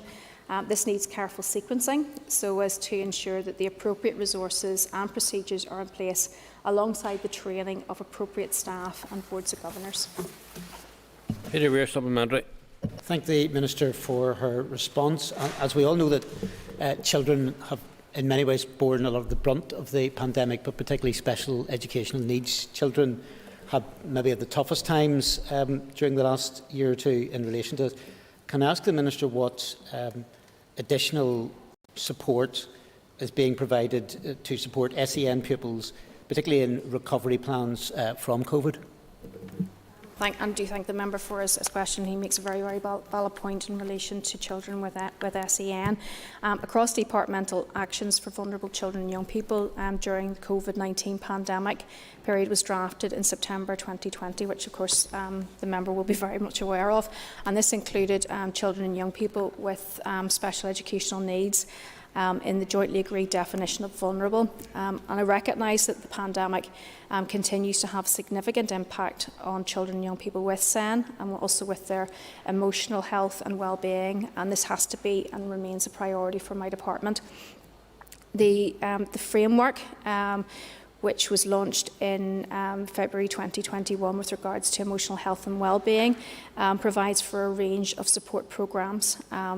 This includes funding of £5 million for a new pilot for primary school counselling service, which will be launched shortly, and with an additional £5 million of wellbeing fund being made available for distribution across schools. £850,000 was also made available to special schools during the 2021 academic year, and that was to support the delivery of the Engage programme, with special schools incorporated also into Engage 2 programme, which was launched on the 6th of September. The Department also supports the implementation of summer provisions across schools by providing funding for £4.5 million. And this has enabled an enhanced programme of summer activities right across special schools. The member will also be aware of my recent announcement then for £16 million, which again is to assist with COVID-19 increased educational standards, and that's to give support for learning and engagement. And then specifically last week we launched another £800,000 for special schools to support outdoor space for play and learning. Thank you. And I call Declan McAleer. The Minister will be aware of the many concerns highlighted by parents and children and indeed staff about the issue of ventilation and appropriate space and capacity in schools. Could the Minister tell us that will this new COVID reality be reflected in any future plans for capital investment in the school estate? And I thank the member for his question, and he will be aware that over the last few months I've made it a priority to get out as much as I can around a broad range of schools, and I am concerned about the disparity of provision across the school estate. I've recently met with my officials and representatives from EA to discuss minor works, maintenance, the SET programme, and also major capital projects, and as he will be aware, has been in attendance at many finance debates in this House, that money is clearly an issue and will continue to be. And while capital is probably more readily available to the executive, resource is also required in order to carry out those projects. I'm more than happy to put together a very substantial bid if the members' colleagues are willing to support it. And while I do hope to announce a further list of capital projects before the end of the mandate, it really will only be a drop in the ocean of what's required in order to bring the estate up to standard. And I believe that all our children and young people, along with the dedicated staff who nurture and educate them, deserve to be in facilities which are fit for purpose, and certainly I'll continue conversations with my officials in order to try to achieve that. Supplementary, Declan McAleer. I'm going to thank the Minister for her response. Indeed, one of those schools or colleges that I have lobbied her department about frequently is the Dean McGurk School in Carrickmore. And indeed, her colleague, former Minister Weir, paid a ministerial visit there earlier this year. It's obviously in need of additional space and investment, and obviously there's a project in the pipeline there. And she may not have the detail of that specific case, but if she had, that would be great. But if not, could it be updated on that project in due course? Okay, and I thank the member for his question. Obviously, like many members in this chamber, we'll all be able to point to schools within our constituency which are in need of an upgrade or replacement. I don't have the details in relation to the specific school which he has mentioned, although my colleague to my left might be able to whisper in my ear. But if the member is content, I will write to the member with information, and given that my same colleague has obviously visited quite recently, he may not need a ministerial visit. And I call Claire Stogden, and the member may only get one question. Thank you, Mr. Speaker. Minister, since the change of policy of contact tracing moved from PHA from principals, it almost seems that we've flipped the issue insofar as principals and parents, particularly of clinically extremely vulnerable children, are quite concerned now that they're not being contacted when there's positive cases within the classroom, to the end that they're considering whether to send their child to school or not. And the issue that we have there is then that would be deemed as an unauthorised absence. How are you supporting principals and parents within the school environment so that they don't have those concerns, and if they do have genuine concerns because their kids are very ill, that they will be supported and not penalised? Okay, and I thank the member for a question, in particular in relation to children who are extremely vulnerable. The member may recall that on the 9th of September, the Chief Medical Officer in his letter explained obviously that schools were a safe place for children and staff. He outlined that the evidence shows that the vast majority of those who are identified as close contacts did not go on to develop COVID. However, she will also know that the basis of the policy in which we have from the executive is for clinically and extremely vulnerable pupils. In most cases, they should be able to continue to attend school. It's important that we remember that a CEV child is likely to have been very vulnerable to a wide range of threats, including flu, over many years, and that schools who have been working alongside them are very much alert to that, and they work not only with the child but also with the family to put in place arrangements to manage the specific risks that are there to those children, and this was even before COVID came into existence. So the management of COVID for those pupils is very much similar to that approach, and it's about trying to minimise the risks for them. There are additional measures being put in place, such as CEV pupils over the age of 12 being eligible for a vaccine, the use of face coverings in post-primary settings, and asymptomatic testing being available for staff, post-primary pupils and also special school pupils. If a school does have particular concerns in relation to a CEV pupil or a member of staff in that instance, they should contact the EA helpline, and this can be escalated as necessary with PHA. And if the member has a particular concern and she would like it raised, I would appreciate it if she contacted my office, and I can also follow that up. And time is up, and would members please take your ease for a moment or two as we move back to the order paper.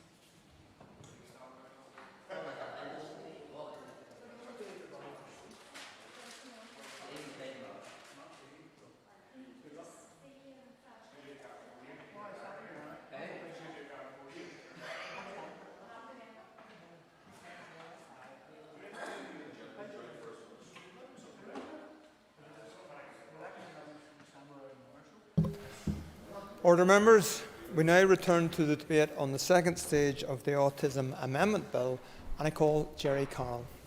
Mr. Speaker, I rise briefly to speak in support of the bill and to make some connected issues that are very much relevant to the issue of autism support, even if not necessarily detailed in the bill, some of which I raised in the committee last week, but is relevant obviously to today's discussion. The bill obviously mentions autism strategies, amending and strengthening them. This is something obviously important and welcome, especially when it comes to training for staff and so forth. But I think there is a gap. While staff should obviously be provided with all the necessary training and support, we have 14% of people with autism not receiving the appropriate SEN assistance despite obviously needing it. So any strategy, in my view, has to take this into account. Any strategy also should increase the number of people both assessing people in need of SEN and people providing that support. So to be blunt, you can have the best training in the world, but not enough people to implement the best practice unless we have those staff doing those jobs. Also, we have the situation of diagnosis of autism, where, as we know, we have one of the highest rates in the world, but still so many people are forced to wait an excessive amount of time to receive their assessment and confirmation of autism. Some never receive a diagnosis at all, so this needs to be factored into the debate as well. And whilst the bill obviously has no significant financial implications, if we are to truly support people with autism, let them be themselves, as somebody said earlier on, we need increased investment, especially in support services for people with autism. And we also have a stark statistic that the rate of autism in school-aged children in the 10% most deprived areas is 30% higher than in the average area. Concerning not because there's anything obviously wrong with people with autism or that, but because people in deprived communities already face massive barriers, and there are greater barriers generally for people in society with autism. Those barriers are higher or greater in those areas as well. My final point, Mr. Deputy Speaker, just to echo Nicola Brogan and Pat Sheehan's point about restraint and seclusion. Measures being used in schools and educational settings, especially with young people with autism or any other sort of learning disability or condition. I think this shouldn't be happening. I imagine it's very traumatic for children, and I think this obviously isn't directly connected to the bill today, but I think it's something that should be factored into the conversation going forward. So happy to support the bill, but these other points I think have to be raised going forward. And if there's any way of submitting amendments to that effect, we will certainly do our best to do that. Thank you. I now call the Minister of Health, Robin Swan, to respond to the debate. Thank you very much, Mr. Deputy Speaker. And again, I welcome the opportunity to respond to the proposal of the Autism Amendment Bill today. And I thank the member Pam Cameron for bringing it along and for getting it to this stage, along with many families in our communities who've worked tirelessly to strengthen and improve the awareness and delivery of autism services across Northern Ireland. There's much to be welcomed in this bill, and I hope that I and my officials can work closely with the member in the weeks and months ahead on it.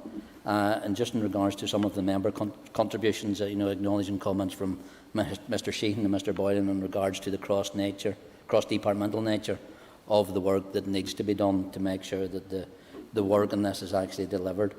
But also, Mr. Deputy Speaker, a number of former members and former iterations of this Assembly have been acknowledged in regards to the work that has been done to get autism supports to this stage. And I want to add to that by acknowledging my former predecessor in North Antrim, the Reverend Robert Coulter, who was a champion for autism during his tenure here, and actually as Chair of the Board of Governors for Castletower School in Ballymena as well. And it's through Bob's work that even before being elected here that I was aware of the prevalence of autism in our society. And as I have said many times before, I'm also conscious of the challenges the growing waiting lists for assessment and support are placing on individuals and families. I've stated in this House that this position is unacceptable, and we must also, however, acknowledge how far we have come in our awareness of autism, and I think that's something that Peter Weir raised in his contribution, and in recognising the changes we must make in our society. And that's if we are really to enable autistic people and their families to feel supported, included and accepted. I've heard the criticisms of the previous autism strategy, but I'm also aware there are many welcome steps that were in it, and I thank those who acknowledge that. The changes are being made to embrace how we address autistic people's needs within the delivery of our services and how we interact with our communities and in the opportunities that have been provided, and how that actually continues to evolve and is through pieces of legislation that Mrs Cameron has brought before her. But there's always room for further progress, and I can assure you that I and my department are fully aware of this and work that needs to be undertaken to address this. My department has been, I feel, open and honest in declaring that more could have and should have been achieved. From coming into the Department of Health last year, that has also been my assessment. From the extensive engagement with people who have lived the experience of autism, and from the relationships which have been built in recent years with the community and voluntary sector organisations, we are informed on the areas in which progress needs to be made. But more importantly, we're acutely aware of the need for autistic people to be included in the development of policy, included in the development of strategy, and included in the development of services which impact upon them, to ensure that they are people-centred from the outset. I last spoke at an Assembly motion in May about the work being undertaken by my department, and that was in collaboration with people with lived experience. And I would like to take this opportunity just to update the House on the work that we've been doing.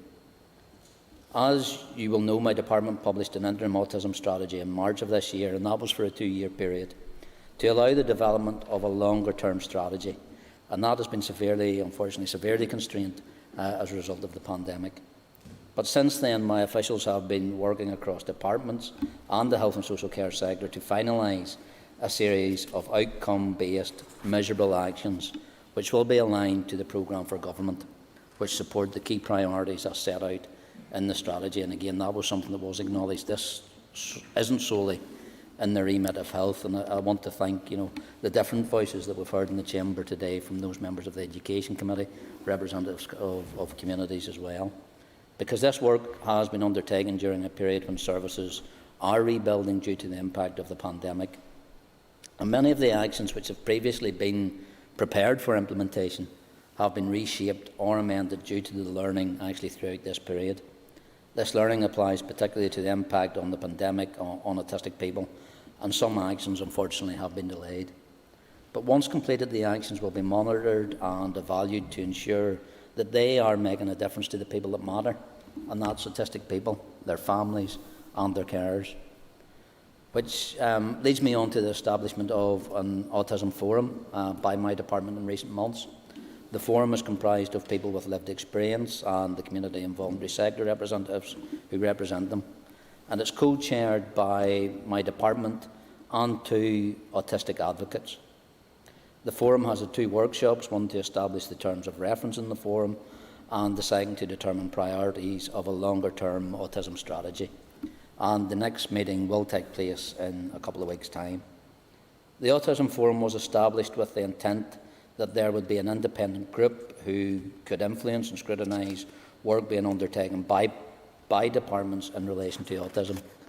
It is they who are best positioned to advise if our actions are really making a difference, or where we need to be directing priorities. It is they who will advise where the need for research or the inclusion of recently published research must be focused. Collectively, that group, along with departments, will co-produce and co-design our actions, along with the outcome-based measures, and that's in relation to autism, and influence how we can develop our services further. But progress can only be effectively assessed if there are measures in place which can be evaluated. And I know this has been welcomed by members of the forum, and I think all of us here today should welcome and embrace that progress.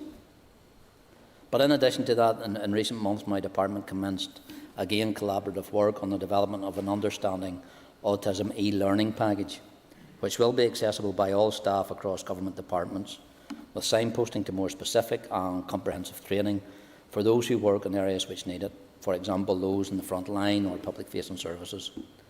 I've also been advised that there are some areas of our departments already working towards accredited training. The learning package will be again co-produced by our Autism Forum, and also civil servants with lived experience of autism. So as government departments, we recognise that we must increase our understanding of autism, and we must also enhance how we can support autistic people within the workplace and within our communities, and also in how we develop and deliver our services.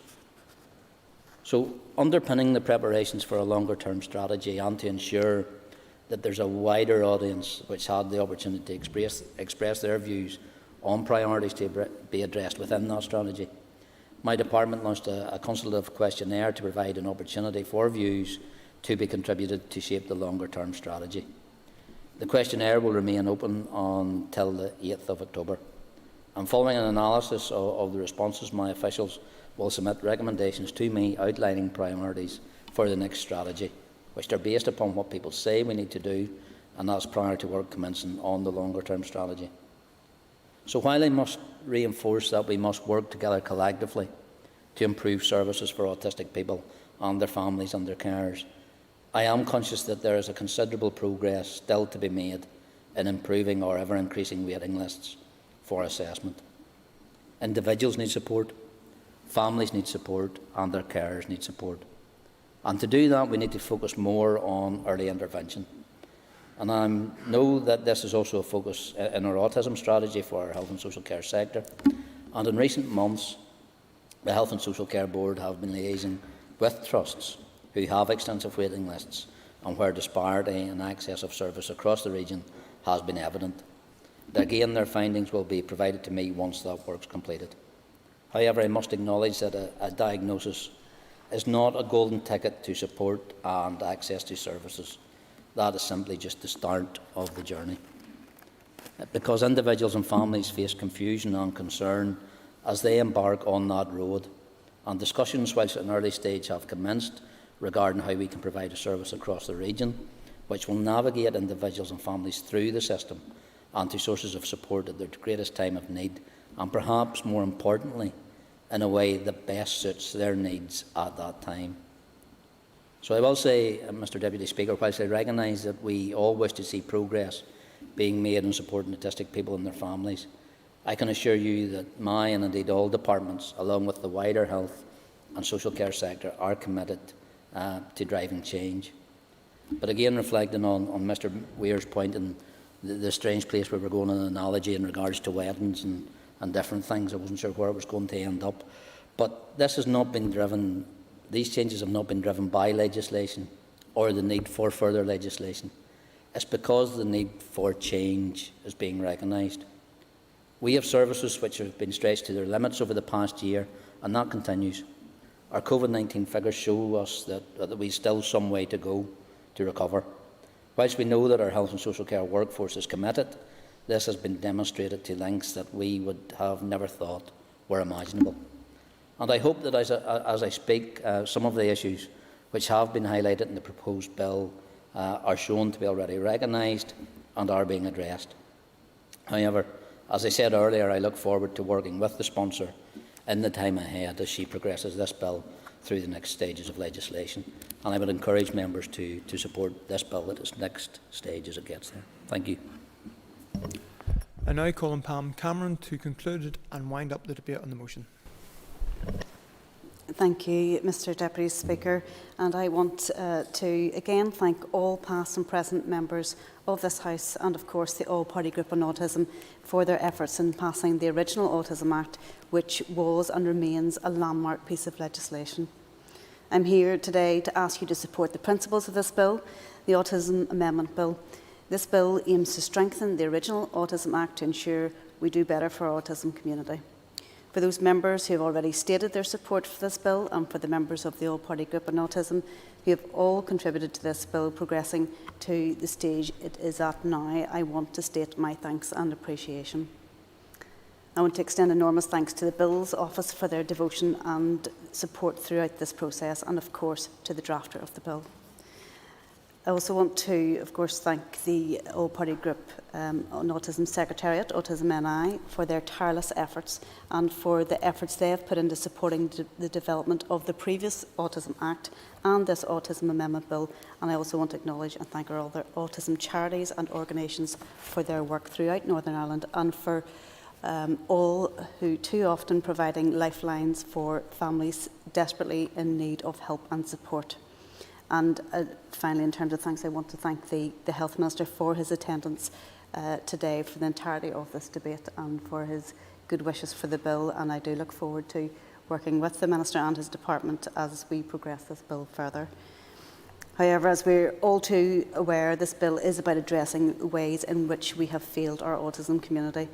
To briefly summarise again, the bill aims to make practical changes to improve autistic lives by appointing an independent autism reviewer to ensure scrutiny and accountability of the autism strategy, ensuring the needs of autistic adults are met in terms of lifelong learning, employment support, recreation, well-being and supported living, by creating a regional early intervention service, by introducing an information service and helpline for autistic individuals, their families, carers and professionals, by providing training to all NI departments and public bodies, by ensuring that the Department of Health's approach to autism considers best international practice, is multidisciplinary and is consistent across all health and social care trusts, by providing autism prevalence data for adults as well as children, by setting measurable targets to judge the success of the autism strategy, by providing an annual report to the Assembly detailing how autism funding is allocated.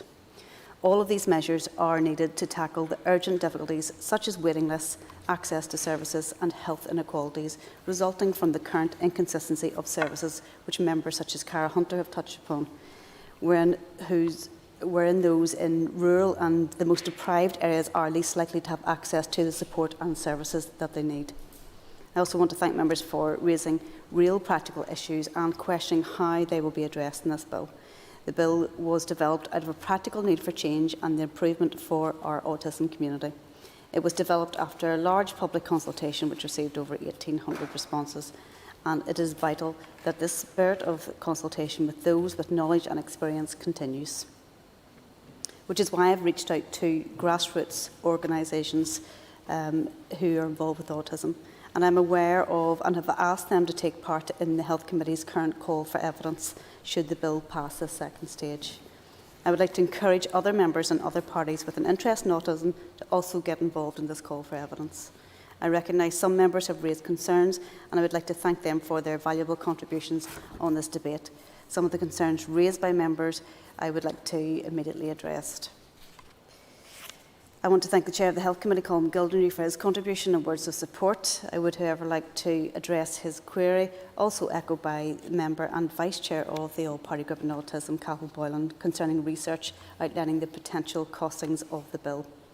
When presenting at Health Committee last week, I explained we were waiting on research coming back from RAISE. I can confirm that we requested research from RAISE exploring potential costs of a reviewer model.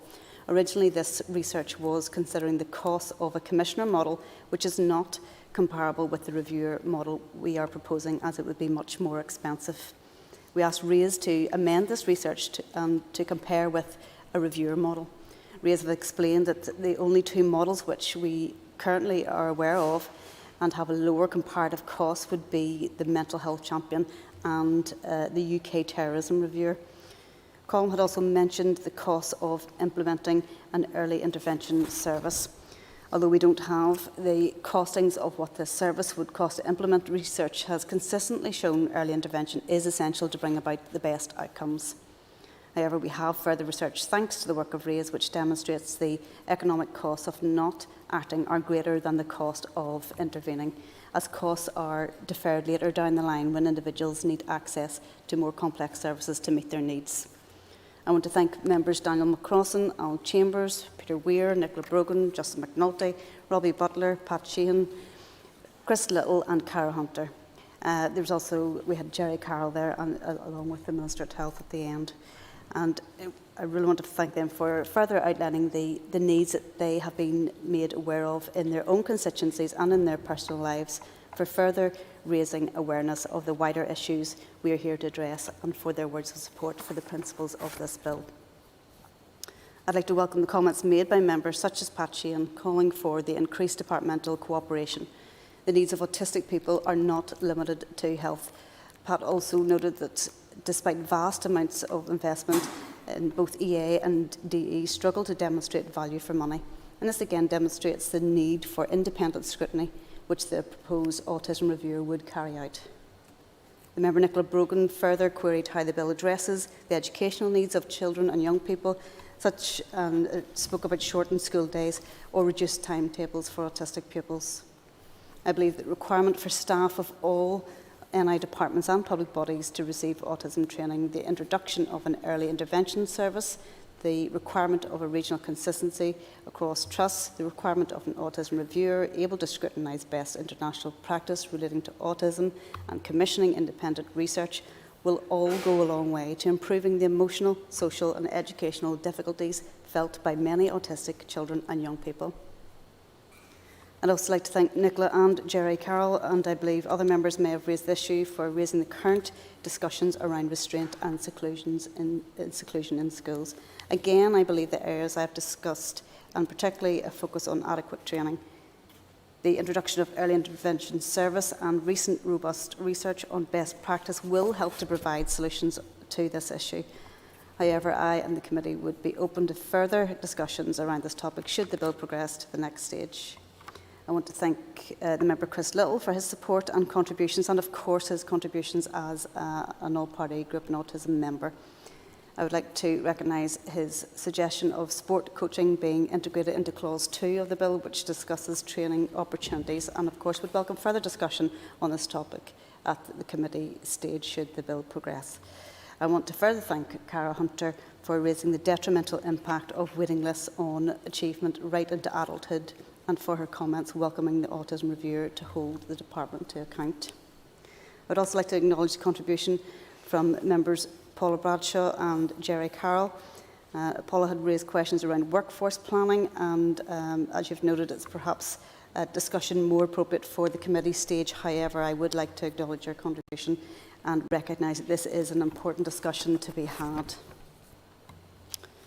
In terms of the autism reviewer model, when initially discussing the autism reviewer, we discussed the possibilities of an autism advocate, something similar to a commissioner model, and we concluded that we don't need someone to speak for the autism community. We need someone to scrutinise the autism strategies, implementation and success, and we need someone able to commission independent research to scrutinise practice, to scrutinise the provision and effectiveness of services.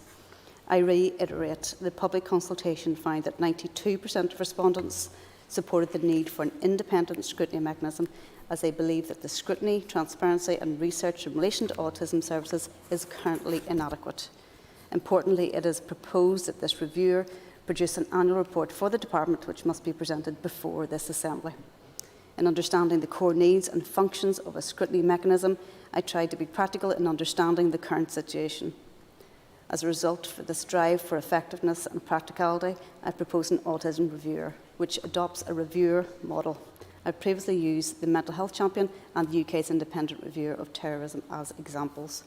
The goal is a scrutiny mechanism independent from the Department of Health that is effective in promoting and ensuring change and effective practice, a role that is filled by an appropriate individual and that is cost effective. In terms of the language used in the private members' bill, I wanted to put on record and I wanted to briefly address the way language is used in discussing the autism in the bill. I understand there's been much debate on how people should talk about autism, and the general rule is to ask a person how they would prefer to be referred. When the original Autism Act of 2011 was developed, there appeared to be a general preference for person-first terminology, that is, describing someone as a person with autism. More recent research has indicated perhaps more autistic people would prefer to be referred to as autistic rather than a person with autism. As person-first language was used to write the original Autism Act, the Autism Amendment Bill had to use the same language, otherwise it would have had to been repealed and then reenacted. So, thank you, Mr. Deputy Speaker. I am kindly asking members here today to put their support behind the principles of this bill and commit to making changes for our autism community. Thank you very much. Members, the question is that the second stage of the Autism Amendment Bill be agreed. All those in favour say aye. Aye. Contrary, no. The ayes have it. The ayes have it. And that concludes the second stage of the Autism Amendment Bill. The bill stands referred to the Committee for Health. As members take their ease for a few moments.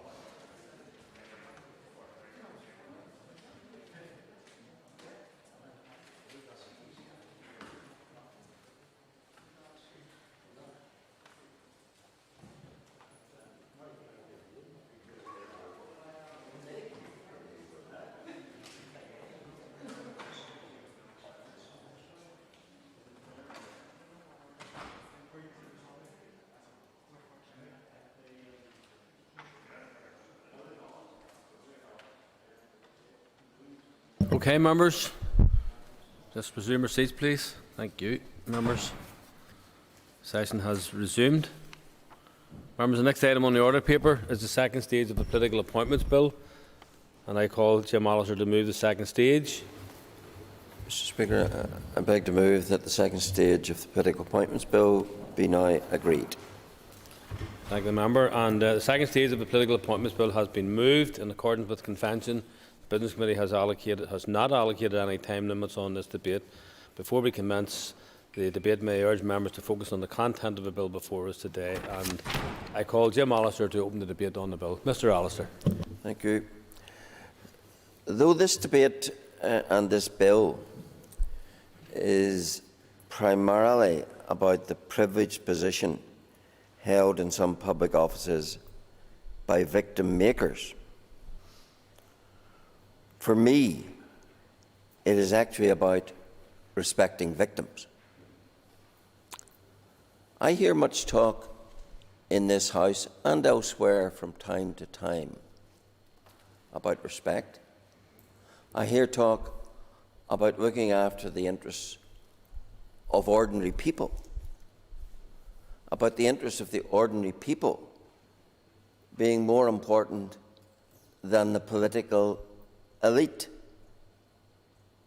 And today we will decide if that is so.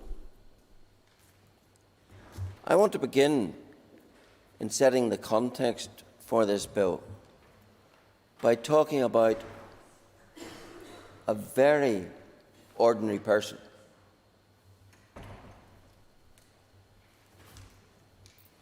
A lady by the name of Nora Field.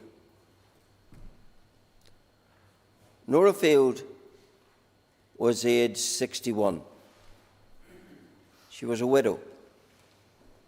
She'd known the trauma and upset of losing her husband.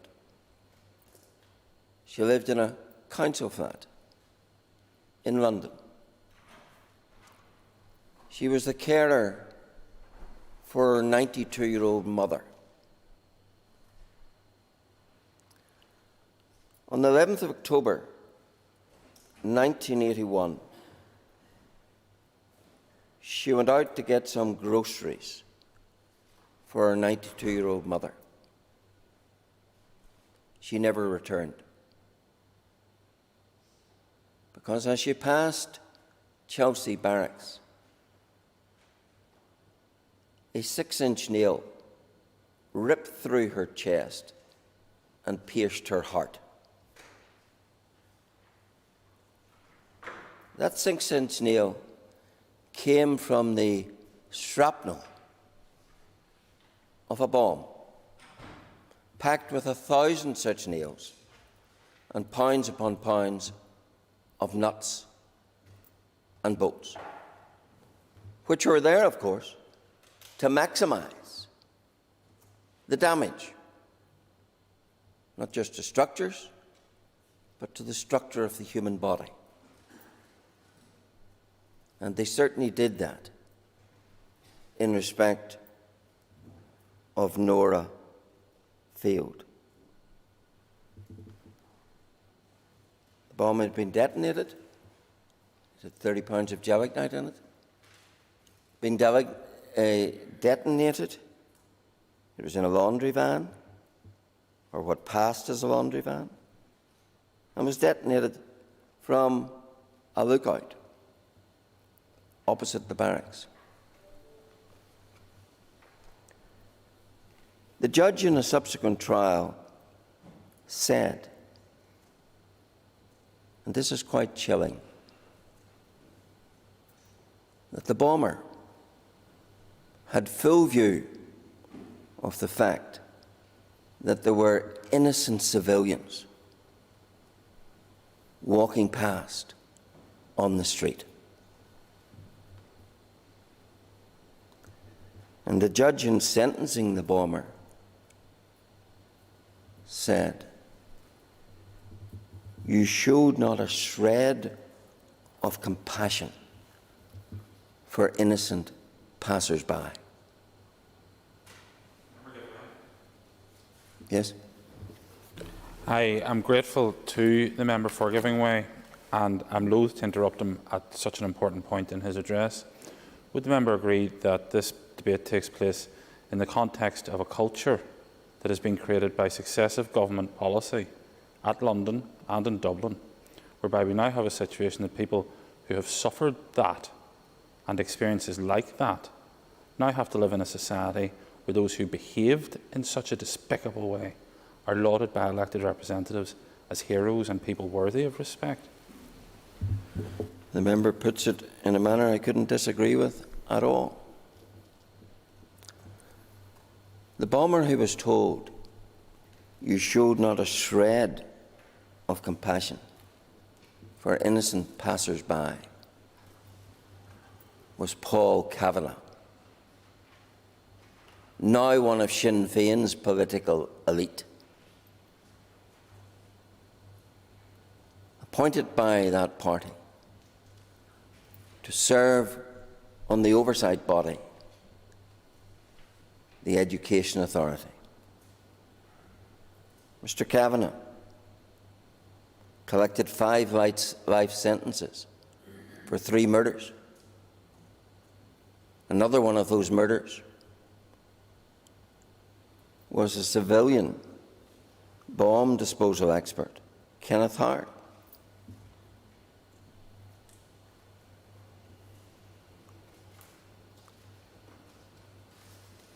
Paul Kavanagh was told by the court he was not fit to be at liberty.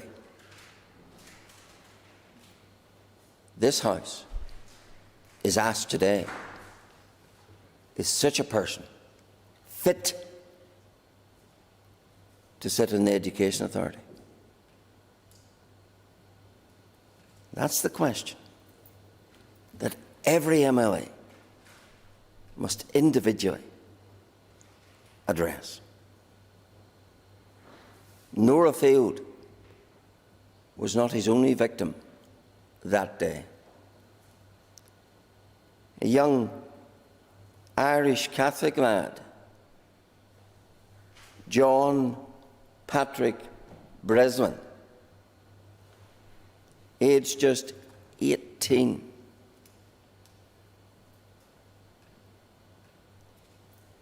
had one of those nails embedded in his brain and died 3 days later. 2 children, aged 5 and 3, were injured. And of course, multiple members of the Irish Guards. I repeat the question for this House.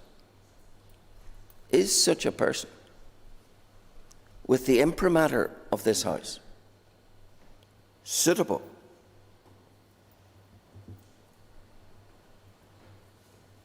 to have the oversight of the Education Authority, which in schools includes not just schools, but youth service? Wasn't much thought to the youth John Patrick Breslin or the 2 children. So the question to each party, to each individual in this House today is that what you stand for? The elevation of such a person to such a position? Take yourself back to that day. Picture the scene. A widow woman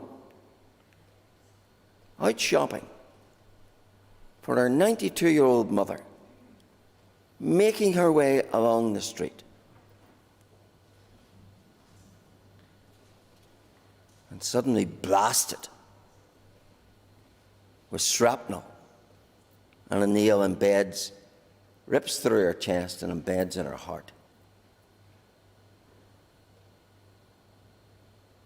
If this House has any heart for ordinary people, for ordinary victims, then this House today will eschew the very notion that such a victim maker deserves of elevation within our society.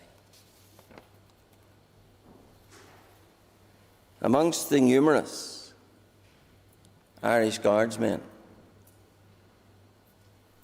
severely injured was one who's spoken in public media a number of times about this matter. Lance Corporal, as he then was, John Radley, aged 21. A 6-inch nail passed through his neck and down his back. He was blinded in one eye. He lost the hearing in one ear. He was left never to be the same again. And speaking after the appointment of Paul Kavanagh to the Education Authority, John Radley asked this poignant question: how can the murderer of an 18-year-old get a top job on the Education Authority? And the second most poignant question he asked, and one we all should grapple with. What is the message to upcoming generations? What is the message of this House today to upcoming generations? That it's okay to kill, it's okay to murder, provided you do it in the name of some supposed cause. Then you can become political elite, appointed to public office, paid from public office. What does that tell the upcoming generation? What does that tell the upcoming generation in areas where terrorism is still seeking to recruit?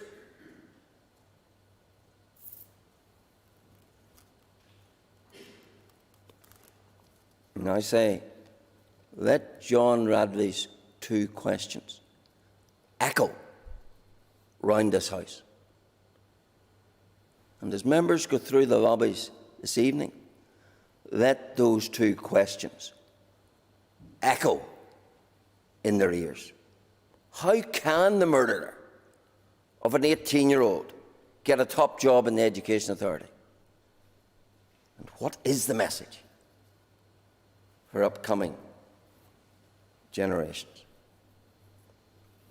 That is the context in which this bill then seeks to terminate such appointments. It does two things in that regard.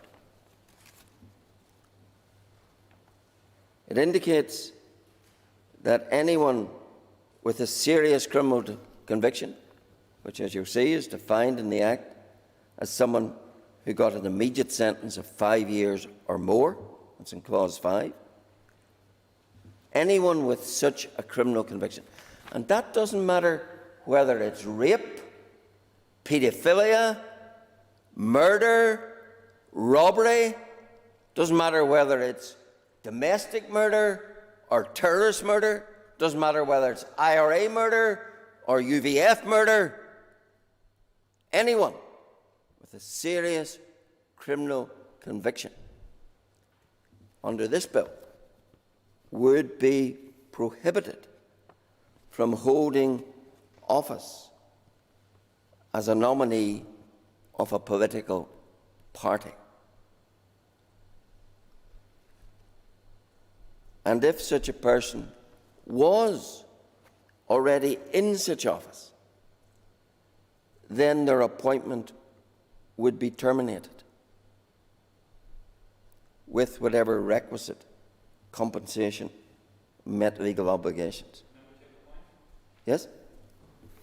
I'm grateful, and the member's being very generous with his time. Given some of the offences that the member has listed, does the member agree with me that it is actually outrageous that we have a situation where there are people serving in public bodies in this country, if an Access ANI check was passed on them, they wouldn't be allowed over the doors of a primary school? Absolutely. And I'll come back to that point as the contrast between non-political elites are appointed to public bodies and how the political elite are appointed. What a stark contrast it is. But I'm making the point that under this bill, such a person could not hold office, except, and there is an exception, and it puts the onus on the person affected. And the exception is laid out in Clause 3, where through a panel established, I suggest, under the Commission for Public Appointments, such a person can continue to hold office, can in the first place be appointed if three criteria are met. One, whether the person has shown contrition. Is that too much to ask when you think of Nora Field? Is contrition too much to ask? Second condition, that they've taken all reasonable steps to assist in the investigation and prosecution of all other persons connected with the commission of the offence. Some in the House might think that would be particularly pertinent to somebody who serves on the policing board. And the third criteria is the views of any victim of the offence. So the onus is on the person with a serious criminal conviction. If they can demonstrate contrition, they can demonstrate they've done all they can to bring justice and closure, and thereby victims can live with that, then that person can serve, but not if they won't or don't. Not for the unrepentant terrorist who gloats and glories in his acts and who was only ever appointed as a mark of his achievements as a terrorist.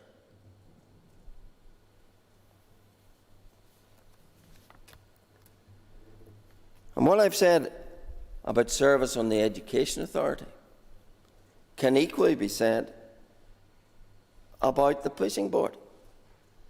Because there we have an equally notorious situation.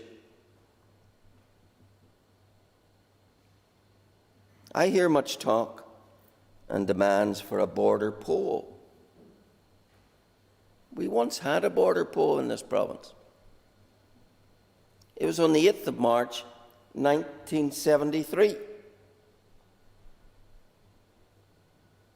What was Gerry Kelly doing on the 8th of March, 1973? Planting his bomb at the Old Bailey in London. Eschewing democratic process to engage in terrorism. 200 people were injured.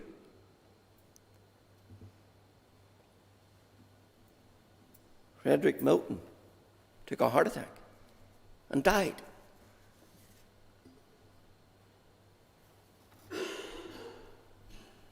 And the Old Bailey bomber, where does he sit today? On the Policing Board of Northern Ireland. Add to his notoriety, jailbreaker.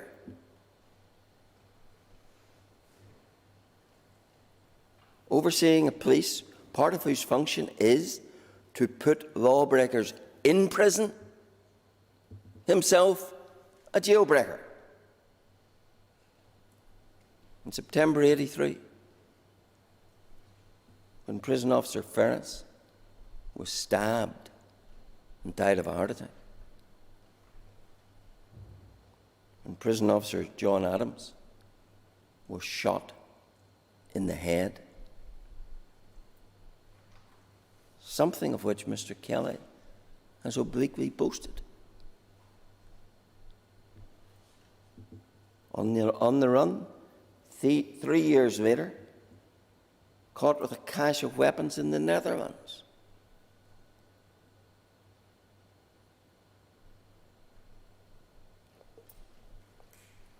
Now some will say, oh, he's an elected MLA. Yes, he is. The people who elected him in spite of that. That's true. This bill, because it's not within the competence of this House, is not challenging that.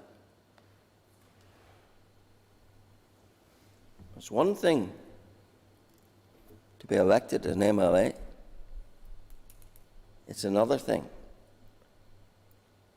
to have a passport to the Policing Board.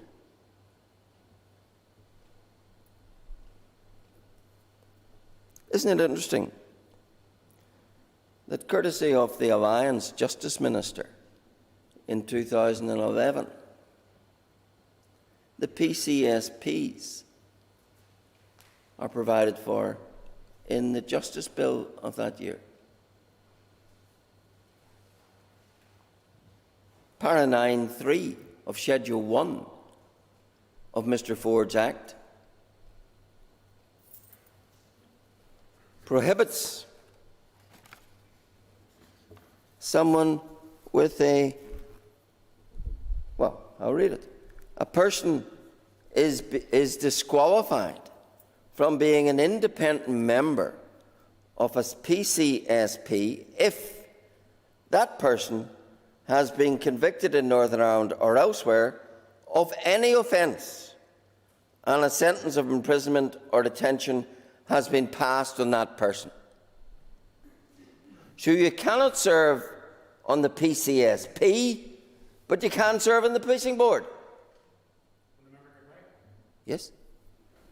Will the member accept that that qualification applies to independent members, not to political appointees, and also that qualification expires 5 years after the offence?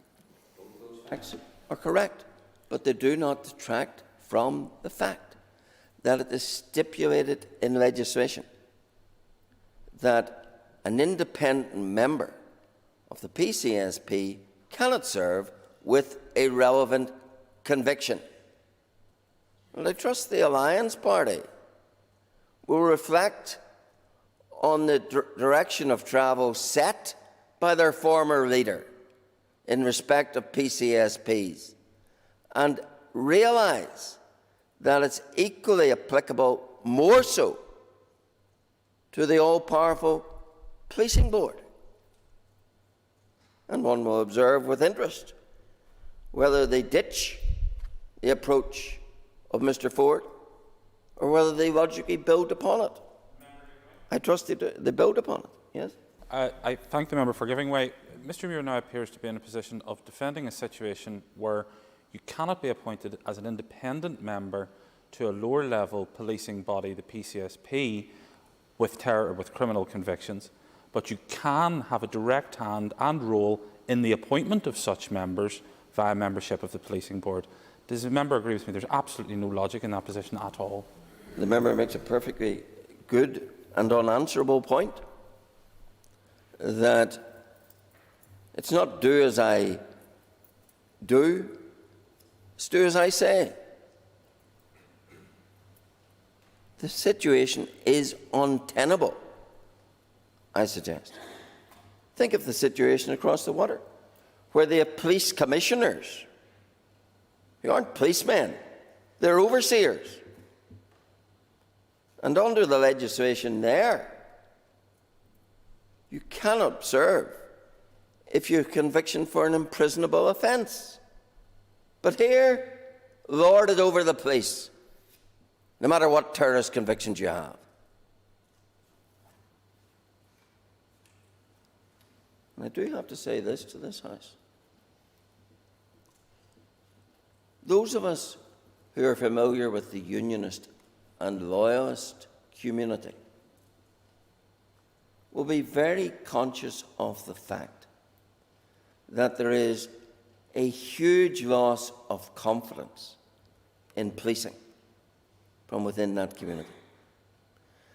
And when I talk to particularly young people about policing, the riposte I often get, and I'm being frank with this House, is, what do you expect? Sure, Gerry Kelly runs the police. That's a boil, Mr. Speaker, we can lance. We lanced that boil over special advisors, and everyone moved on, and it's now relatively uncontroversial. We need to lance the same boil in respect of policing. And that's the opportunity. And those who lament lack of confidence in the police have the opportunity today to do something about it. Remove that grievance if you want to help confidence in the police. the fundamental question for each MLA today: is it right that convicted criminals, be they terrorist convicts or other convicts, can be rewarded by political friends? Some will tell us, oh, it's all about the Good Friday Agreement. We drew a line in the sand. That was the argument churned out in this House when we, in 2012-13, debated the situation which had arisen as we passed Anne's Law in respect of the SPAD appointment of the murderer of Mary Travers. And the best riposte I heard in that debate came from SDLP member Dominic Bradley, if I recall correctly, from Uri and Armagh.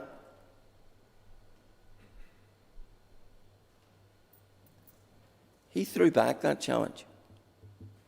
He told this House the McArdle appointment was against the spirit of the Good Friday Agreement because it was a calculated, deliberate measure, a statement by Sinn Féin that it was going to elevate a particular individual because of their past, that it was going to do so because it could, and to demonstrate that it had no remorse or regret for the actions of the individual or anyone else it called a volunteer in the IRA, and that it was elevating and promoting them precisely to make that point.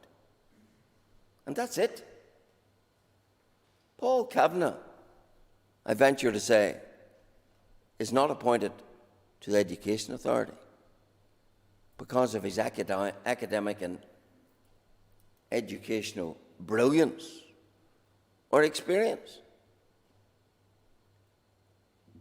He's appointed, as Dominic Bradley pointed out in the other case, to demonstrate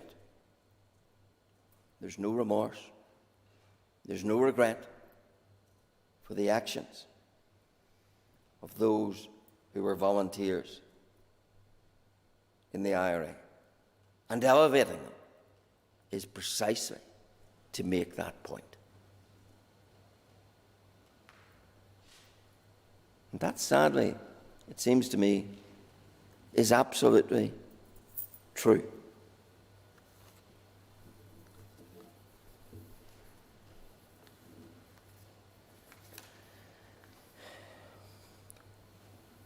Mr. Stalford drew attention to the appointment, other public appointments. Let's consider that for a moment.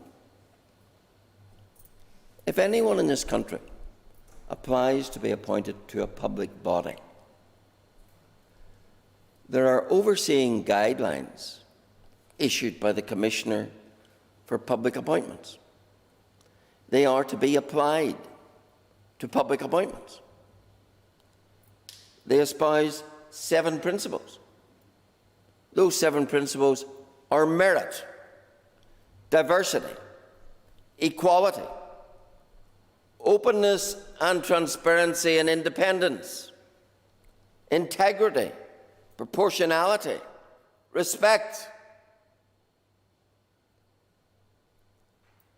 And in all cases, there must be a selection panel. That's how we do public appointments, for good reason.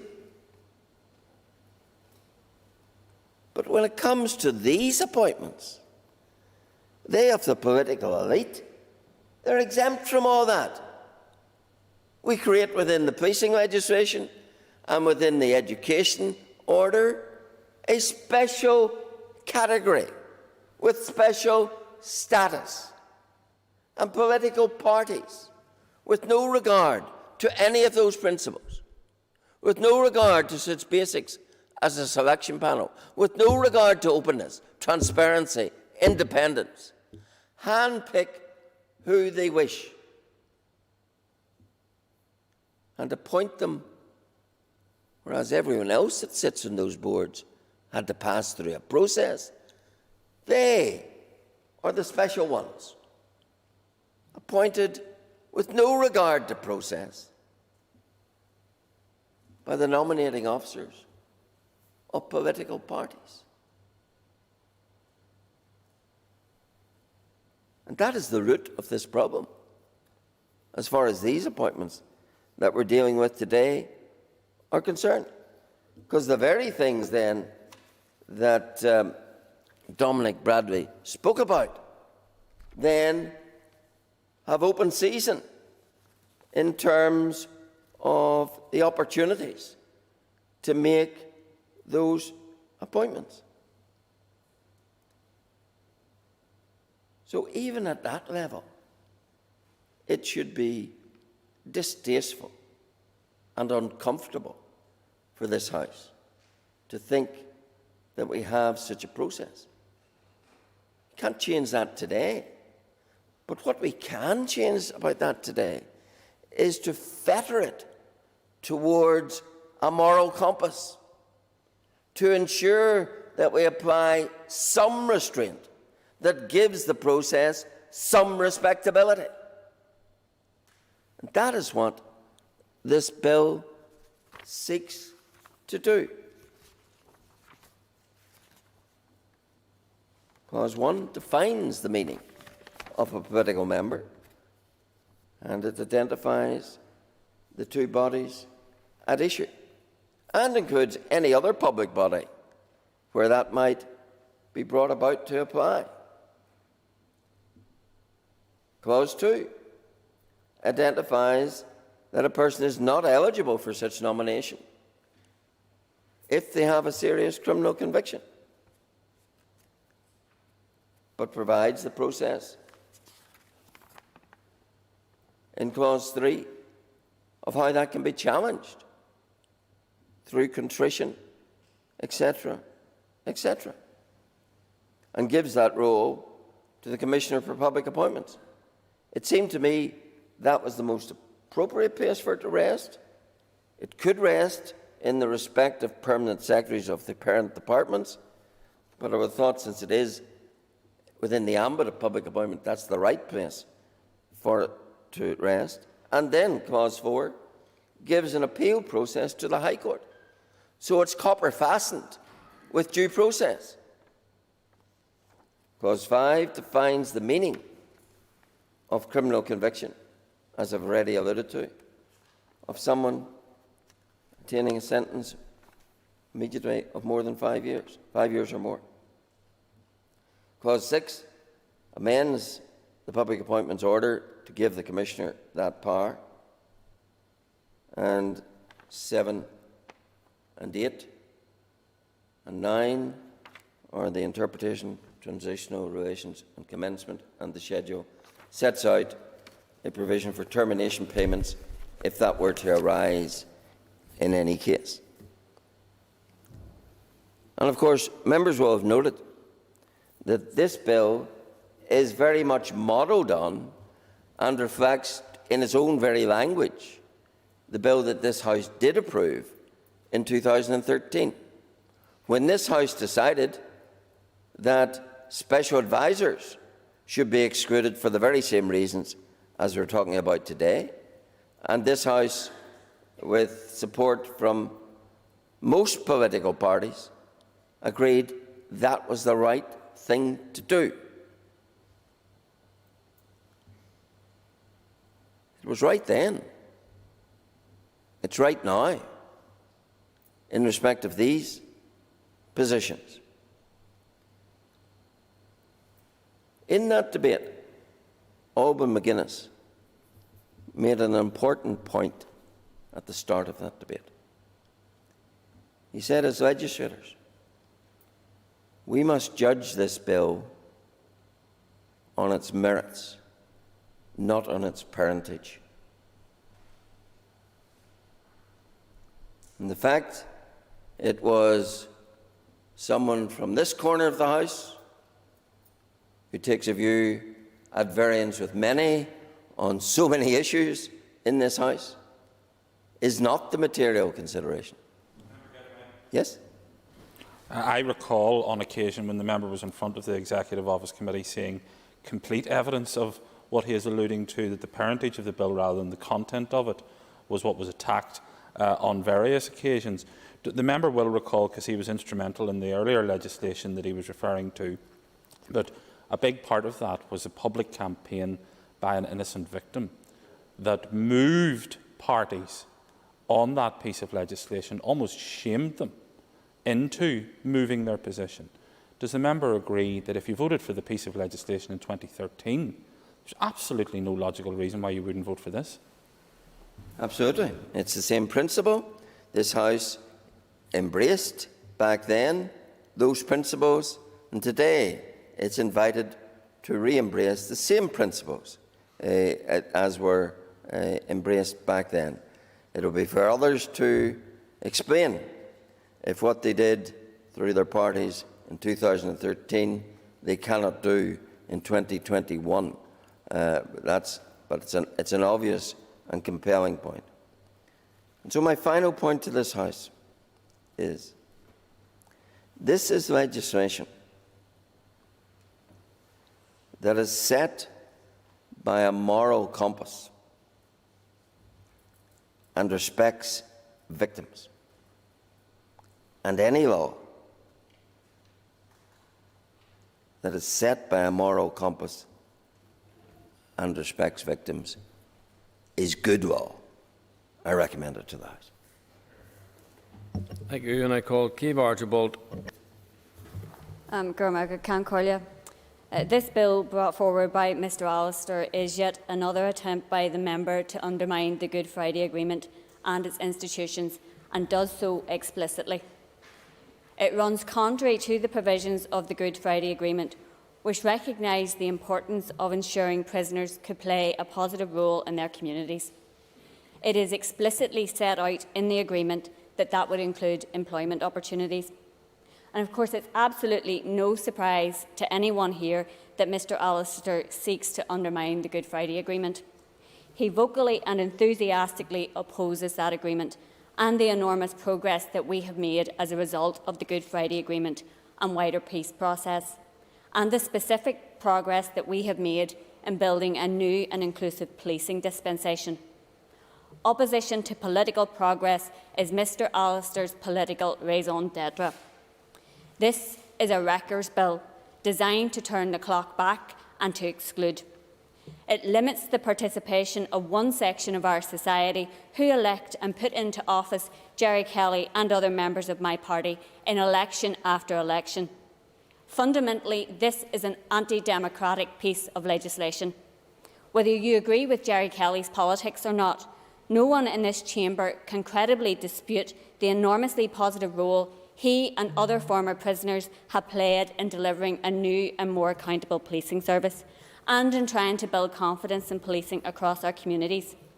Without that contribution, the progress we have made as a society would have undoubtedly been much slower and more difficult. So rather than looking back and looking to the failed politics of the past, the failed politics of exclusion, all of us collectively should look to the future and how we can build a more inclusive society where everyone has an opportunity to contribute to creating a better future. I oppose this bill. Thank you. Cormac, I call Christopher Stalford. Thank you, Mr Speaker. Sir, in response to the last speaker, I want to say no member of any political party deserves praise for coming up to the same basic democratic standards that the rest of us have had to apply and play by all of our political lives. You should not be praised for stopping doing that which you should not have been doing in the first instance. I think we should accept that as a reasonable principle, not just in life in general, but in politics in particular in this place. I welcome this debate on this motion or on this bill, and I welcome the content of the bill. I wish to make some observations about the context in which this discussion takes place. People throughout this community have had to endure so much in the name of moving forward the peace process. In many respects, natural justice in this country was turned on its head in 1998. I accept that for many in this House, it's now a modern form of anathema to dare to say that there was ever anything wrong with the Belfast Agreement. Well, I'm afraid for thousands of people around this country who had to endure the spectacle of those who murdered their loved ones being released from prison after serving only a fraction of the sentences that they were lawfully given, that has been very, very hard for them to bear. I think a lot of people throughout the community would have been prepared to endure such pain and such lack of justice if there was even a perfunctory expression of remorse. And the bill addresses this point. There has not. Never once has there been a perfunctory expression of sympathy or regret or apology. Speaking as a parent of 4 young children who are at primary school and as a citizen of this country, I am absolutely against someone who engaged in the criminal acts that have been described in this debate having any role in formulating the policy that governs the education of my children.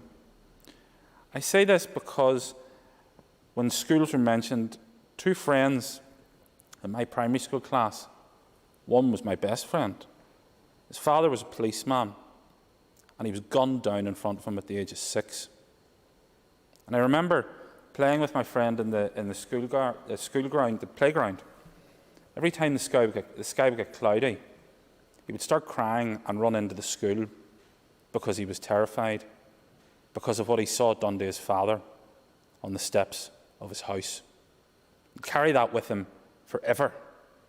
And the people that did that are not to be lauded as heroes or given a role in the education of any of our children. Another one of my primary school friends, his father was a policeman. A gunman walked up to him, shot him in the back of the head in Royal Avenue. No one has ever been brought to justice for either of those crimes. So I suppose there is a possibility that those responsible maybe will be sitting on a board somewhere. Such appointments are made with the deliberate intent of hurting people's feelings, of rubbing salt into wounds, and of causing offence. It is shamelessness, barefaced shamelessness, the sort of shamelessness that says to the population of Northern Ireland, you'll have 15 at the funeral of your mother, but we'll have thousands at a rally for one of ours. That's the sort of shamelessness that people in this country have endured for years. And never is it apologised for.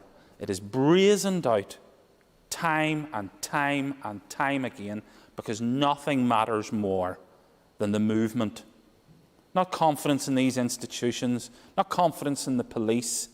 The movement is all that matters. I'm happy to give way to Mr O'Dowd. I want to refute your claim that Sinn Féin has appointed anyone to any body or public authority to hurt or further hurt victims. That claim has to be refuted. And I think if the member is being honest with himself, he doesn't even believe that claim. We're going through a political process which challenges us all, and victims have laid on that, ex-prisoners have laid on that, and those who weren't involved in the conflict have laid on that. But be assured of this, and I think if you're honest with yourself, you know it. There's no appointment made to further the hurt of any victim. I believe that almost everything that Sinn Féin has been engaged in for the last 20 years has been about seeking retrospective approval for the campaign of the IRA and seeking to politically legitimise it.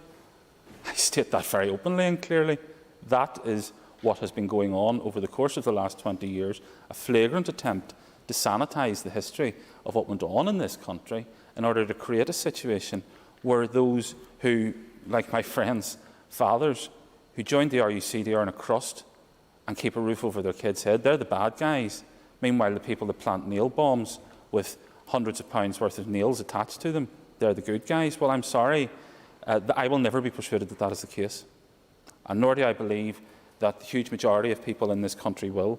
And when people look on and see appointments being made, I do think people feel, and I believe, it is blatant, and it is about rubbing people's nose in it, and it's almost this mentality of, we are the masters now.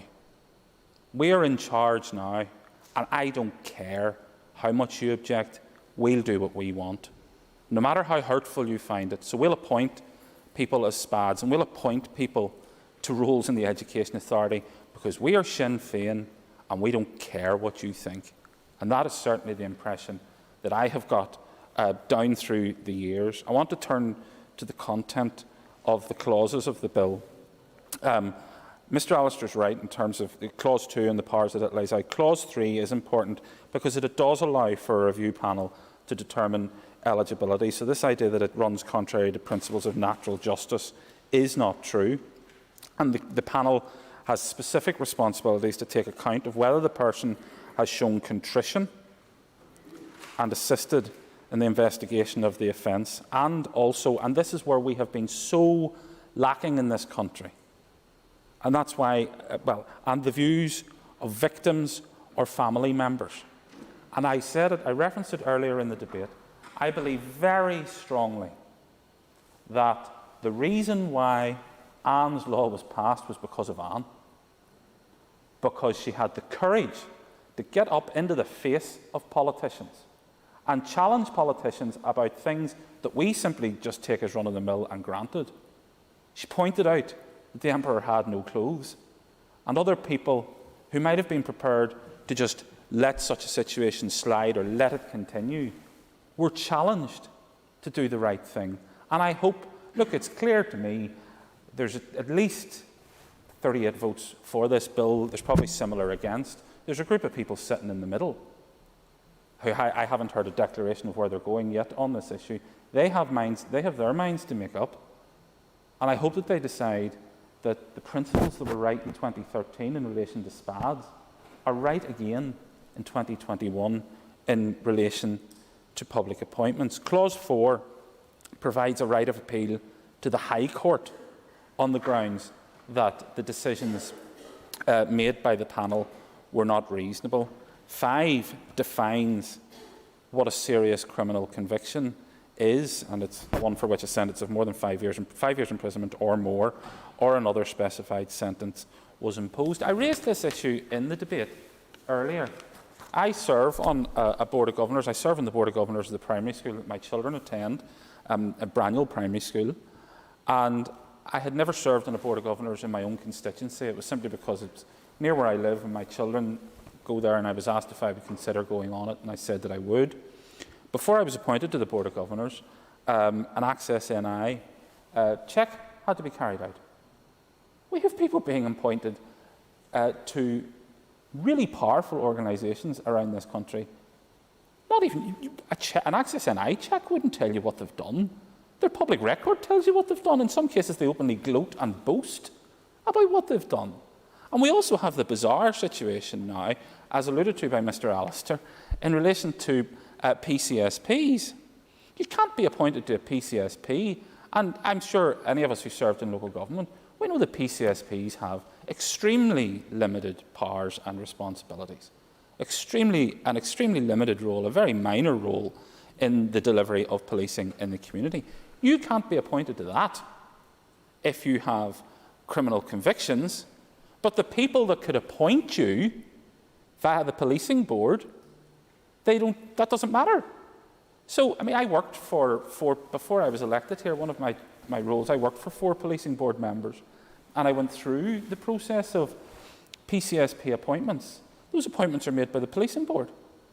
We have people on the policing board who wouldn't be allowed access to a school Board of Governors, or wouldn't be allowed access to a PCSP, but they're making appointments. Clearly there is something wrong where you have a situation like that. One of the issues that I want to raise, and I think there's a wider issue at stake. One of the commitments, and it was one of the ones that I was very determined to get put into New Decade, New Approach. And in different drafts, it kept changing, coming back. One of the commitments in New Decade's New Approach is a review of arm's-length bodies with a view to rationalisation. Now, it kept coming back, a review of arm's-length bodies, and I kept having to add the words, with a view to rationalisation.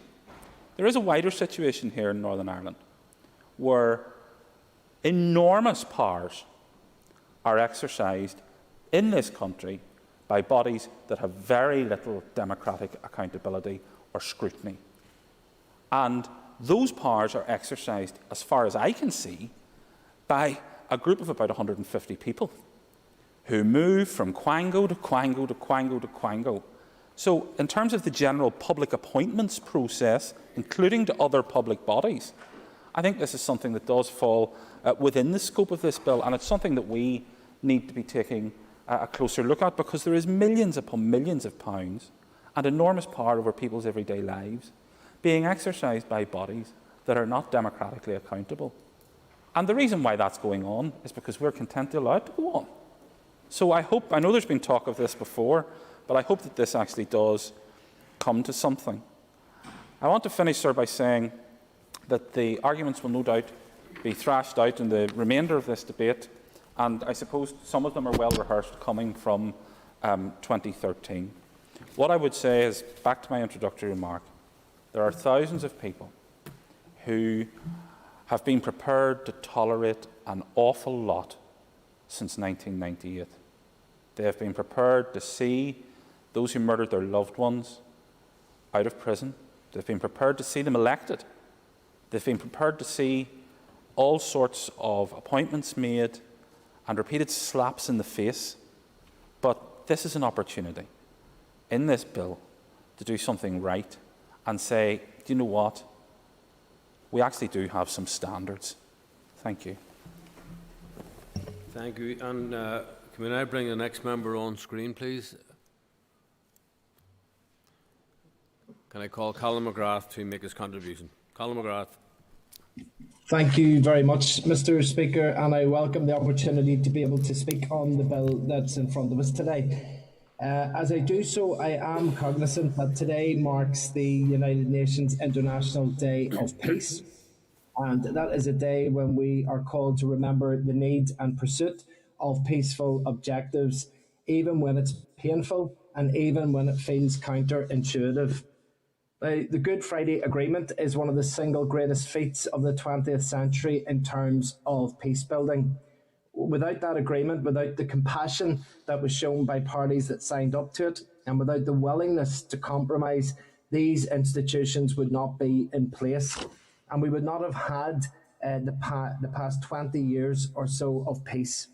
And with that firmly in mind, Mr. Speaker, I come to the matter at hand, which is Mr. Allister's Public Appointment Bill. Now, I do not believe that this is in the same spirit of the Good Friday Agreement, and that is why we would be unable to support it.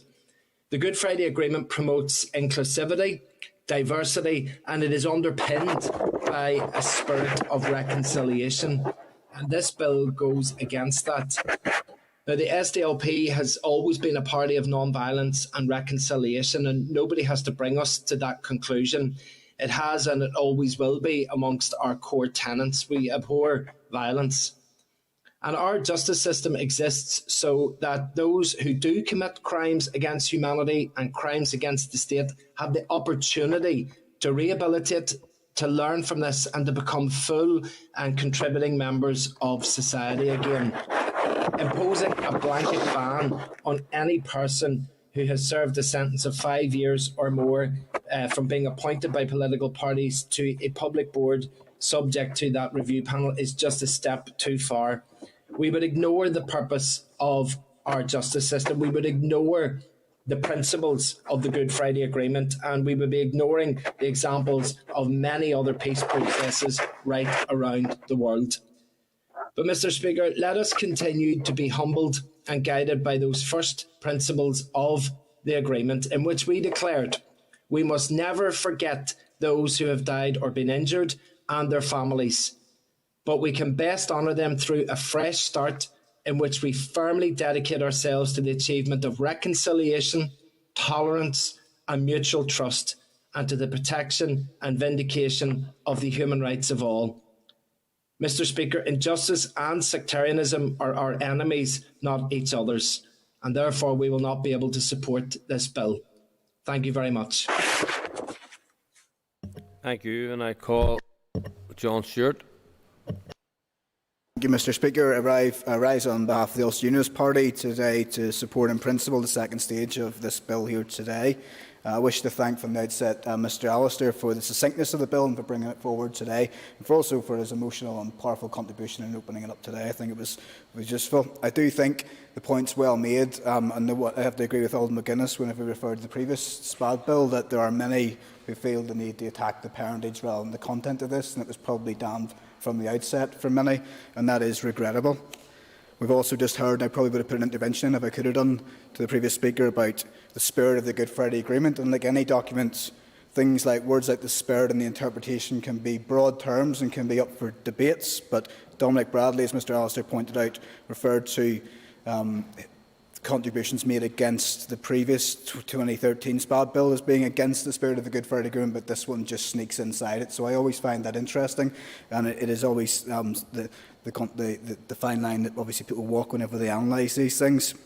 I don't want to go into too much detail at this stage, given it is just the second stage, and I do hope, as a member of the Executive Committee, that this will get to the next stage and we'll be able to scrutinise it line by line and clause by clause at the committee level. Mr Speaker, the overwhelming majority of political appointments to non-elected public bodies, such as the Policing Board, education authorities and others, take place without any noticeable difficulties. These people come and go, and most people in the public never notice their appointments.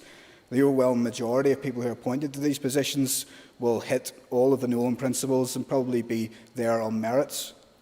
Unfortunately, in the past, however, recently and inevitably in the future, some political parties, and most notably Sinn Féin, have actively appointed people to these roles who have been responsible for with criminal convictions and often heinous crimes for which they are completely unapologetic and unremorseful. And I find that regrettable. I don't wish today to focus on individuals. Others have already alluded to a number, but suffice to say that certain appointments to individual policing boards, partnerships to the Education Authority have been deeply insensitive to many in society and been met with horror and disgust by the majority of people, especially those affected by the actions.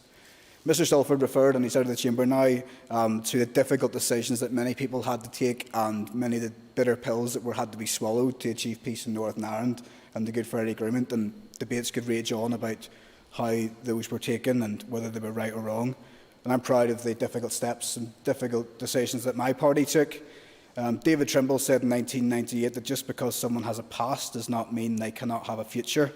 And I've always agreed with that principle, on the assumption, as he said, that the person had contrition, shown remorse, or was apologetic for the actions that led to their convictions, that they had outreach and an ability to recognise that what had gone on in the past was not always right, and to try and reach out and do more. There are many living within our community and working in our community from all sections and all backgrounds that have a past, and that has opened up many of the feelings, but they've also made a positive contribution to our society. And that is why I'm encouraged by Clause 2 and 3, offering the chance for the Commissioner on the public appointments to have a panel to look at these individual cases. If anybody has shown that contrition and that willingness to be apologetic, then they should have nothing to fear from this. And I don't believe personally that it's too much to ask that anybody that has had problems in the past apologise and to reach out and to show some contrition for that. I had the privilege of, just while we're on this discussion, I had the privilege of meeting David Irvine a number of times whenever I was studying politics at school, and I was always struck by his apologetic nature and by his diplomacy and his statesmanlike attitude. And I actually really enjoyed watching him in interviews and the powerful way he put himself across. And it's regrettable that he's not still around today, and I think he did a massive amount for politics in Northern Ireland. He wasn't from my party, and we probably disagreed on many things, but he had a lot to offer. And if he were alive today, David would make a wonderful advocate for working-class loyalists on educational underachievement, given what he's done. Unfortunately, he served or was sentenced to 11 years for explosives. He didn't serve the entire time, but he came out of prison and went on to make a positive contribution. And I suppose if I'm willing to take an intervention in this from the proposer, what I'd like to see is people like him and others who have made that positive contribution and are showing remorse and perhaps don't tick all of the boxes because they're unable to under Clause 3, whether someone like them would be able to avail of that the Commissioner's appeal panel to tick the boxes, because there are many people like that. I think that would be one worth asking. I don't have much more to add at this stage. But in terms of the Clause 13 as well, the financial compensation, I'd also be interested to hear from the proposer just how that would work. I'm willing to take an intervention as well if he wants to just come in. I'm just trying to get my head around how finance would be paid, how it would be assessed, how that would perhaps be worked out in terms of, is it a numerate amount? Happy to come in there. Well, in terms of the two subject matters of the Education Authority and the Policing Board, my understanding is there would be no compensation in respect to the Policing Board because those are not paid posts to the political appointees, but the appointments to the Education Authority are paid posts, and that therefore would be determined in accordance with the schedule, which says a political member whose office is terminated by virtue of 2.4 is entitled to a termination payment. The termination payment is an amount equivalent to the greater of 3 months' remuneration, or where the political member is entitled to contractual severance payment under the terms of the contract, that payment. No termination payment shall exceed an amount equivalent to 6 months' remuneration. So, if there was a contractual clause which specified what the termination would be, it would apply. Failing that, there would likely be a 3 months' remuneration from a paid post, which would keep it compatible with all industrial law requirements. I thank the member for coming in on that point. I don't know if he wants to comment now currently just on the clause of the determination of eligibility from the panel review as well. If I use the example of our late Mr Irvine, I'm not sure that there are others who maybe won't be able to hit those criteria because if you want to come in on criteria in 3.5 are universal. They're not individual specific. And they're universal and pretty self-explanatory. Contrition. Has there been any contrition? Have they assisted in all reasonable steps to clear up the crime? And in consequence, have their victims a view? All those have to be taken into account, and then the panel reaches a view as to whether they think that person should be decreed eligible or not, and that itself may be appealed to the High Court. So it's laying down very clear markers in respect of contrition and assisting and the views of victims, and that's what was in the Special Advisors legislation. And interesting, nobody sought to avail of those. But they're there if people wish to avail of them. Okay, I thank the member for coming back on that point as well. Mr Speaker, I don't have a great deal more to add. I know one of my party colleagues will be speaking a bit more on this, but at this stage, and given the clauses and the answers that the sponsor has given today, the Ulster Unionist Party will be supporting it at this stage, and we'd encourage others to do likewise. Thank you. Thank you, and I call Andrew Muir.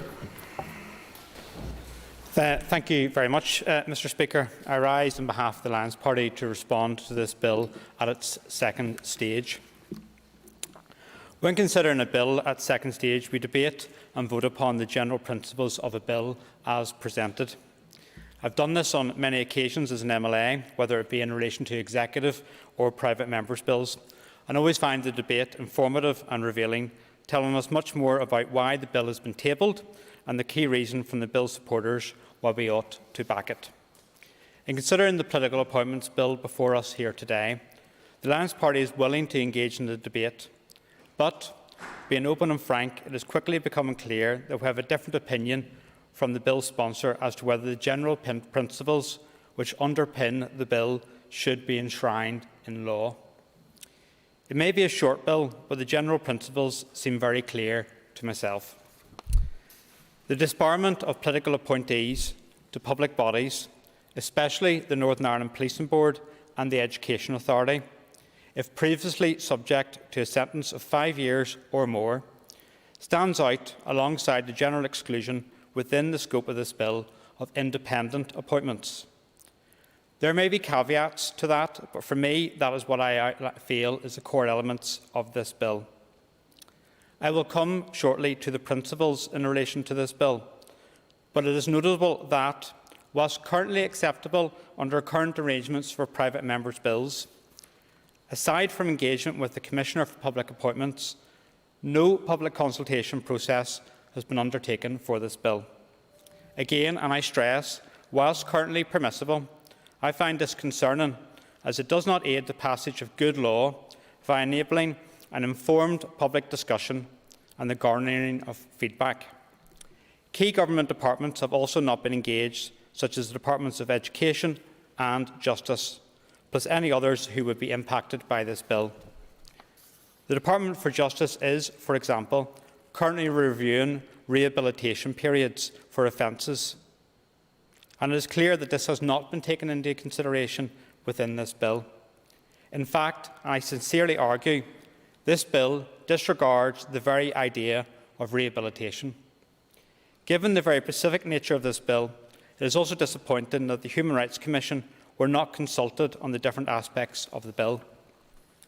Consultation, engagement, refinement and finalisation of a bill after full and thorough, structured, formalised public consultation is what helps make a good bill and good law. We are, however, where we are, and I now turn myself to a key argument concerning general principles of the bill presented here today. In addressing this, let me be crystal clear. Some of the political appointments made by political parties, both cited in this debate and prior to today, are not the same people the Alliance Party would appoint if afforded the opportunity to make an appointment. But they are just that, political appointees, appointed by a political party. The debate as to whether it is right or wrong for public bodies to be made up of political appointees is, I believe, for another day. But the policy and process of political appointees to public bodies has been legislated for, whether by this Assembly in relation to establishing, for example, the Education Authority, as a result of the Good Friday Agreement, or the Patten Report on policing. Political appointments to public bodies are an established reality reflecting arrangements agreed in terms of how public bodies should be made up. How this bill would affect those political appointments is, however, the debate to be had here today. We are all aware that any person with a previous criminal offence can be elected to this House. What this bill proposes is that someone with a criminal offence could get elected and therefore serve as a minister, whether it be education, justice, or indeed First or Deputy First Minister, yet they could not appoint someone with exactly the same offence to serve in a public body. A clear and massive inconsistency from my perspective. I will. Does the member not understand that what he's just alluded to is beyond the competence of this House? Those are reserved matters, they are not transferred matters. This bill deals with a matter which is transferred, and therefore the ambit is within the competence of the House. The other matters, who can be ministers, is not within the competence of this House. I thank the member for his intervention. I do accept that there are reserved matters, but there was an established principle when these institutions were established that MLAs are elected and ministers are nominated from this House. MLAs eligible for appointment to the Policing Board, may I note, already have to take a pledge of office, and I think it's important to outline what that pledge of office MLAs have to take. To support the rule of law unequivocally in word and deed, and to support all efforts to uphold it. To work collectively with other members of the Assembly to achieve a society free from paramilitarism. To challenge all paramilitary activity and associated criminality. To call for and to work together with other members of the Assembly to achieve the disbandment of all paramilitary organisations and their structures. To challenge paramilitary attempts to control communities. to support those who are determined to make the transition away from paramilitarism. And lastly, the pledge contains to accept no authority, direction or control on any political activities other than by democratic mandate alongside my own personal and party judgment. Oh, I'll give way once to you, Mr Wells. To Mr Stalford as well, because I'm sure it'll be a very valuable intervention. It's useful that the member for North Down has read out the pledge of office, because one Gerry Kelly of this particular institution has indeed signed that, but it hasn't stopped him going around the country having celebrations of the May's escape, where they have celebrated not only the escape of many Republican prisoners, but have done absolutely nothing for the families of the prison officer who died as a result of that escape. He has never apologised for 1 second for his previous actions as a terrorist, and has never apologised for his actions that night at the Maze. So whilst that's a piece of paper that may have been signed, there's not a set of evidence that he actually believes it or is actually implementing it. I thank the member for his intervention. I didn't see a question in his intervention in relation to that, but I make it clear. Speaker confirmed that an intervention does not have to include a question. It's not question time, and the honourable member is not a minister. And that's not a point of order either, so please resume your seat. Perhaps I'll be less elegant than Mr Wells. Having read the declaration of office into the record, what part of organising events celebrating the May's escape or hanging on to the front of a PSNI Land Rover does he believe conform to that statement, that pledge of office, in particularly the case of Mr Kelly? I thank the member for his intervention. I'm not here to defend the actions of any MLA from any party in relation to this place. But what I'm here to do is to defend the Good Friday Agreement and the principles that underpin that. And that's why I'm here today to speak in relation to this bill. Yes. I thank the member for giving way and for the clarity that he's not here to speak on behalf of any particular MLA. But will the member not also be somewhat bemused by some of the speakers who at times have a pick and mix attitude to who they take their photographs with, and to who they share stages with, and and what parades and protests and who's involved in them? At times, it does give mixed messages to the broader community. I thank the member for her intervention. The Alliance Party stands very clear in support for the rule of law and won't take no lessons from anyone in relation to how that is upheld. This bill also creates a disparity within public bodies, as the legislation is generally focused upon political appointees to any public body. No similar disbarment for independent members is proposed generally within this bill. I know the argument in reply is that this can be addressed by amendments in consideration and further consideration stages, resulting in a drastically different bill at final stage, similar to what happened with Mr Allister's previous bill. But the general principles remain the same, no matter what stage you're at. Ultimately, when considering this bill, we have concerns about it running contrary to the fundamentals and spirit of both the Good Friday Agreement and the Patent Policing Report, entitled A New Beginning to Policing in Northern Ireland. The recommendations included within the Patent Report were seen to over many years in the context of the report, and I quote from the Patent Report: "We believe they reflect not just what people want for policing in Northern Ireland, but what they want for Northern Ireland society.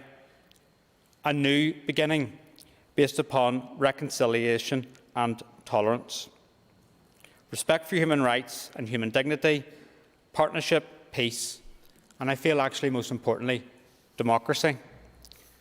Patent also included a recommendation. We recommend that the Policing Board should have 19 members, 10 of whom should be Assembly members drawn for parties that comprise the Northern Ireland Executive, selected on the D'Hunt system, who should not at the same time also hold ministerial office in the Executive. No disbarment is mentioned nor recommended. I know the bill's sponsor has never supported the Good Friday Agreement, but in 1998, the people of Northern Ireland voted by a large majority in favour of the agreement and to move forward to a new Northern Ireland built on equality and mutual respect. Some politicians and parties still have to live up to the vision and principles set out in the agreement 23 years later, especially in relation to the Declaration of Support, which stated, "We acknowledge the substantial differences between our continuing and equally legitimate political aspirations. However, we will endeavour to strive in every practical way towards reconciliation and rapprochement within the framework of democratic and agreed arrangements." This does not mean, because others have not lived up to those principles, that we abandon them. On the contrary, it makes it clear why we must honour the commitments and principles which underpin the agreement now more than ever. In conclusion, I ask myself whether those general core principles in the bill presented to us today at second stage are likely to be drastically different at final stage. The answer I reach is perhaps no, and hence both I and the Alliance Party are unlikely to be able to support the bill at this stage for the reasons I believe I have clearly, cogently and, I believe, respectfully outlined. Thank you, Mr. Speaker. Thank you, and I call Linda Dillon. Thank you, Mr. Speaker. Just in response to some of the comments that were made by earlier members, including the proposer of the bill, just to be very clear, I am an ordinary person. I am an ordinary girl from South Armagh that was elected by the people of Mid Ulster. Very honoured to be so, just like Gerry Kelly is an ordinary man from Belfast elected by the people of North Belfast. And I am Sinn Féin, Mr. Speaker, in response to what Mr. Shalford said. And I do care about what people think. And that's why I am in the role that I'm in, because I can assure you, and I'm quite sure that every member in this House will agree with me, none of us do it for the fun of it, because this is not an easy job to do. But we do it because we care. And I can assure you that in everything that I do, and in everything that Gerry Kelly does on the policing board, we do it to deliver for the people, to make sure that we do a good job. We work hard to do that. We work with all of the members on the policing board to do that. And I can guarantee you that from my perspective, from my party's perspective, and from Gerry Kelly's perspective, he does that to the very, very best of his ability. And regardless of your political opinion, we all know that inclusion is the key to making politics work. It's the key to making this place work, and it's the key to delivering for all of the people who we serve. Exclusion doesn't work. It's the reason we have an assembly. It's the reason that we have the type of devolved institutions that we have, and that we work in and are elected by all of the people. And we know that the reason for this bill here today is because the proposer of the bill doesn't believe in these institutions. He doesn't believe in how they come about, he doesn't believe in how they work, and he doesn't believe in how they deliver. So that is really the premise of this bill today. Having served on the policing board with my party colleague Gerry Kelly, whether you agree with the background and the baggage that some of us may carry, I can certainly attest to the contribution that Gerry has made and continues to make in creating a circumstance where we can have effective and accountable policing service. He works to support policing even when it puts both him and his family, as it does all members of the policing board, at risk from threats from dissident Republicans.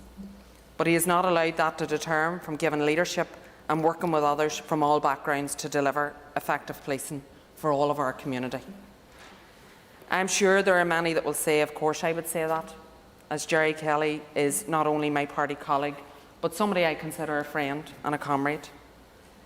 But I can be clear with you in saying, not all, but many, many members of the policing board over the last number of years since I went on to it, and I'm now back on it, have said to me that they agree that Gerry has made a positive and valuable contribution to the committees and the board.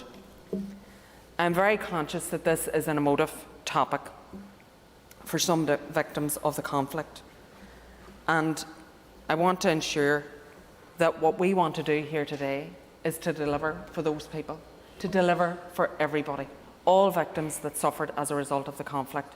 We certainly don't want to use them or abuse them in this chamber in the way that some seem to want to do. But I will say, from my part, for anything that we do We do. We try to be as sensitive as we possibly can be. We don't ever go out to intentionally cause hurt, although I have no doubt that, of course, there's hurt caused to victims of the conflict, right across the board, by many, many things that all of us do every day. But if it is not your intention, and if you try to do everything not to cause that hurt, then you know you're doing the right thing. You know you're doing your best. And that's all any of us can ask. We are well aware, absolutely not. We are well aware that the proposer of this bill is on a record charter. But I and all of my party colleagues are on a charter to unite our people and build a better future, which must be based on inclusion. And I sincerely hope that all of the other parties will unite with us in rejecting this regressive bill. Gormai Call Diane Dodds. Thank you, Mr Deputy Speaker. And today I rise to offer my support and the support of the Democratic Unionist Party for this bill, and to thank the member for bringing this bill forward. I do so with the innocent victims of Northern Ireland firmly to the fore of my mind. And these are innocent victims who have been repeatedly re-traumatised by Sinn Féin through their celebration and promotion of unrepentant terrorists. We have seen it in speeches, at rallies and on social media, and now we find this continuing today. And I've listened very carefully to the previous speaker, and it is incredibly strange to hear a Sinn Féin speaker saying that they seek not to give offence, that they want to deliver for victims, while at the same time celebrating those who have committed murder and terror over the past number of years in Northern Ireland. And I think the members should reflect on the words that they're using today. Yes, of course. Would the member agree with me that whilst some are saying that they are trying to deliver for victims, when they place a perpetrator in a high-profile position, they are being offensive to victims and reminding them of their hurt and the crimes that they have suffered, and that those who appoint such people are not delivering for victims, they are in fact offending victims? I would entirely agree with the point that the member has made, and many innocent victims will see it as a premeditated and almost calculated act by appointing people like Mary McArdle, like Paul Kavanagh to the special advisor roles, and then through the public appointments process. Indeed, I perhaps would go a little bit further and say that for Sinn Féin and for many, they will view it as a sort of a landing zone for IRA comrades.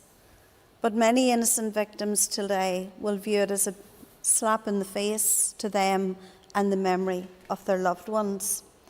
I just want to address another point that I've heard mentioned by the SDLP, indeed by the contribution from Alliance today in the Chamber.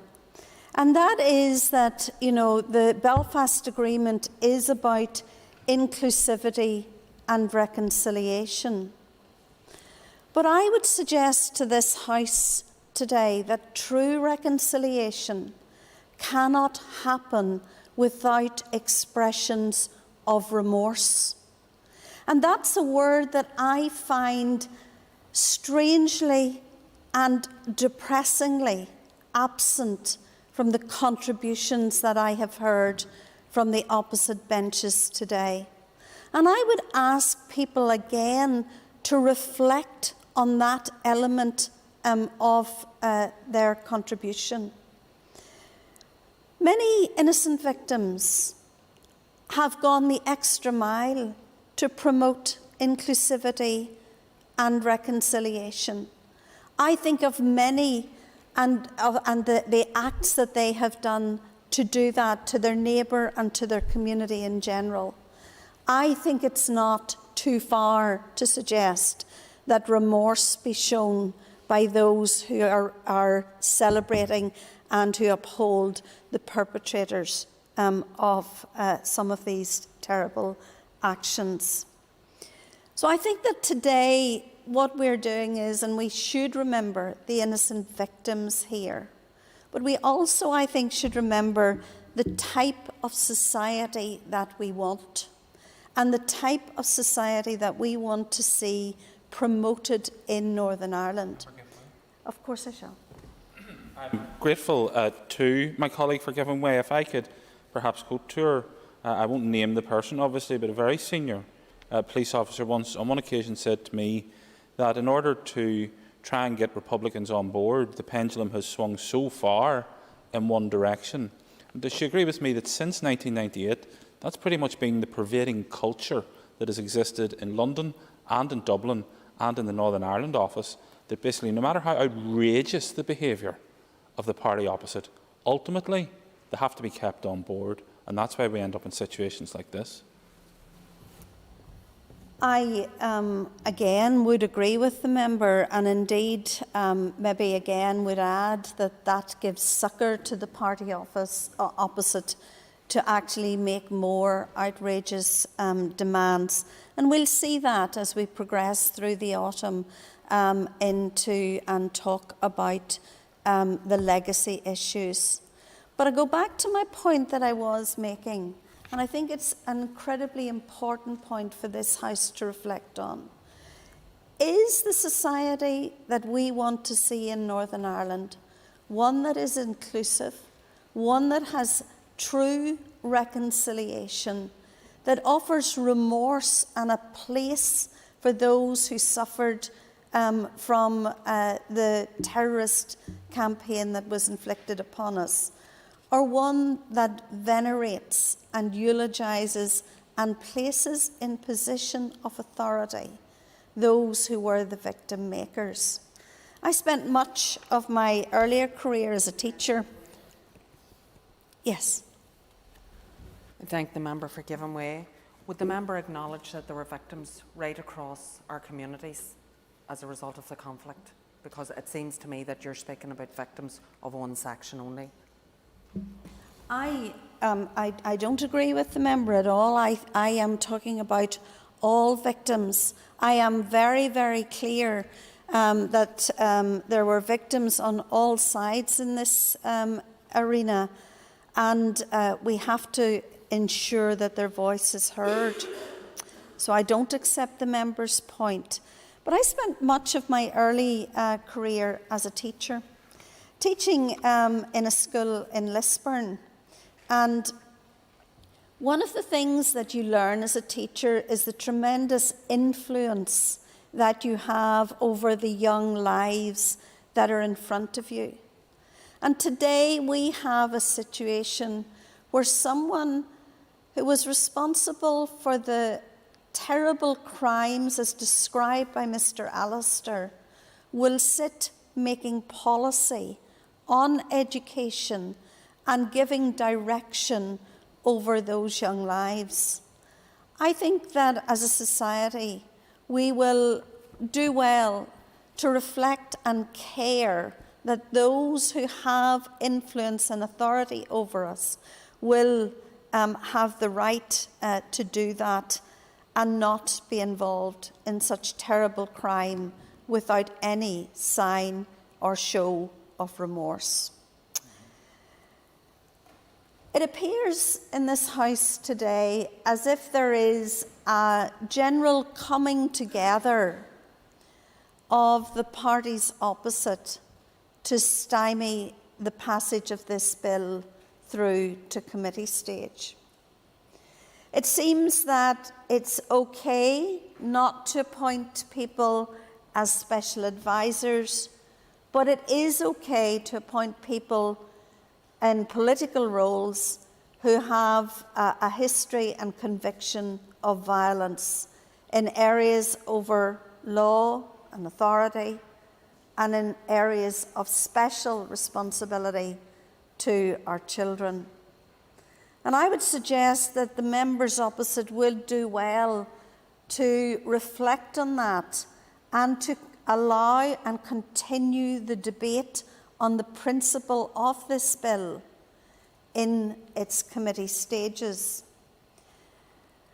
If the bill progresses, there are a number of issues that I see in the bill that the committee and the House would need to consider. The bill only stipulates the Policing Board and Education Authority. Other public bodies are in scope of the serious conviction exclusion under Clause 1, but aren't defined. Other nominating officers include local councils. Should the principles of integrity and accountability at the core of this bill not dictate a level playing field for all appointments? Would the requirement for the panel to have regard to factors like someone's remorse be a sufficient barrier to reversing disqualification? Would guidance need to be provided to independent panels on the interpretation of the listed factors? For non-political appointments, the onus is on the panel or body making the appointment to demonstrate that someone's conviction is incompatible with a specific role. Should the reverse be stipulated in Clause 3 to ensure the presumption is that a person is incompatible unless the substantive evidence is presented? Any review panel would be able to regulate its own procedure. Does this need to be fleshed out to ensure effective mechanisms are in place for allowing victims to input their views? All these matters could be explored at committee stage. If it gets to committee stage, we as a party will engage constructively with the proposer of the bill and with colleagues across all sides of the chamber to deliver upon the core aims of the bill.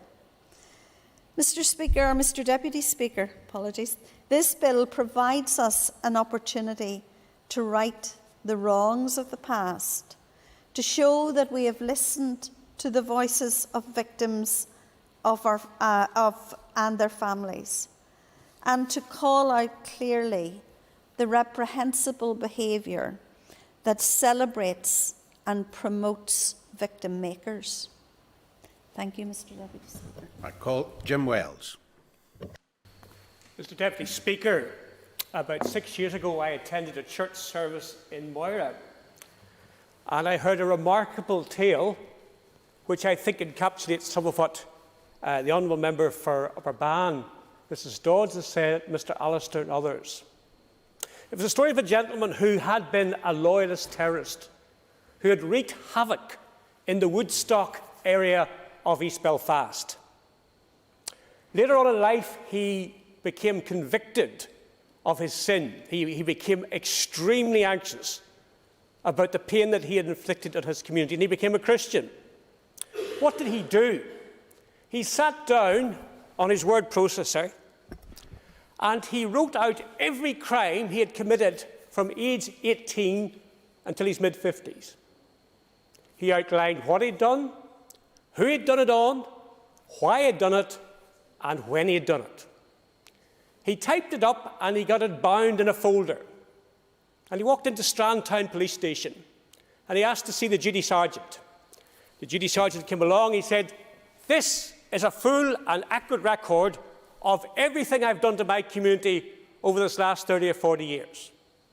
The duty sergeant read it and said, "We hadn't a clue who carried out half of those crimes. We had no idea what had happened." Now, what did he do by doing that?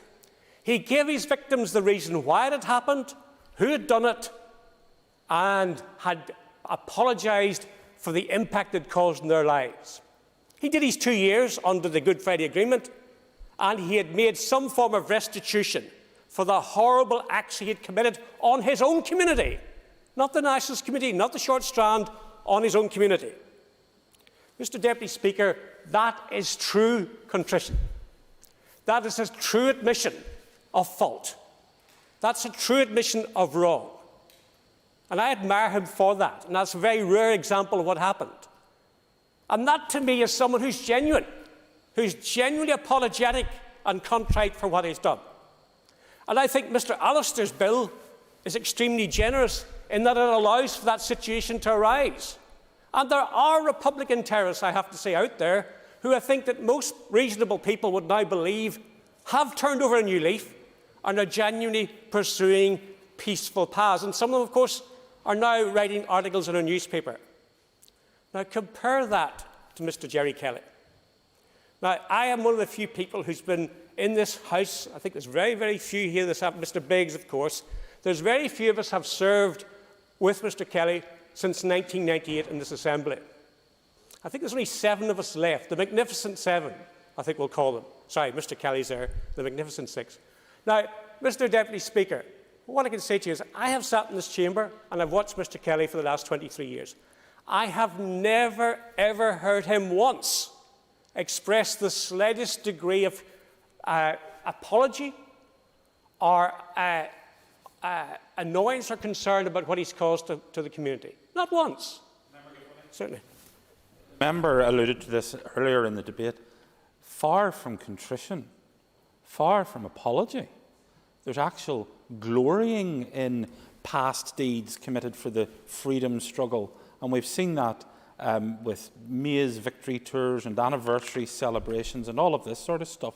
So, I mean, it's not a question of even remaining silent on the past and trying to draw a veil. Oh, the argument about we drew a line under this in 1998.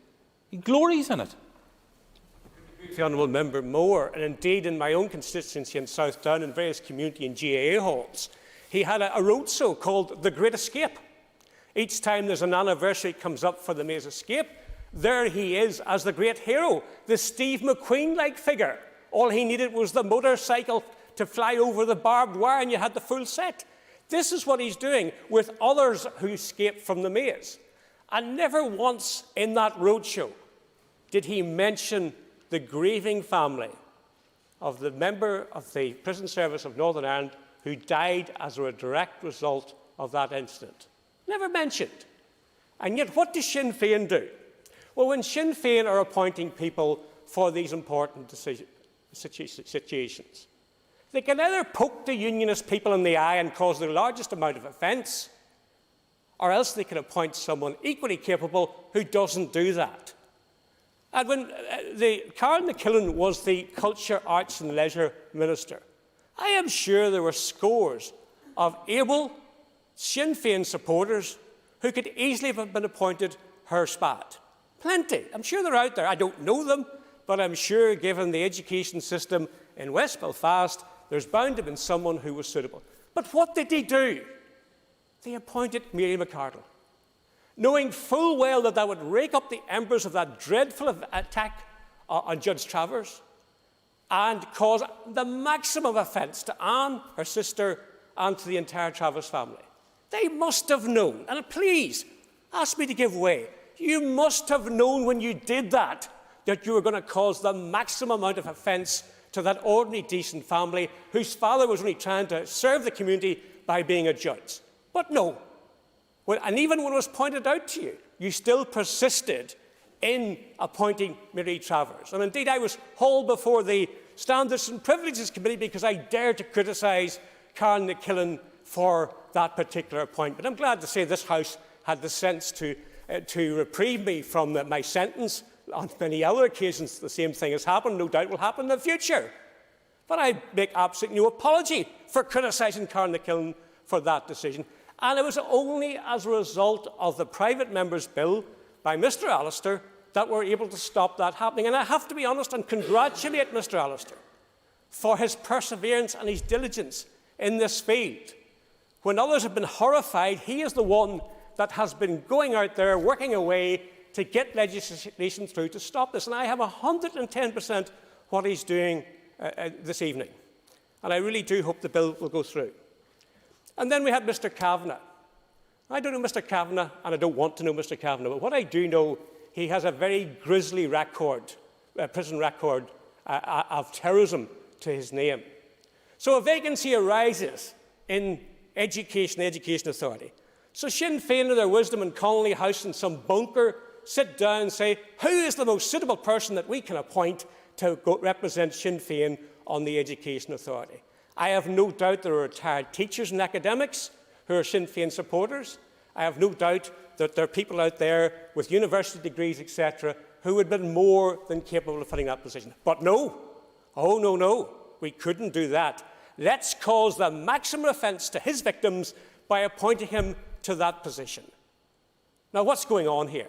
Well, what's going on? You're poking in the eye the ordinary, decent Protestant community and causing the maximum offence concern. Now, what would happen if a Unionist party decided to nominate Michael Stone to the Community Relations Council? An absolutely preposterous suggestion. Why? Because that would cause the maximum offence to the innocent members of the nationalist community who are murdered in Castledurg and Milltown. There would be uproar. It would never happen, but it would never be considered or contemplated by unionism for one second, because we would be sensitive to the ordinary, decent Roman Catholics caught up in that situation. Again, Mr O'Dowd and his colleagues are very quick to intervene, but they're not quick to intervene here because they have no answer to that point. You are causing the maximum offence. And again, I say, because you can do something doesn't mean you have to. Now, I am pleading with the Assembly that the members have suggested various amendments to this bill, and no doubt that that can be considered at committee stage. But I think there is a fundamental principle here that a private member's bill deserves at least to get to committee stage where those nuances can be teased out. Maybe some people feel that 5 years is too extreme. Some people think it's too lenient. Some people think that Mr Alistair's redundancy clause is not generous enough, though I have to say, I believe he's really stretched himself in that particular aspect of his bill. Let's discuss this. Let's tease this out, because the one thing we do know, that bills that go through consideration stage come back as very different when they come for consideration stage on the floor of this chamber. And there will be opportunities to amend and to tease out changes. And I noticed that in the first two private members' bills that Mr Alistair successfully pursued through this House, he was reasonable. He did meet genuine concerns, and he did indeed agree to amendments. I think of the example of reducing the number of SPADs from 8 to 4. A compromise was reached, and we agreed it would go from 8 to 6. He didn't get much credit for it. And I noticed that Mrs Dillon, in her reaction to him, makes it absolutely clear she is not so much opposed to this bill, but its creator, because she clearly, by the look that she gave Mr Alistair, indicated that it was him she objected to more than the content of the bill. The bill should be judged on its content and its merit, and not on the person who's proposing it. So don't shoot the messenger here. Look at the content. I certainly will. Point of order, yep. Can I just clarify? I'm not sure that I even looked at Mr Alistair, but I certainly didn't give anybody any kind of look. So just to clarify that for everybody in the chamber. I think that's well clarified. Thank you for that. Mrs Dillon, you made it very clear that Mr Alistair's not on your Christmas card list. You made it very clear by the look that you gave him. And what you were portraying there, as others are portraying, that they're against this bill because it's a Jim Alistair bill rather than it's a bill with considerable merit that will do so much to undo the hurt and pain that has been caused by these appointments. So therefore, I'm saying you may have your difference, particularly to the middle ground moderate parties, as they're so-called termed. Surely, it is essential that you give this bill the opportunity to get through to the consideration stage where any difficulties you may have can be teased out and there can be further deliberation upon it. Therefore, Mr Deputy Speaker, I give this bill my full and absolute support. Sir Matthew O'Toole on Council. I now call Matthew O'Toole. Thank you, Mr Deputy Speaker. I welcome the opportunity to speak on this private member's bill. Could I first address a point that's been made by a number of people? Indeed, I think the bill sponsor quoted past party representatives of mine in relation to the question of the parentage of this bill. It should be clear, given that I spent some considerable amount of time working with the bill sponsor on his previous bill, the Functioning of Government bill, that I and my party do not have an in-principle objection to cooperating with the bill sponsor. The question before us today, though, is a complicated question around morality, the morality of what happened in this conflict, and whether this piece of draft legislation in front of us is the best way to legislate for moral judgment of what happened. I and my party have always been clear about the immorality of violence in relation to this place.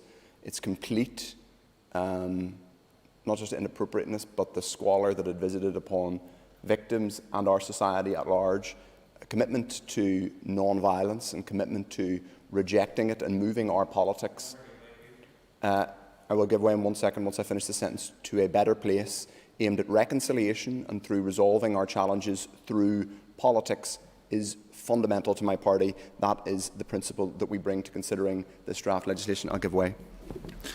I thank the member, and I absolutely accept his bona fides in terms of what he has said. The party that he's a member of has always believed in non-violence and peaceful and democratic means, and I accept that. He and I are both privileged in this constituency, or in this place, to represent the constituency of South Belfast.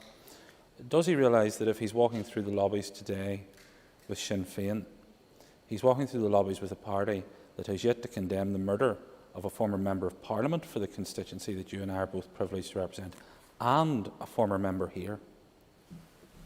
Well, I will come on to the question of how certain parties reckon with the past. It isn't good enough, but that's not straightforwardly the question that we face today. This bill is not about legislating for political parties to make moral judgments. I wish it was. I wish we hadn't been through the 30 years of conflict, violence and squalor in this society, but we have.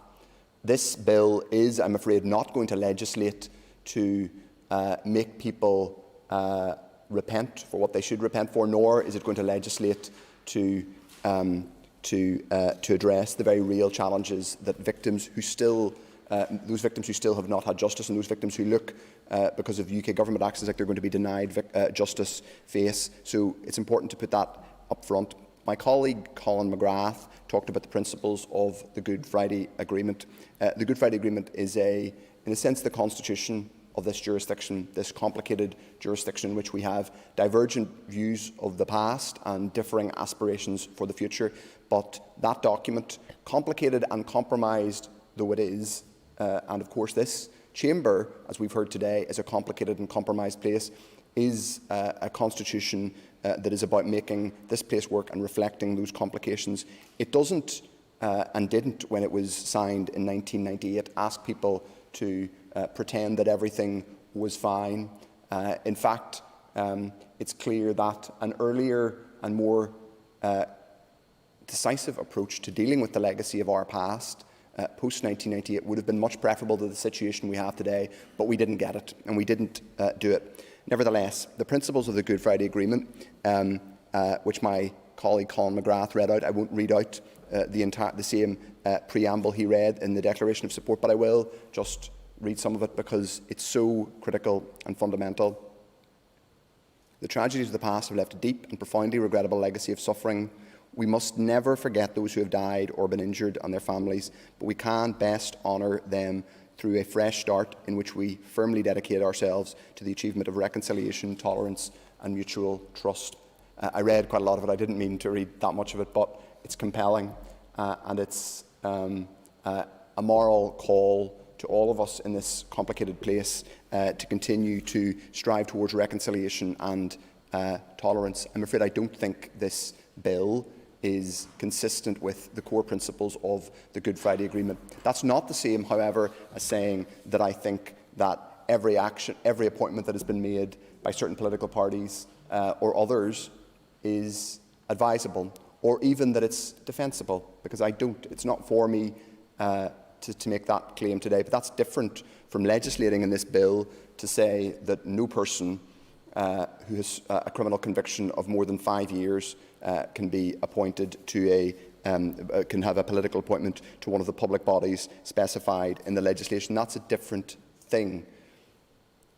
And I should say that the points that have been made around political parties and members of those political parties glorifying in past acts, clearly I reject that. Clearly I don't think that's conducive to reconciliation. And I would say that to my Sinn Féin colleagues today who sit next to me. It doesn't. It's not good for reconciliation. I say in parenthesis, it's not good for us when we're trying to talk about a new Ireland to be consistently talking about the past and glorifying things that give grave hurt to victims. But this legislation, if this legislation was successful, we can't legislate away differing views of the past. We can't legislate for political parties and those representatives and people who have been part of combatants in the conflict. To use one phrase, we can't. This legislation won't change the fundamental culture. It's for us to do that through shifting our politics and through all of us doing better. I do want to come on to a couple of specific points. I won't go through the bill clause by clause. It's a short bill, but I do want to come on to a couple of specific points. It's important to recognise that this bill is being introduced in the context of, frankly, a political crisis around legacy in this place. Our political class has consistently failed to deal with the legacy of our conflict, but that failure is of nothing when compared to what the UK government is currently planning to do in terms of introducing a blanket amnesty. I've mentioned frequently here the discussions around morality, and morality is important. This is fundamentally a moral as well as a political and legal debate, and I'm unafraid to talk about the moral context of violence and our violent past. But let's be clear, this bill, as well as not legislating to change the hearts and minds of political representatives or people they appoint to boards, it doesn't legislate to help people who are the people who are going to be most affected by the UK government's legacy proposals, i.e. people who have had no sort of justice. In fact, what it would do is it would remove the possibility of people who have at least been through the justice system. They have at least had a conviction. Now, we can, yes, abhor what they did in the past, and we can wish that they and their organisations were more fulsome or would offer greater moral a greater moral reckoning with what those organisations did. We can wish that. We certainly can, but they have been through the criminal justice system, and that is fundamentally different to people, particularly families who haven't had a conviction at all or even a charge in relation to the loss of their loved one, whether it's at the hands of Republicans, loyalists, or indeed the state. So it's important to make that claim, because I don't want the message to go out from here that this is about not dealing with legacy somehow, but this is about this is about legacy more broadly, because it isn't. I do wish, as I said, there was a more consistent approach to dealing with the legacy of our past, and not just through the criminal justice system, but also in a political and in a moral sense, because it does give grave hurt and offence to victims to continue. I will give way to my colleague. Yeah. I thank the member for giving way, but does he not agree with me that we find it very difficult to take lectures from some of the members opposite whose party stood in the Ulster Hall with Ulster resistance threatening violence at the time of the Anglo-Irish Agreement, and whose own moral judgment has been compromised? I'm grateful for my colleague raising that point, because I was just coming on to some of these points. I do find that ironic. I said at the beginning of this that my party, and there are two long-standing members of my party, one to my right and the other in the chair, who've spent decades of their careers at the most difficult times holding the line, not just against those who committed violence, but against those who threatened, flirted with the threats of violence and the utility of violence in these societies. And if we want to have serious conversations about how the use of violence and the use of threats of violence, then we need to be fulsome in how we talk about it. I do. People have talked about events commemorating the Maze escape. I obviously disagree with those and reject those. But I would say to the bill sponsor appeared on a stage in June, an anti-protocol rally in Newton Ards, in which on a platform, beneath the platform that he stood on, there was a huge banner with the face of Leo Varadkar, the Taoiseach, and it said Dublin's choice with a SS Clyde, the ship where UVF guns were landed in 1912. It said Dublin's choice, peace or protocol, with the SS Clyde Valley. Now, I'm sure the member would point out that he later said that it shouldn't have been there, but he said that when a journalist contacted him and he didn't declaim it when he was on that stage. When we talk about violence in this society, we need to be consistent. I'll give way in 1 second once I finish. We need to be consistent. And my party has been consistent. We've been consistent throughout our history and throughout the conflict here. It was always wrong and it was always inappropriate. But that's not the same thing as introducing one specific piece of legislation to affect one specific sector of political appointments, which flies in the face of broad principles, not just in the Good Friday Agreement, but broad principles of rehabilitative justice. I'll give way to Mr Allister. The member, I'm not a banner maker, and the banner in question, as I understand it, was not visible to me on the platform, but I think this is an attempted slur to equate my motives in bringing this bill, which is to deal with, in one case, a multiple murderer's position in public office, to try and cast a slur on me that in some way my credentials, I who have no relevant criminal convictions, are to be blurred or equated with such a person. I really think the member can do better than that. Well, can I say to the member, I was not a slur on him in relation to a conviction. Clearly, I don't think, nor am I imputing him in that way. But what I am saying, because multiple members, including himself in this chamber, have talked about the flirting with political violence as in the context of rhetoric in this society. And that's why it's really important. That's why it's really important that we're very, very clear about these things. And my party has been clear. I will give way. Yes. One example when I flirted with or exhorted violence. As I've said to the member, he was in front of a banner whose context was very, very clear. I'm not accusing him of apologising for violence, but what I am saying is we all in this chamber need to do better in terms of how we approach political discourse. And there are too many. There are too many who are willing to throw around language in an intemperate way. That's the point I'm making. I'm not in any way. I'll give way in a second once I make more progress. But it is important that we're clear in this chamber about the morality of these questions. I do think it's really important. I mean, there are other examples. My colleague has pointed them out of the party opposite, who have not always been as fulsome as they could have been in terms of distancing themselves from not just heated rhetoric, but fairly inflamed rhetoric.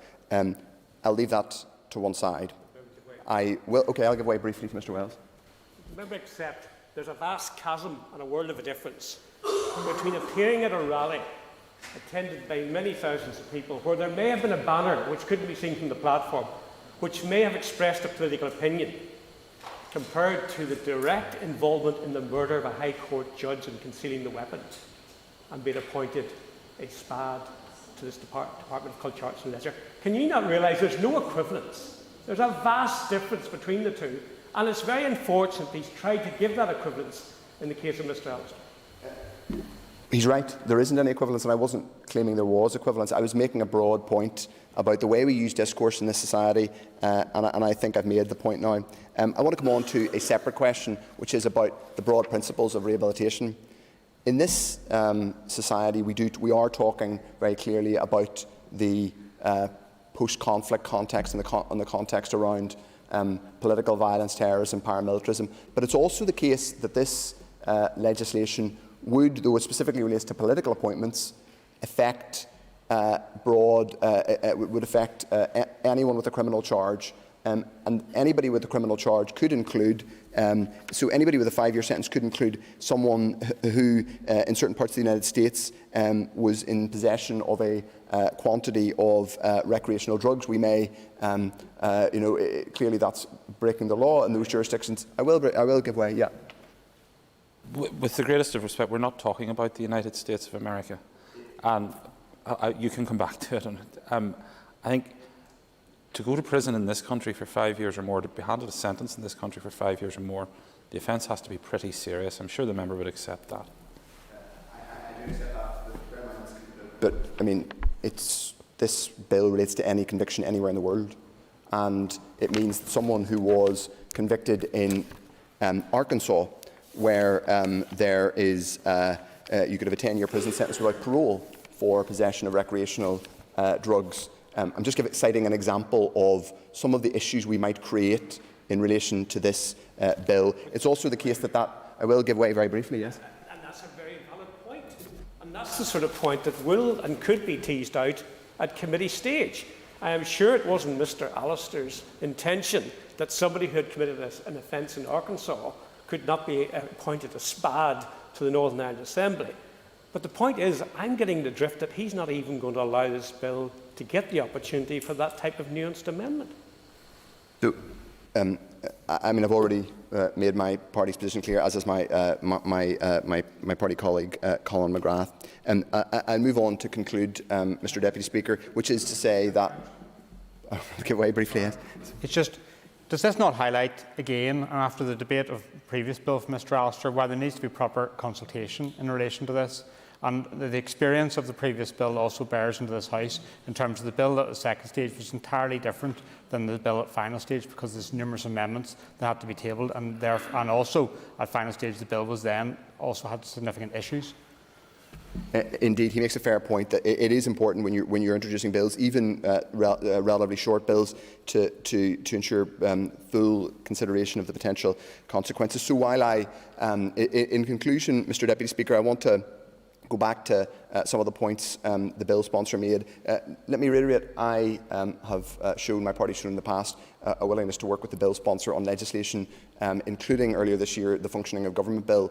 I also recognise that some of the issues that are talked about do create concern in terms of the way the unresolved nature of not just the unresolved nature of our past, but the willingness of some not to properly reckon with that. But this bill is not an appropriate means of dealing with that. It would fundamentally undermine the principles of reconciliation in the Good Friday Agreement. It would create a sweeping prohibition on people with any criminal sentence longer than 5 years, which, as we have discussed, could mean a vast range of people, not just people involved in the Troubles, being precluded from contributing to society, having offended against it. So, Mr Deputy Speaker, with that I will conclude my remarks. Thank you very much. Dolores Kelly, called Dolores Kelly. Thank you, Deputy Speaker. My remarks will be quite short, because I do believe that there is a responsibility in terms of making political appointments that parties don't display cronyism.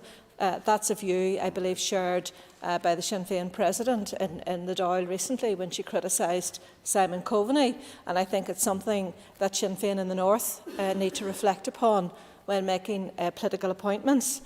But I listened carefully to the member opposite, who unfortunately isn't in the chamber at the moment, Mrs Dodds, who failed to mention when her husband, Nigel Dodds, was the young press officer way back in the good old days whenever Ulster Resistance was formed, any remorse at all for any of the family connections in terms of the role of actually helping to establish such an organisation that I believe benefited from arms importation to the UDA and the UVF, which was responsible for the murder of many people right across the community, but particularly so in my own constituency.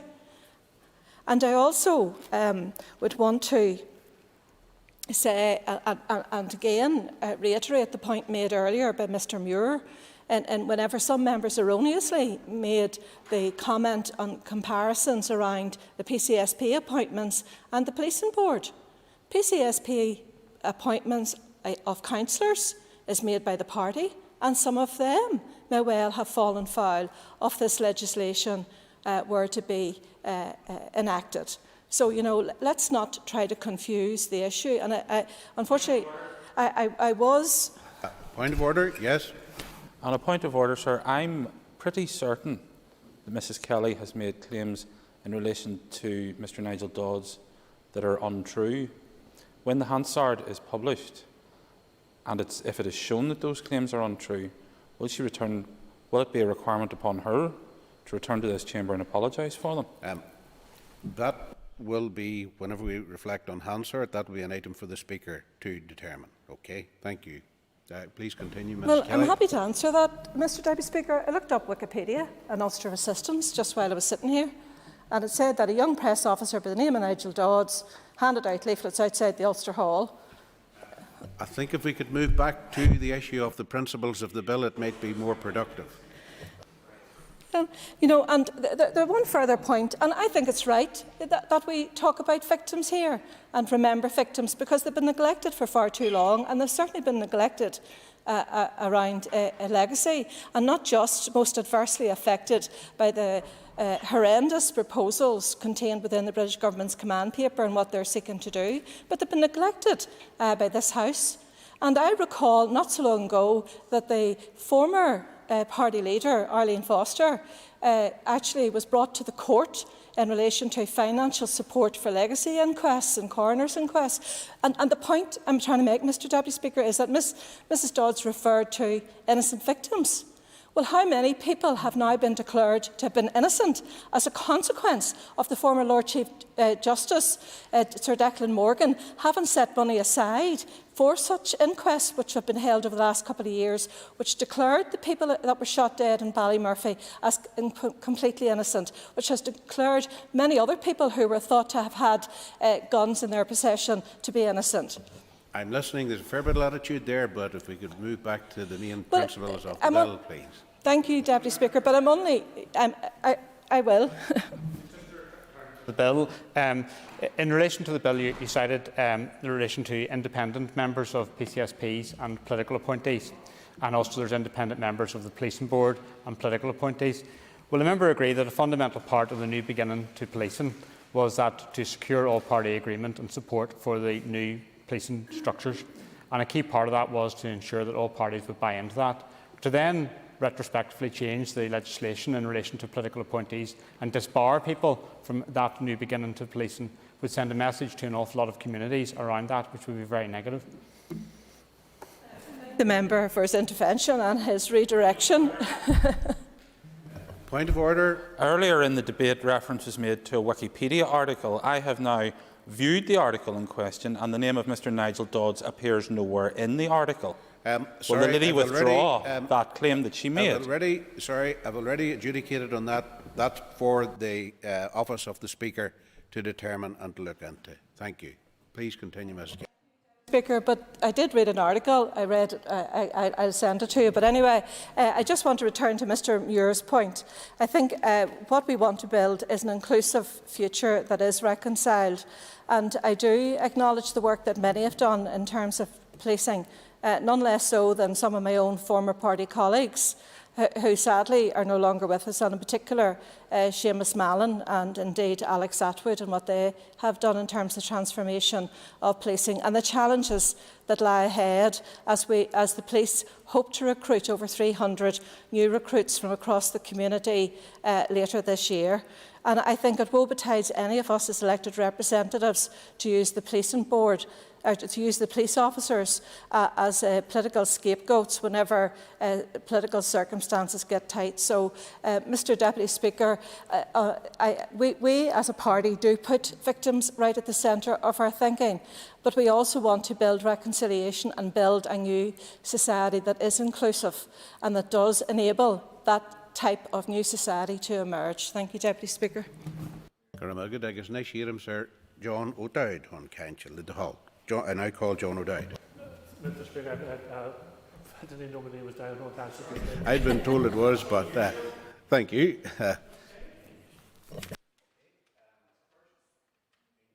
Agus Nish Adam Sir Gerry Carroll on Council. I now call Gerry Carroll. Thanks, Deputy Speaker. I and my party won't be supporting this bill today. In our view, this represents a move to essentially discriminate against former prisoners in a way that is mired in contradictions and, dare I say, hypocrisy. To block or restrict those who have come through prison from entering public office and positions is by definition a form of discrimination against those people. And I would have serious concerns about the human rights and equality implications of doing so. We can defend the right of ex-prisoners to take specific jobs or hold office while also being absolutely opposed to actions that constitute serious crimes or indeed led to prison sentences.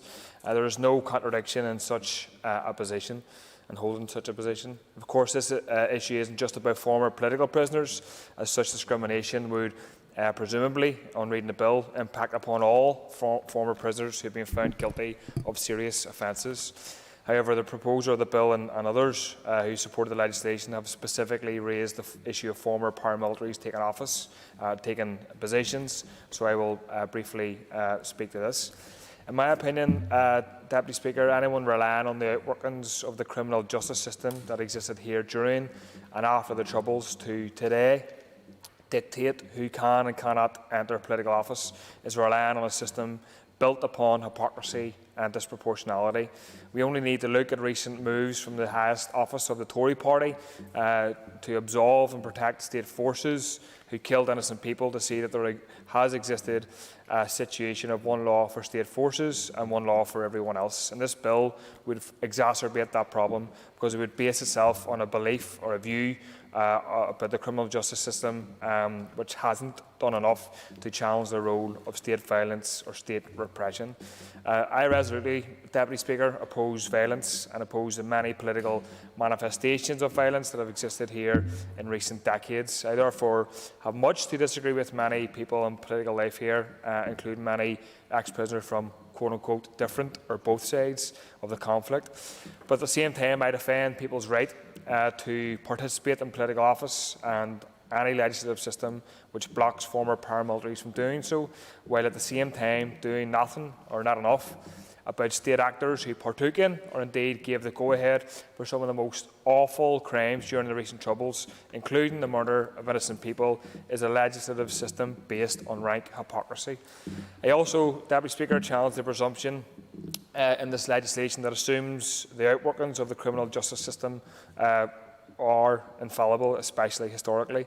To suggest a blanket ban on criminal convictions of a certain degree is steeped in problems, not least obvious problems that arise when we think about some of the huge miscarriages of justice that took place toward people in our society here not so long ago, too many to mention. There's also, Deputy Speaker, some ambiguity or lack of clarity around who the serious criminal conviction title refers to. We've heard obviously from the proposer of the bill mention some people, some individuals around the serious criminal conviction and the imposition of people who have been 5 years or more receive a sentence for 5 years or more. But this bill also states under 5.2a applies where the person was convicted in Northern Ireland or elsewhere. Mr O'Toole raised Arkansas, I think, in his contribution. In Alabama, Deputy Speaker, the law states that carrying out an abortion at any stage of the pregnancy is punishable by 10 to 99 years in jail for doctors who assist or perform an abortion.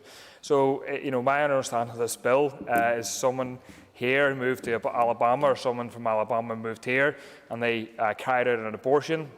They helped somebody to carry out an abortion. They could have served 10 to 99 years in jail. Therefore, they wouldn't be eligible for these positions that is mentioned in this bill by this legislation, and they couldn't take them up. In Andorra, for example, I don't claim to be an expert in Andorran politics, but abortion performed by a person results in 6 years of a prison sentence. So again, these are people, not just the prisoners, the ex-paramilitaries and Mr Alistair is referring to, but people who've carried out healthcare as well. So for that reason as well, my party will be opposing this bill. Thank you. I call Alex Easton. Thank you, Mr Deputy Speaker. May I begin by commending the member in charge of the bill, Mr Alistair, and I will be supporting the bill. This bill is long overdue and something that I've inquired about on numerous occasions. It follows the success of the member's previous bill regarding the appointment of special advisers and is similar in nature. For me, this issue is fundamental. In fact, I would go as far as to say this is common sense. If one had a serious criminal conviction, one would find it incredibly difficult to find a job as a teacher or as a police officer or even a carer in the community. and rightly so. However, here we have a situation in which people with such convictions can be members of the Education Authority and Policing Board. We must ask ourselves whether that is the society that we want to see. Are these the role models that we want for our children? Do we want to send out the message that you can commit extremely serious crimes and live the rest of your life as if nothing has happened? This is not normal, in my opinion, Mr. Deputy Speaker. It is often said that the public in Northern Ireland are further ahead than in political class in moving on from what has happened in the past. It is hard to argue with this when we have a society outraged that such appointments can still be possible and at the message it sends out to our younger generations, while some in this chamber are opposed to the bill. I also wonder what signal it broadcasts to the rest of the world that some think it is acceptable that we have such people in prominent positions in public life. I fully agree with both the overarching principles and the close detail of this bill. In particular, I think the definition of serious criminal conviction given is severe enough to warrant removal from those public offices.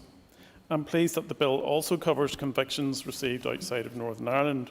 Furthermore, I support the inclusion of immediate terminations of office for those who hold serious criminal convictions from the date that the Act would come into force.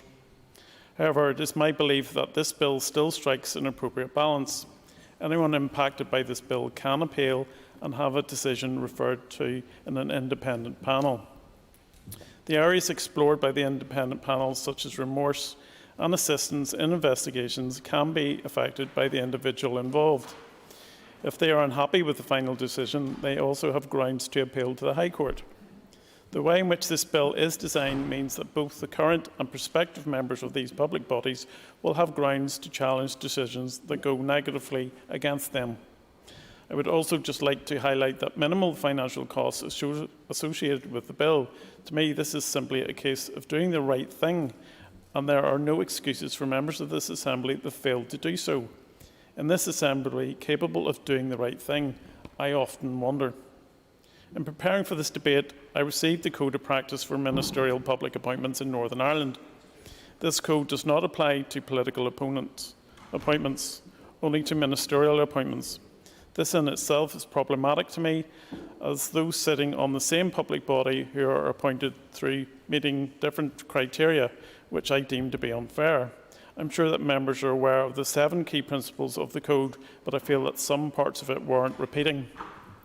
Under the principle of integrity, the Code states that public appointees must be people who understand, apply and are committed to the principles of integrity, and who perform their duties with moral rigour and honesty.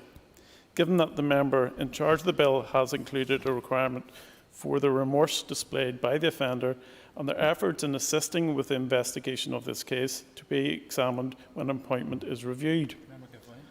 Yes, go ahead.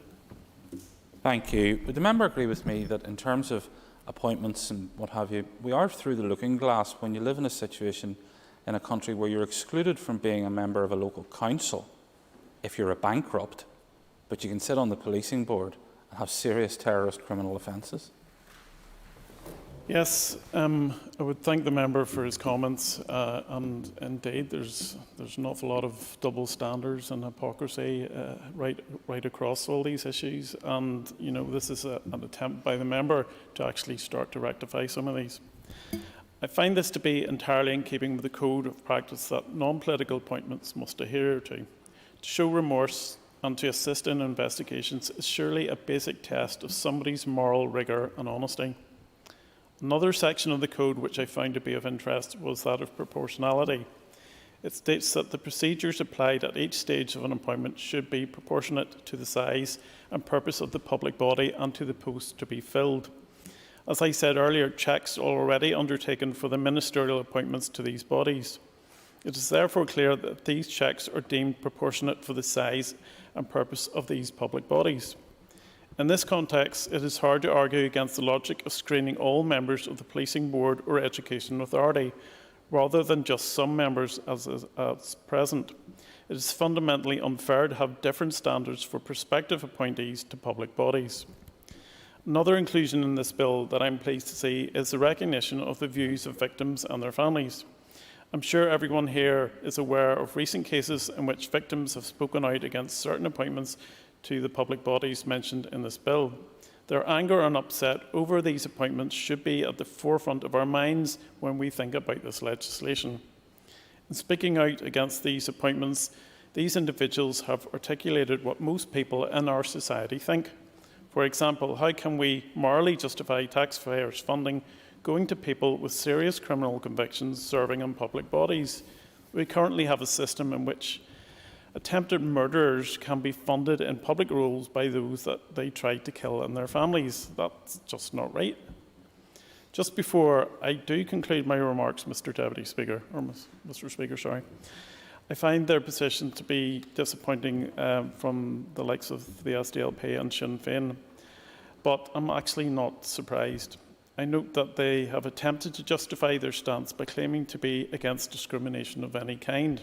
Not only is this an illogical defence with regards to this specific bill, but it is frankly insulting, especially to those victims and their families impacted by these appointments.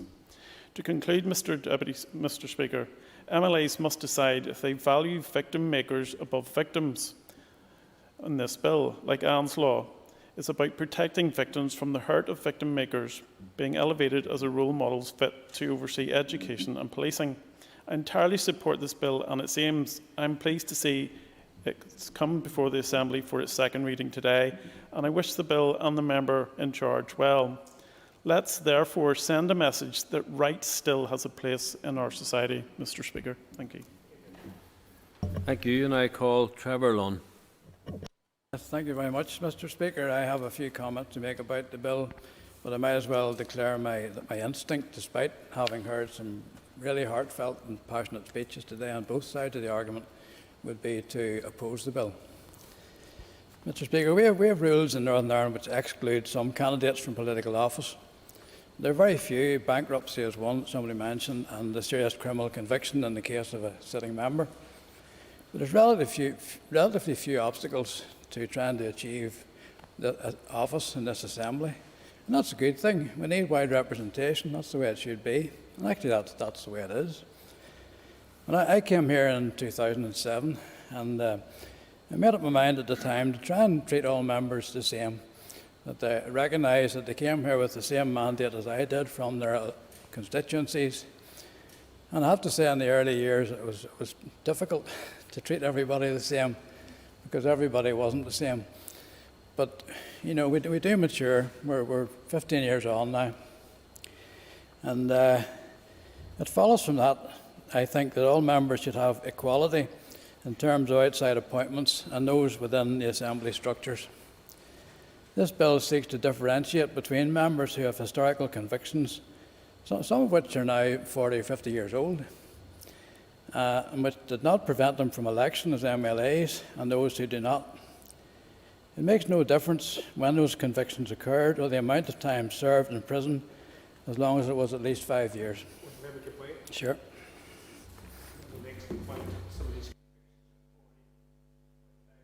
Since that happened, the victims left behind and their sons and daughters remember the death of their loved one and the memory of their loved one as if it was yesterday. And when Sinn Féin decided to poke in the eye the Travers family by the appointment of Mary McArdle, that raked up those awful memories and re-traumatised that family. So time does not count here. The pain is as raw as it was on the day of the awful event. Thank you, Mr. Wells, for the intervention. I have attended many commemorations down the years, and have spent over 10 years supporting the Ballymurphy family, so I'm well aware of the hurt that still exists, even 50 years on or more. But I just wonder, at what point in time are we going to be able to move on from some of this and accept situations that we don't find particularly acceptable, but for the greater good perhaps we do need to. And I would contend that if a person has done the time, frankly, and is commensurate with the crime, and under the electoral rules successfully joined this Assembly, that we should not seek to punish them further by denying them opportunities to repay their debt to society by full participation in Assembly activities. And that includes, Mr. Speaker, appointments to the Policing Board and other public bodies. Sure, yes. I want to thank the member for giving way. I thought in my speech I had explored the issue of reconciliation quite considerably. And I think reconciliation without remorse or contrition is a very difficult concept for victims to accept. Would the member agree that it's not just simply we reconcile and get on with it, but that there has to be an element of contrition and remorse for the wrong done? Yes, I know that the question of remorse and contrition is contained within the bill, and if I was supportive of the bill, I would certainly support that particular section. But I mean, when did you last hear an expression of remorse or contrition around our troubles from either side? I would like the people who bombed my office in 2013 to come and talk to me and say, I'm sorry, I'm going to tell you why I did that. And they were loyalists. And, you know, we've all got a history here. So I can only say that I'll move on. Just I sat on the policing board for some years, I think about 6 or 7 years. It's a pretty feisty forum, Mr. Speaker. It's a bit like this chamber. Things can erupt and things can go sweetly sometimes, but it's useful. It's composed of elected members and non-elected nominees. And in my opinion, it does good work in its role of holding the PSNI to account. Now, whenever the Sinn Féin members agreed to join the board, it was against the wishes of a large portion of their own supporters who didn't think it was worthwhile to support policing in this country. Now, where is policing now compared to then? I do believe we've made considerable progress. The members in my time actually were Katrina Ryan, Pat Sheehan and the much maligned Gerry Kelly. They provided input from their own perspective, as did most others, and I believe earned a measure of respect from the other members and from the PSNI senior personnel. It must have been hard for both the PSNI and the Sinn Féin members to cope with that situation, but they did. And for the Unionist members, but we all persevered, and policing is the better for it. And partly as a result of Sinn Féin participation on the board, the confidence in policing did improve, as did recruitment from the nationalist community. And those Sinn Féin and, to extent, SDLP members as well are entitled to a measure of credit for that improvement.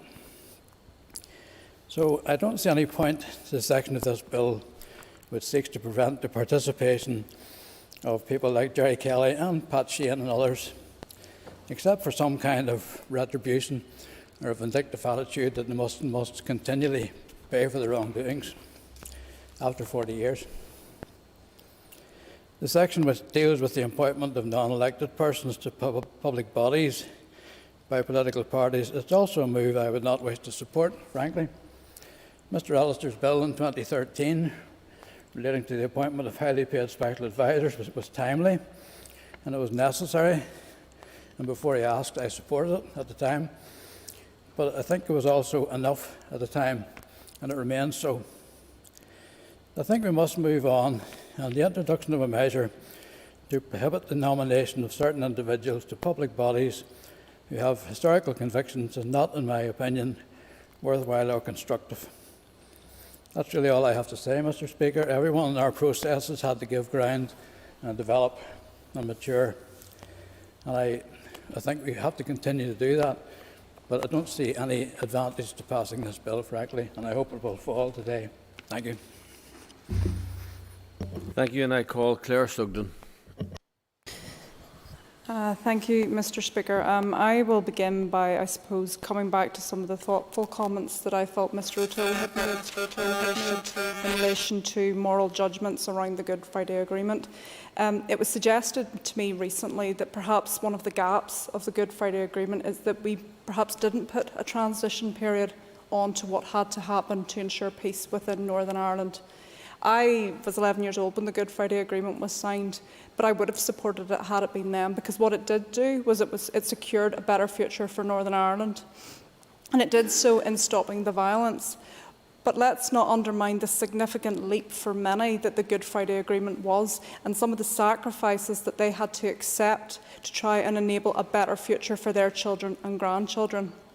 And I think as we move forward 23 years later, some of those people are rightly questioning, not least because of the instability of these institutions, not least because of the conversations that sadly we're still having in 2021. They're asking what those sacrifices were for, and they're asking if those sacrifices are correct. So I suppose in kind of reflecting on the Good Friday Agreement, and even Mr O'Toole's comments about it's not up to us through small pieces of legislation to try and rectify the moral judgments around that, perhaps 23 years later it is. Perhaps we have to now start looking at the structures and are they conducive to the future that we all want and we all share within this chamber. I don't wish to personify this bill as many others have. This bill does not mention specific individuals. This bill does not mention specific convictions. This bill talks to the serious nature of the people that we put onto very significant boards within Northern Ireland and discusses the decisions that they make on behalf of me, on behalf of the people I represent, and indeed everybody who represents in this chamber. I think it's also an important point to say I have good working relationships, or at least I think I do, with every member of this House, because for me, the individual that sits in each of these blue chairs is not representing themselves, they're representing the mandate that was given to them by people. And if we disrespect that mandate, essentially we're disrespecting the people of Northern Ireland. And I think that's a key point to make. However, in terms of this bill and what's in front of me, I can only make decisions on the pages on the paper, because if this did become law, and it looks unlikely that it will, it is not Mr Alistair who will appear on the statute. It is not the individual victims who will appear on the statute. It's not even the people that this is perhaps directed at that will appear on the individual statute. It's what will be governed and how we move forward and what we do to do that. And I suppose the piece, and some have alluded to it in small part, but this is where it really sits uncomfortable with me, and I would ask other members to consider this too, and maybe even the proponent of this bill might help me out here. Serious criminal convictions. I'm assuming that includes the likes of rape, where a sentence might carry more than 5 years. I have a significant difficulty that a party, within the institutions would put forward someone who has a serious conviction of rape to sit on the Education Authority. And I would hope others in this chamber would too. But currently the arrangements allow that. So whilst there's an awful lot of focus on terrorist-related activities, there are other convictions that I think we should have a difficulty with. And I suppose that's the element, that's the part of this bill that's making me leaning towards supporting it, because it does not sit right with me that these individuals could potentially find their way onto boards making important decisions on behalf of the people of Northern Ireland. And it has been referenced by others as well that if this was any other type of role or job, they would have to go through Access NI, DBS checks, with other parts of the United Kingdom. I'll give you an example. I worked on a piece of casework in my constituency office a number of years ago. And it was in relation to a young man who was convicted of a sexual assault. Now, in terms of how that's described in law, it was described as being minor. He himself described it as horseplay. But what was really important to me, and I did put this back to that individual, that may have been minor for you, and that is now having implications on your future. But let's think about the victim.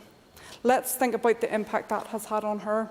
She was hurt, she felt violated, she felt harassed. And it was enough. And compared with some of the serious convictions that are being proposed in this bill, that this does not compare. It's not proportionate. So I suppose, and others have talked to it too, and I do appreciate that everybody will be thinking of particular individuals when they talk of victims. But sometimes I think in this chamber we forget who the victims are. And I won't be specific in saying that it comes from one community, because I don't agree with that. I think that everybody is hurting within Northern Ireland. And I think ultimately, and it comes back to my original point, that we have not got to a period of reconciliation which truly addresses our past. Maybe 23 years on, in a relative state of peace, maybe that's when we address the parts of the Good Friday Agreement that perhaps were difficult for people, and why people are maybe not fully appreciative of those and where we are now. Because I think that's really important. The true piece of reconciliation is to see what we need to do next. And I suppose this bill, and it's really as a response to some comments in relation to certain parties being on the policing board or on the education. This isn't about political parties, and I actually acknowledge that some of the political parties in this chamber have gone to great strides over the years to move on from their past, and a lot of the members of various parties don't have a past. We're not directly related in the conflict. And I think truly that's when we begin to heal. We begin to heal that when those who were directly related in the conflict are perhaps no longer at this stage, and the people after them, the stage that they provided for them, will start moving this country on. So I'm not necessarily looking at this as a limitation of reconciliation. I'm perhaps looking at it as an opportunity that 23 years on, that piece of the puzzle that's missing in relation to the Good Friday Agreement, reconciliation, maybe we do start looking at our systems and our structures and recognising that, yes, there was a transition period. I get that. And I also don't diminish the role that some of the individuals, who potentially are being targeted here, played in that transition and that move towards peace in Northern Ireland. And I think that's really important, and I will stand here and recognise that. However, let's go back to the victims. They're the ones who are hurting. I don't like what the British government is doing in relation to convictions in relation to the Troubles, because again that doesn't satisfy victims. So by the same token, I want to go back to the humanity here. I wanted to go back and recognise that there is loss. It is super difficult if you are a victim, if you're a victim's family, and you see certain people in public roles who has created your pain. I think that's really difficult, and perhaps if there's not enough self-awareness amongst the leaders within Northern Ireland to recognise that, then maybe we do have to put structures in place. So I suppose I kind of want to come back to what's in Mr Alister's bill. And again, it doesn't particularly bother me that it's Mr Alister who's tabled it, and it doesn't particularly bother me who it's aimed at, because at the end of the day, it will be how we move this forward and what it will mean when it gets onto the law practically. So I would ask you to reflect, are we comfortable that serious criminal convictions that carry a sentence of a minimum of 5 years, those individuals can potentially find their way on to some of the most significant public bodies in Northern Ireland because they could be politically appointed? And I do think there's an important point around mandate and appointment. We are mandated, and I've talked to that, and I respect that. But appointments, that's where we have to be a bit more respectful about that particular power. Let's take responsibility for that power. If we can't, then maybe we need legislation like this. A lot of people have talked to rehabilitation, and I'm a great believer in rehabilitation on the basis that if it works, it makes society much safer. I think that true rehabilitation does take in an aspect of contrition and remorse, and maybe it's even restorative justice, if we could call it that, where people recognise that they have hurt others and that they would be prepared to help them move forward, to help them heal. And maybe this is an element of that. And I actually think it's actually a really interesting part of Mr Alister's bill. He's willing to say, no, you can sit on these boards if you recognise that what you had done did cause hurt, did cause victims. And if we can move forward, maybe that's the piece of the puzzle that we need to look at. Mr Speaker, I suppose it always disappoints me that that we come back into this chamber and we hear the debate back and forth in relation to all of this. I suppose for me, I really want to be fully thoughtful and fully considerate of this, and it's about how this will play out for the people of Northern Ireland long after every one of us has vacated these seats for whatever reason. What are we doing to help the people of Northern Ireland?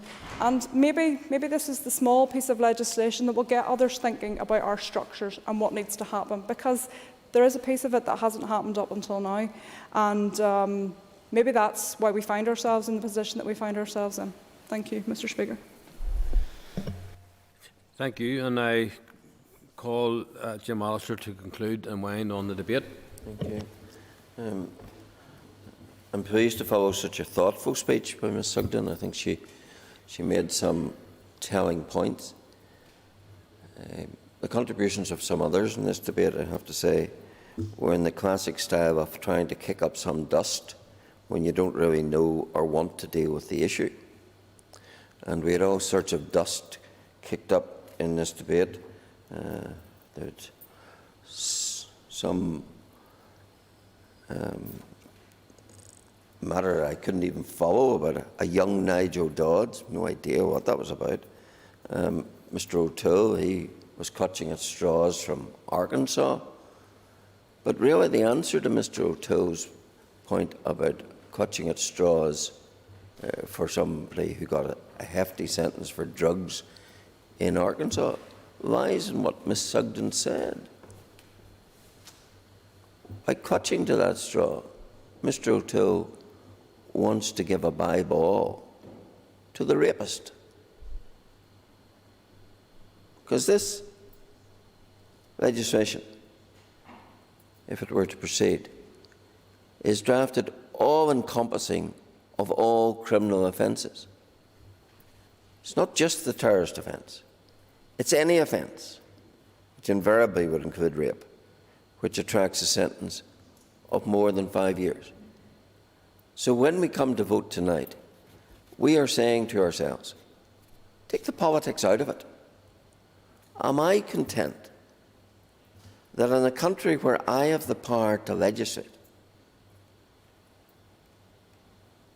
I'm content not to change a situation where a rapist could be appointed to a public body because he's a political appointee.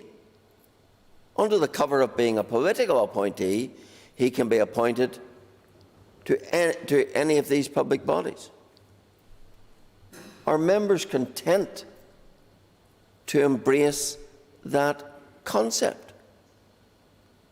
That really is the sort of thing that this comes down to. I just want to stay with the SDLP for a moment. They raised from the first speaker, Mr O'Toole and Mrs Kelly, they kept going back to the incompatibility, my words, not theirs, of this bill with what they call the Good Friday Agreement. I just want to remind this House, the SDLP voted on the first Special Advisors Bill, upon which this is modelled, at second reading for that bill. That bill at that stage did not even have the protections that if you showed contrition, if you had regard to your victims, etc., you could still hold those posts. It was, in its initial stage, a blanket ban. The SDLP voted for that at second stage. And now suddenly, a bill that's in precisely the same language of the ultimate outcome of that legislative process conflicts with the Belfast Agreement. I think Dominic Bradley had it right when he refuted those issues. I referred to them in my opening speech. His answer to the protestations from Sinn Féin that refuse to allow McArdle to continue in position was in breach of the Belfast Agreement. It was anti-Good Friday Agreement. Mr Bradley of the SDLP had it right. He said it was that appointment that was against the spirit of the Good Friday Agreement, because it was a calculated, deliberate measure, a statement by Sinn Féin that it was going to elevate a particular individual because of their past. It was going to do so because it could, and to demonstrate that it had no remorse or regret for the actions of that individual or anyone else it called to volunteer in the IRA, and that was elevating and promoting them precisely to make that point. And that is precisely why Paul Kavanagh today sits on the Education Authority. It is a declaration by Sinn Féin. We do not accept your criminalisation. We do not accept your criminalisation of our IRA volunteers. They were not criminals. They were, in their eyes, something the very opposite. And therefore, we are going to elevate them and promote them as a rejection of the very suggestion that they were criminals. And it is that mentality and that ethos that appointed the Lady McCardle and Paul Kavanagh to the Education Authority. Now, if, members, that is in the spirit and compliant with the letter of the Belfast Agreement, then I think those who are the big enthusiasts for that need to really look at themselves as to what it is they're saying. If this bill is contrary to the Belfast Agreement, then what are the principles of the Belfast Agreement? That we must never call out wrong? That we must never be on the side of right? Rather, we must promote, reward convicts, and in doing so, have no regard to their victims. Because that, as I started in my first speech, is the point.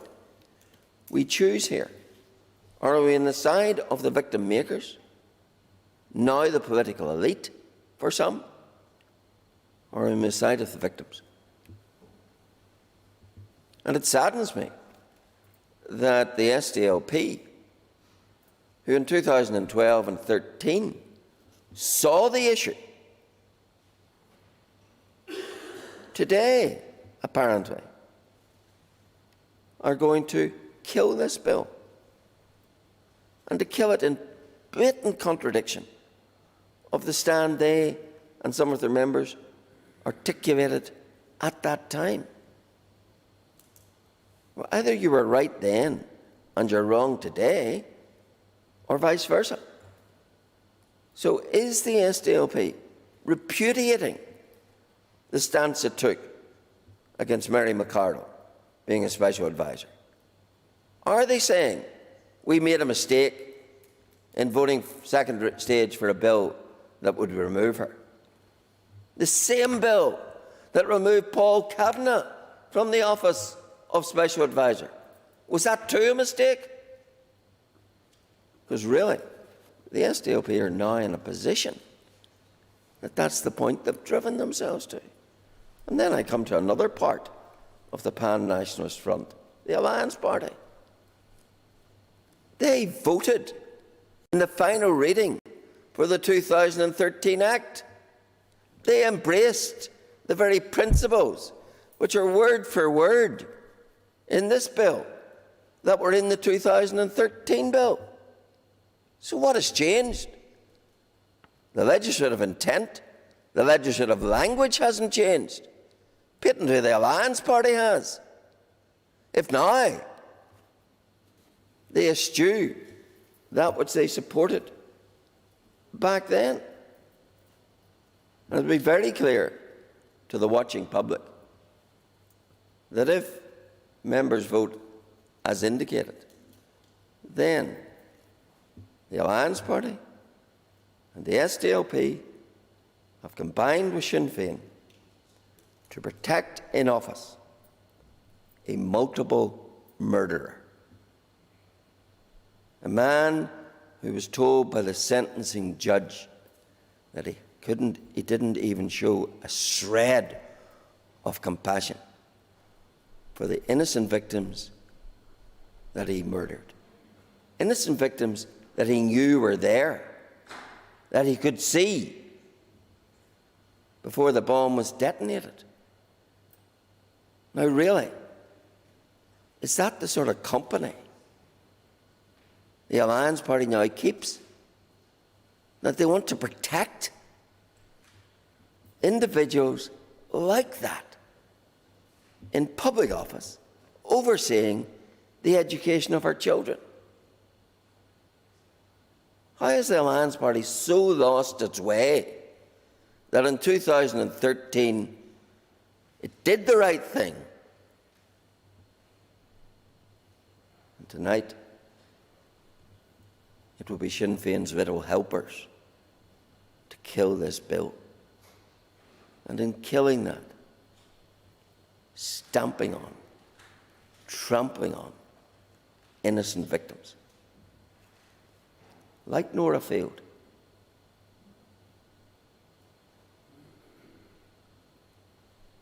That's really what all this comes down to.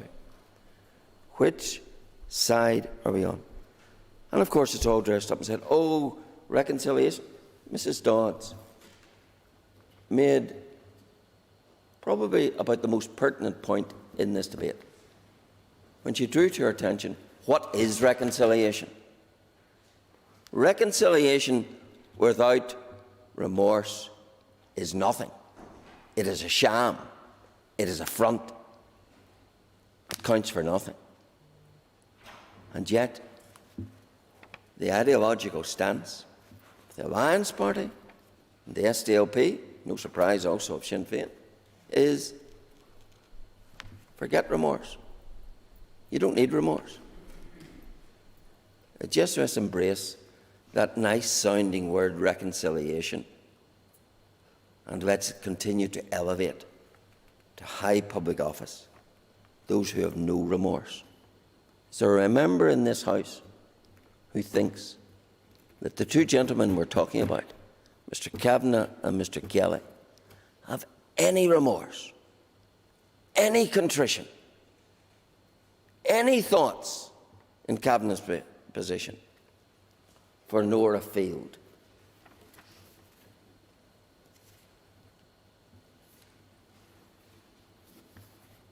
And that is the invitation that the Alliance Party and the SDLP is accepting from Sinn Féin to kill this bill on the basis that those who perpetrated nigh unspeakable evil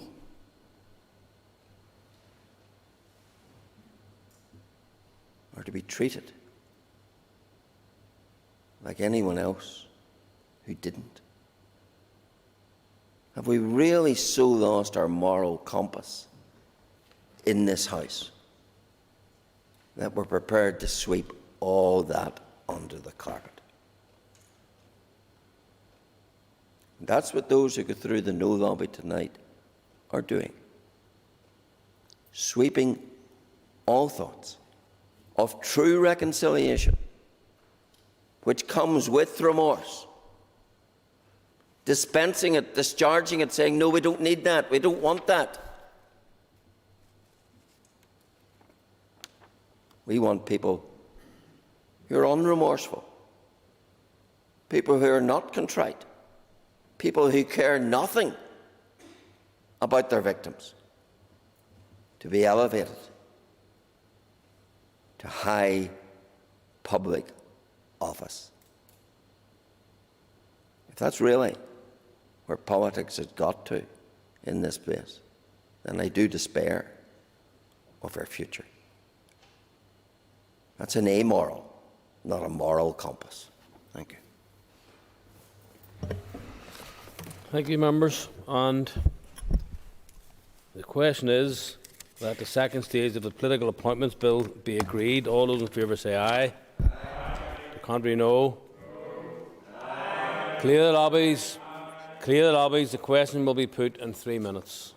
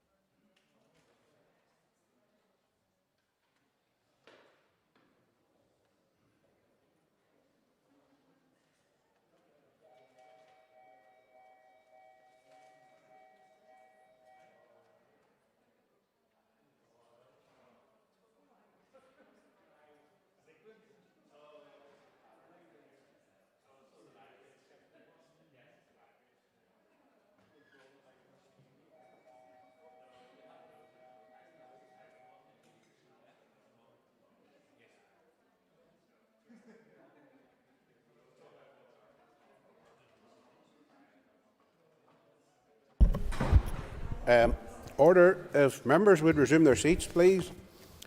Before I put the question, I would again remind those members present that, if possible, it would be preferable if we could avoid a division. I know, has to be said, Jim.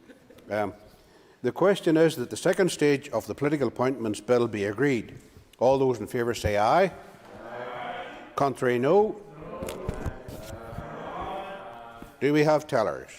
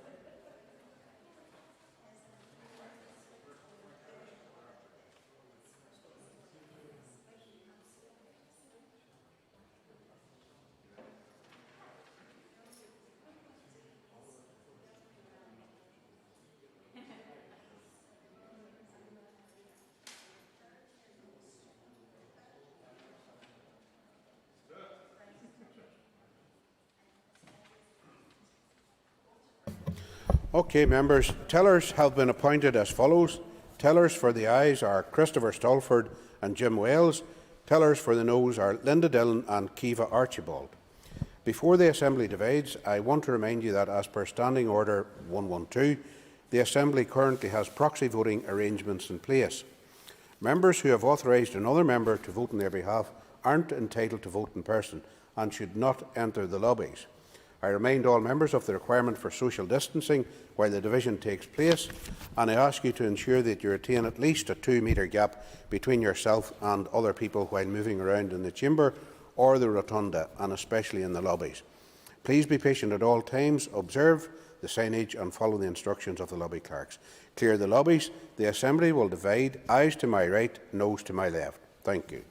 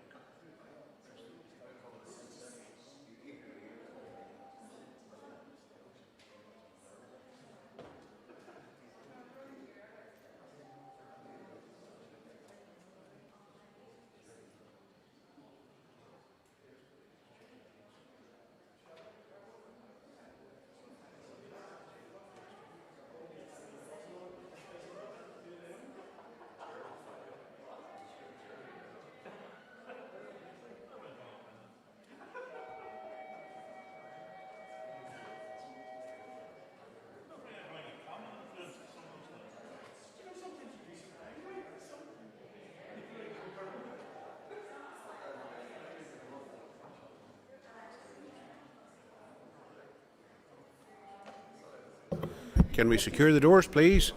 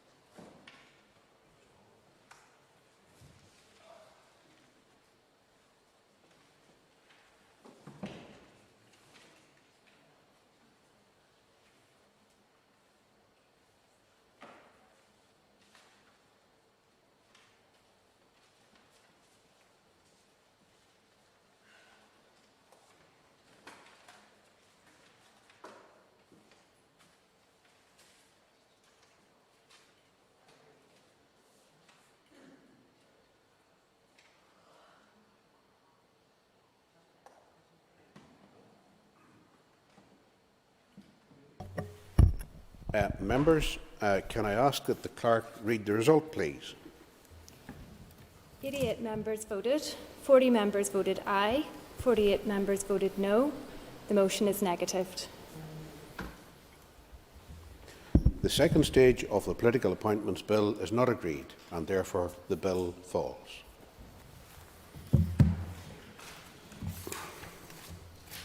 This was on to adjournment. Now, the final item of business, item 5 on the order paper, is the adjournment. The question is that the Assembly do now adjourn. The Assembly is adjourned. Thank you.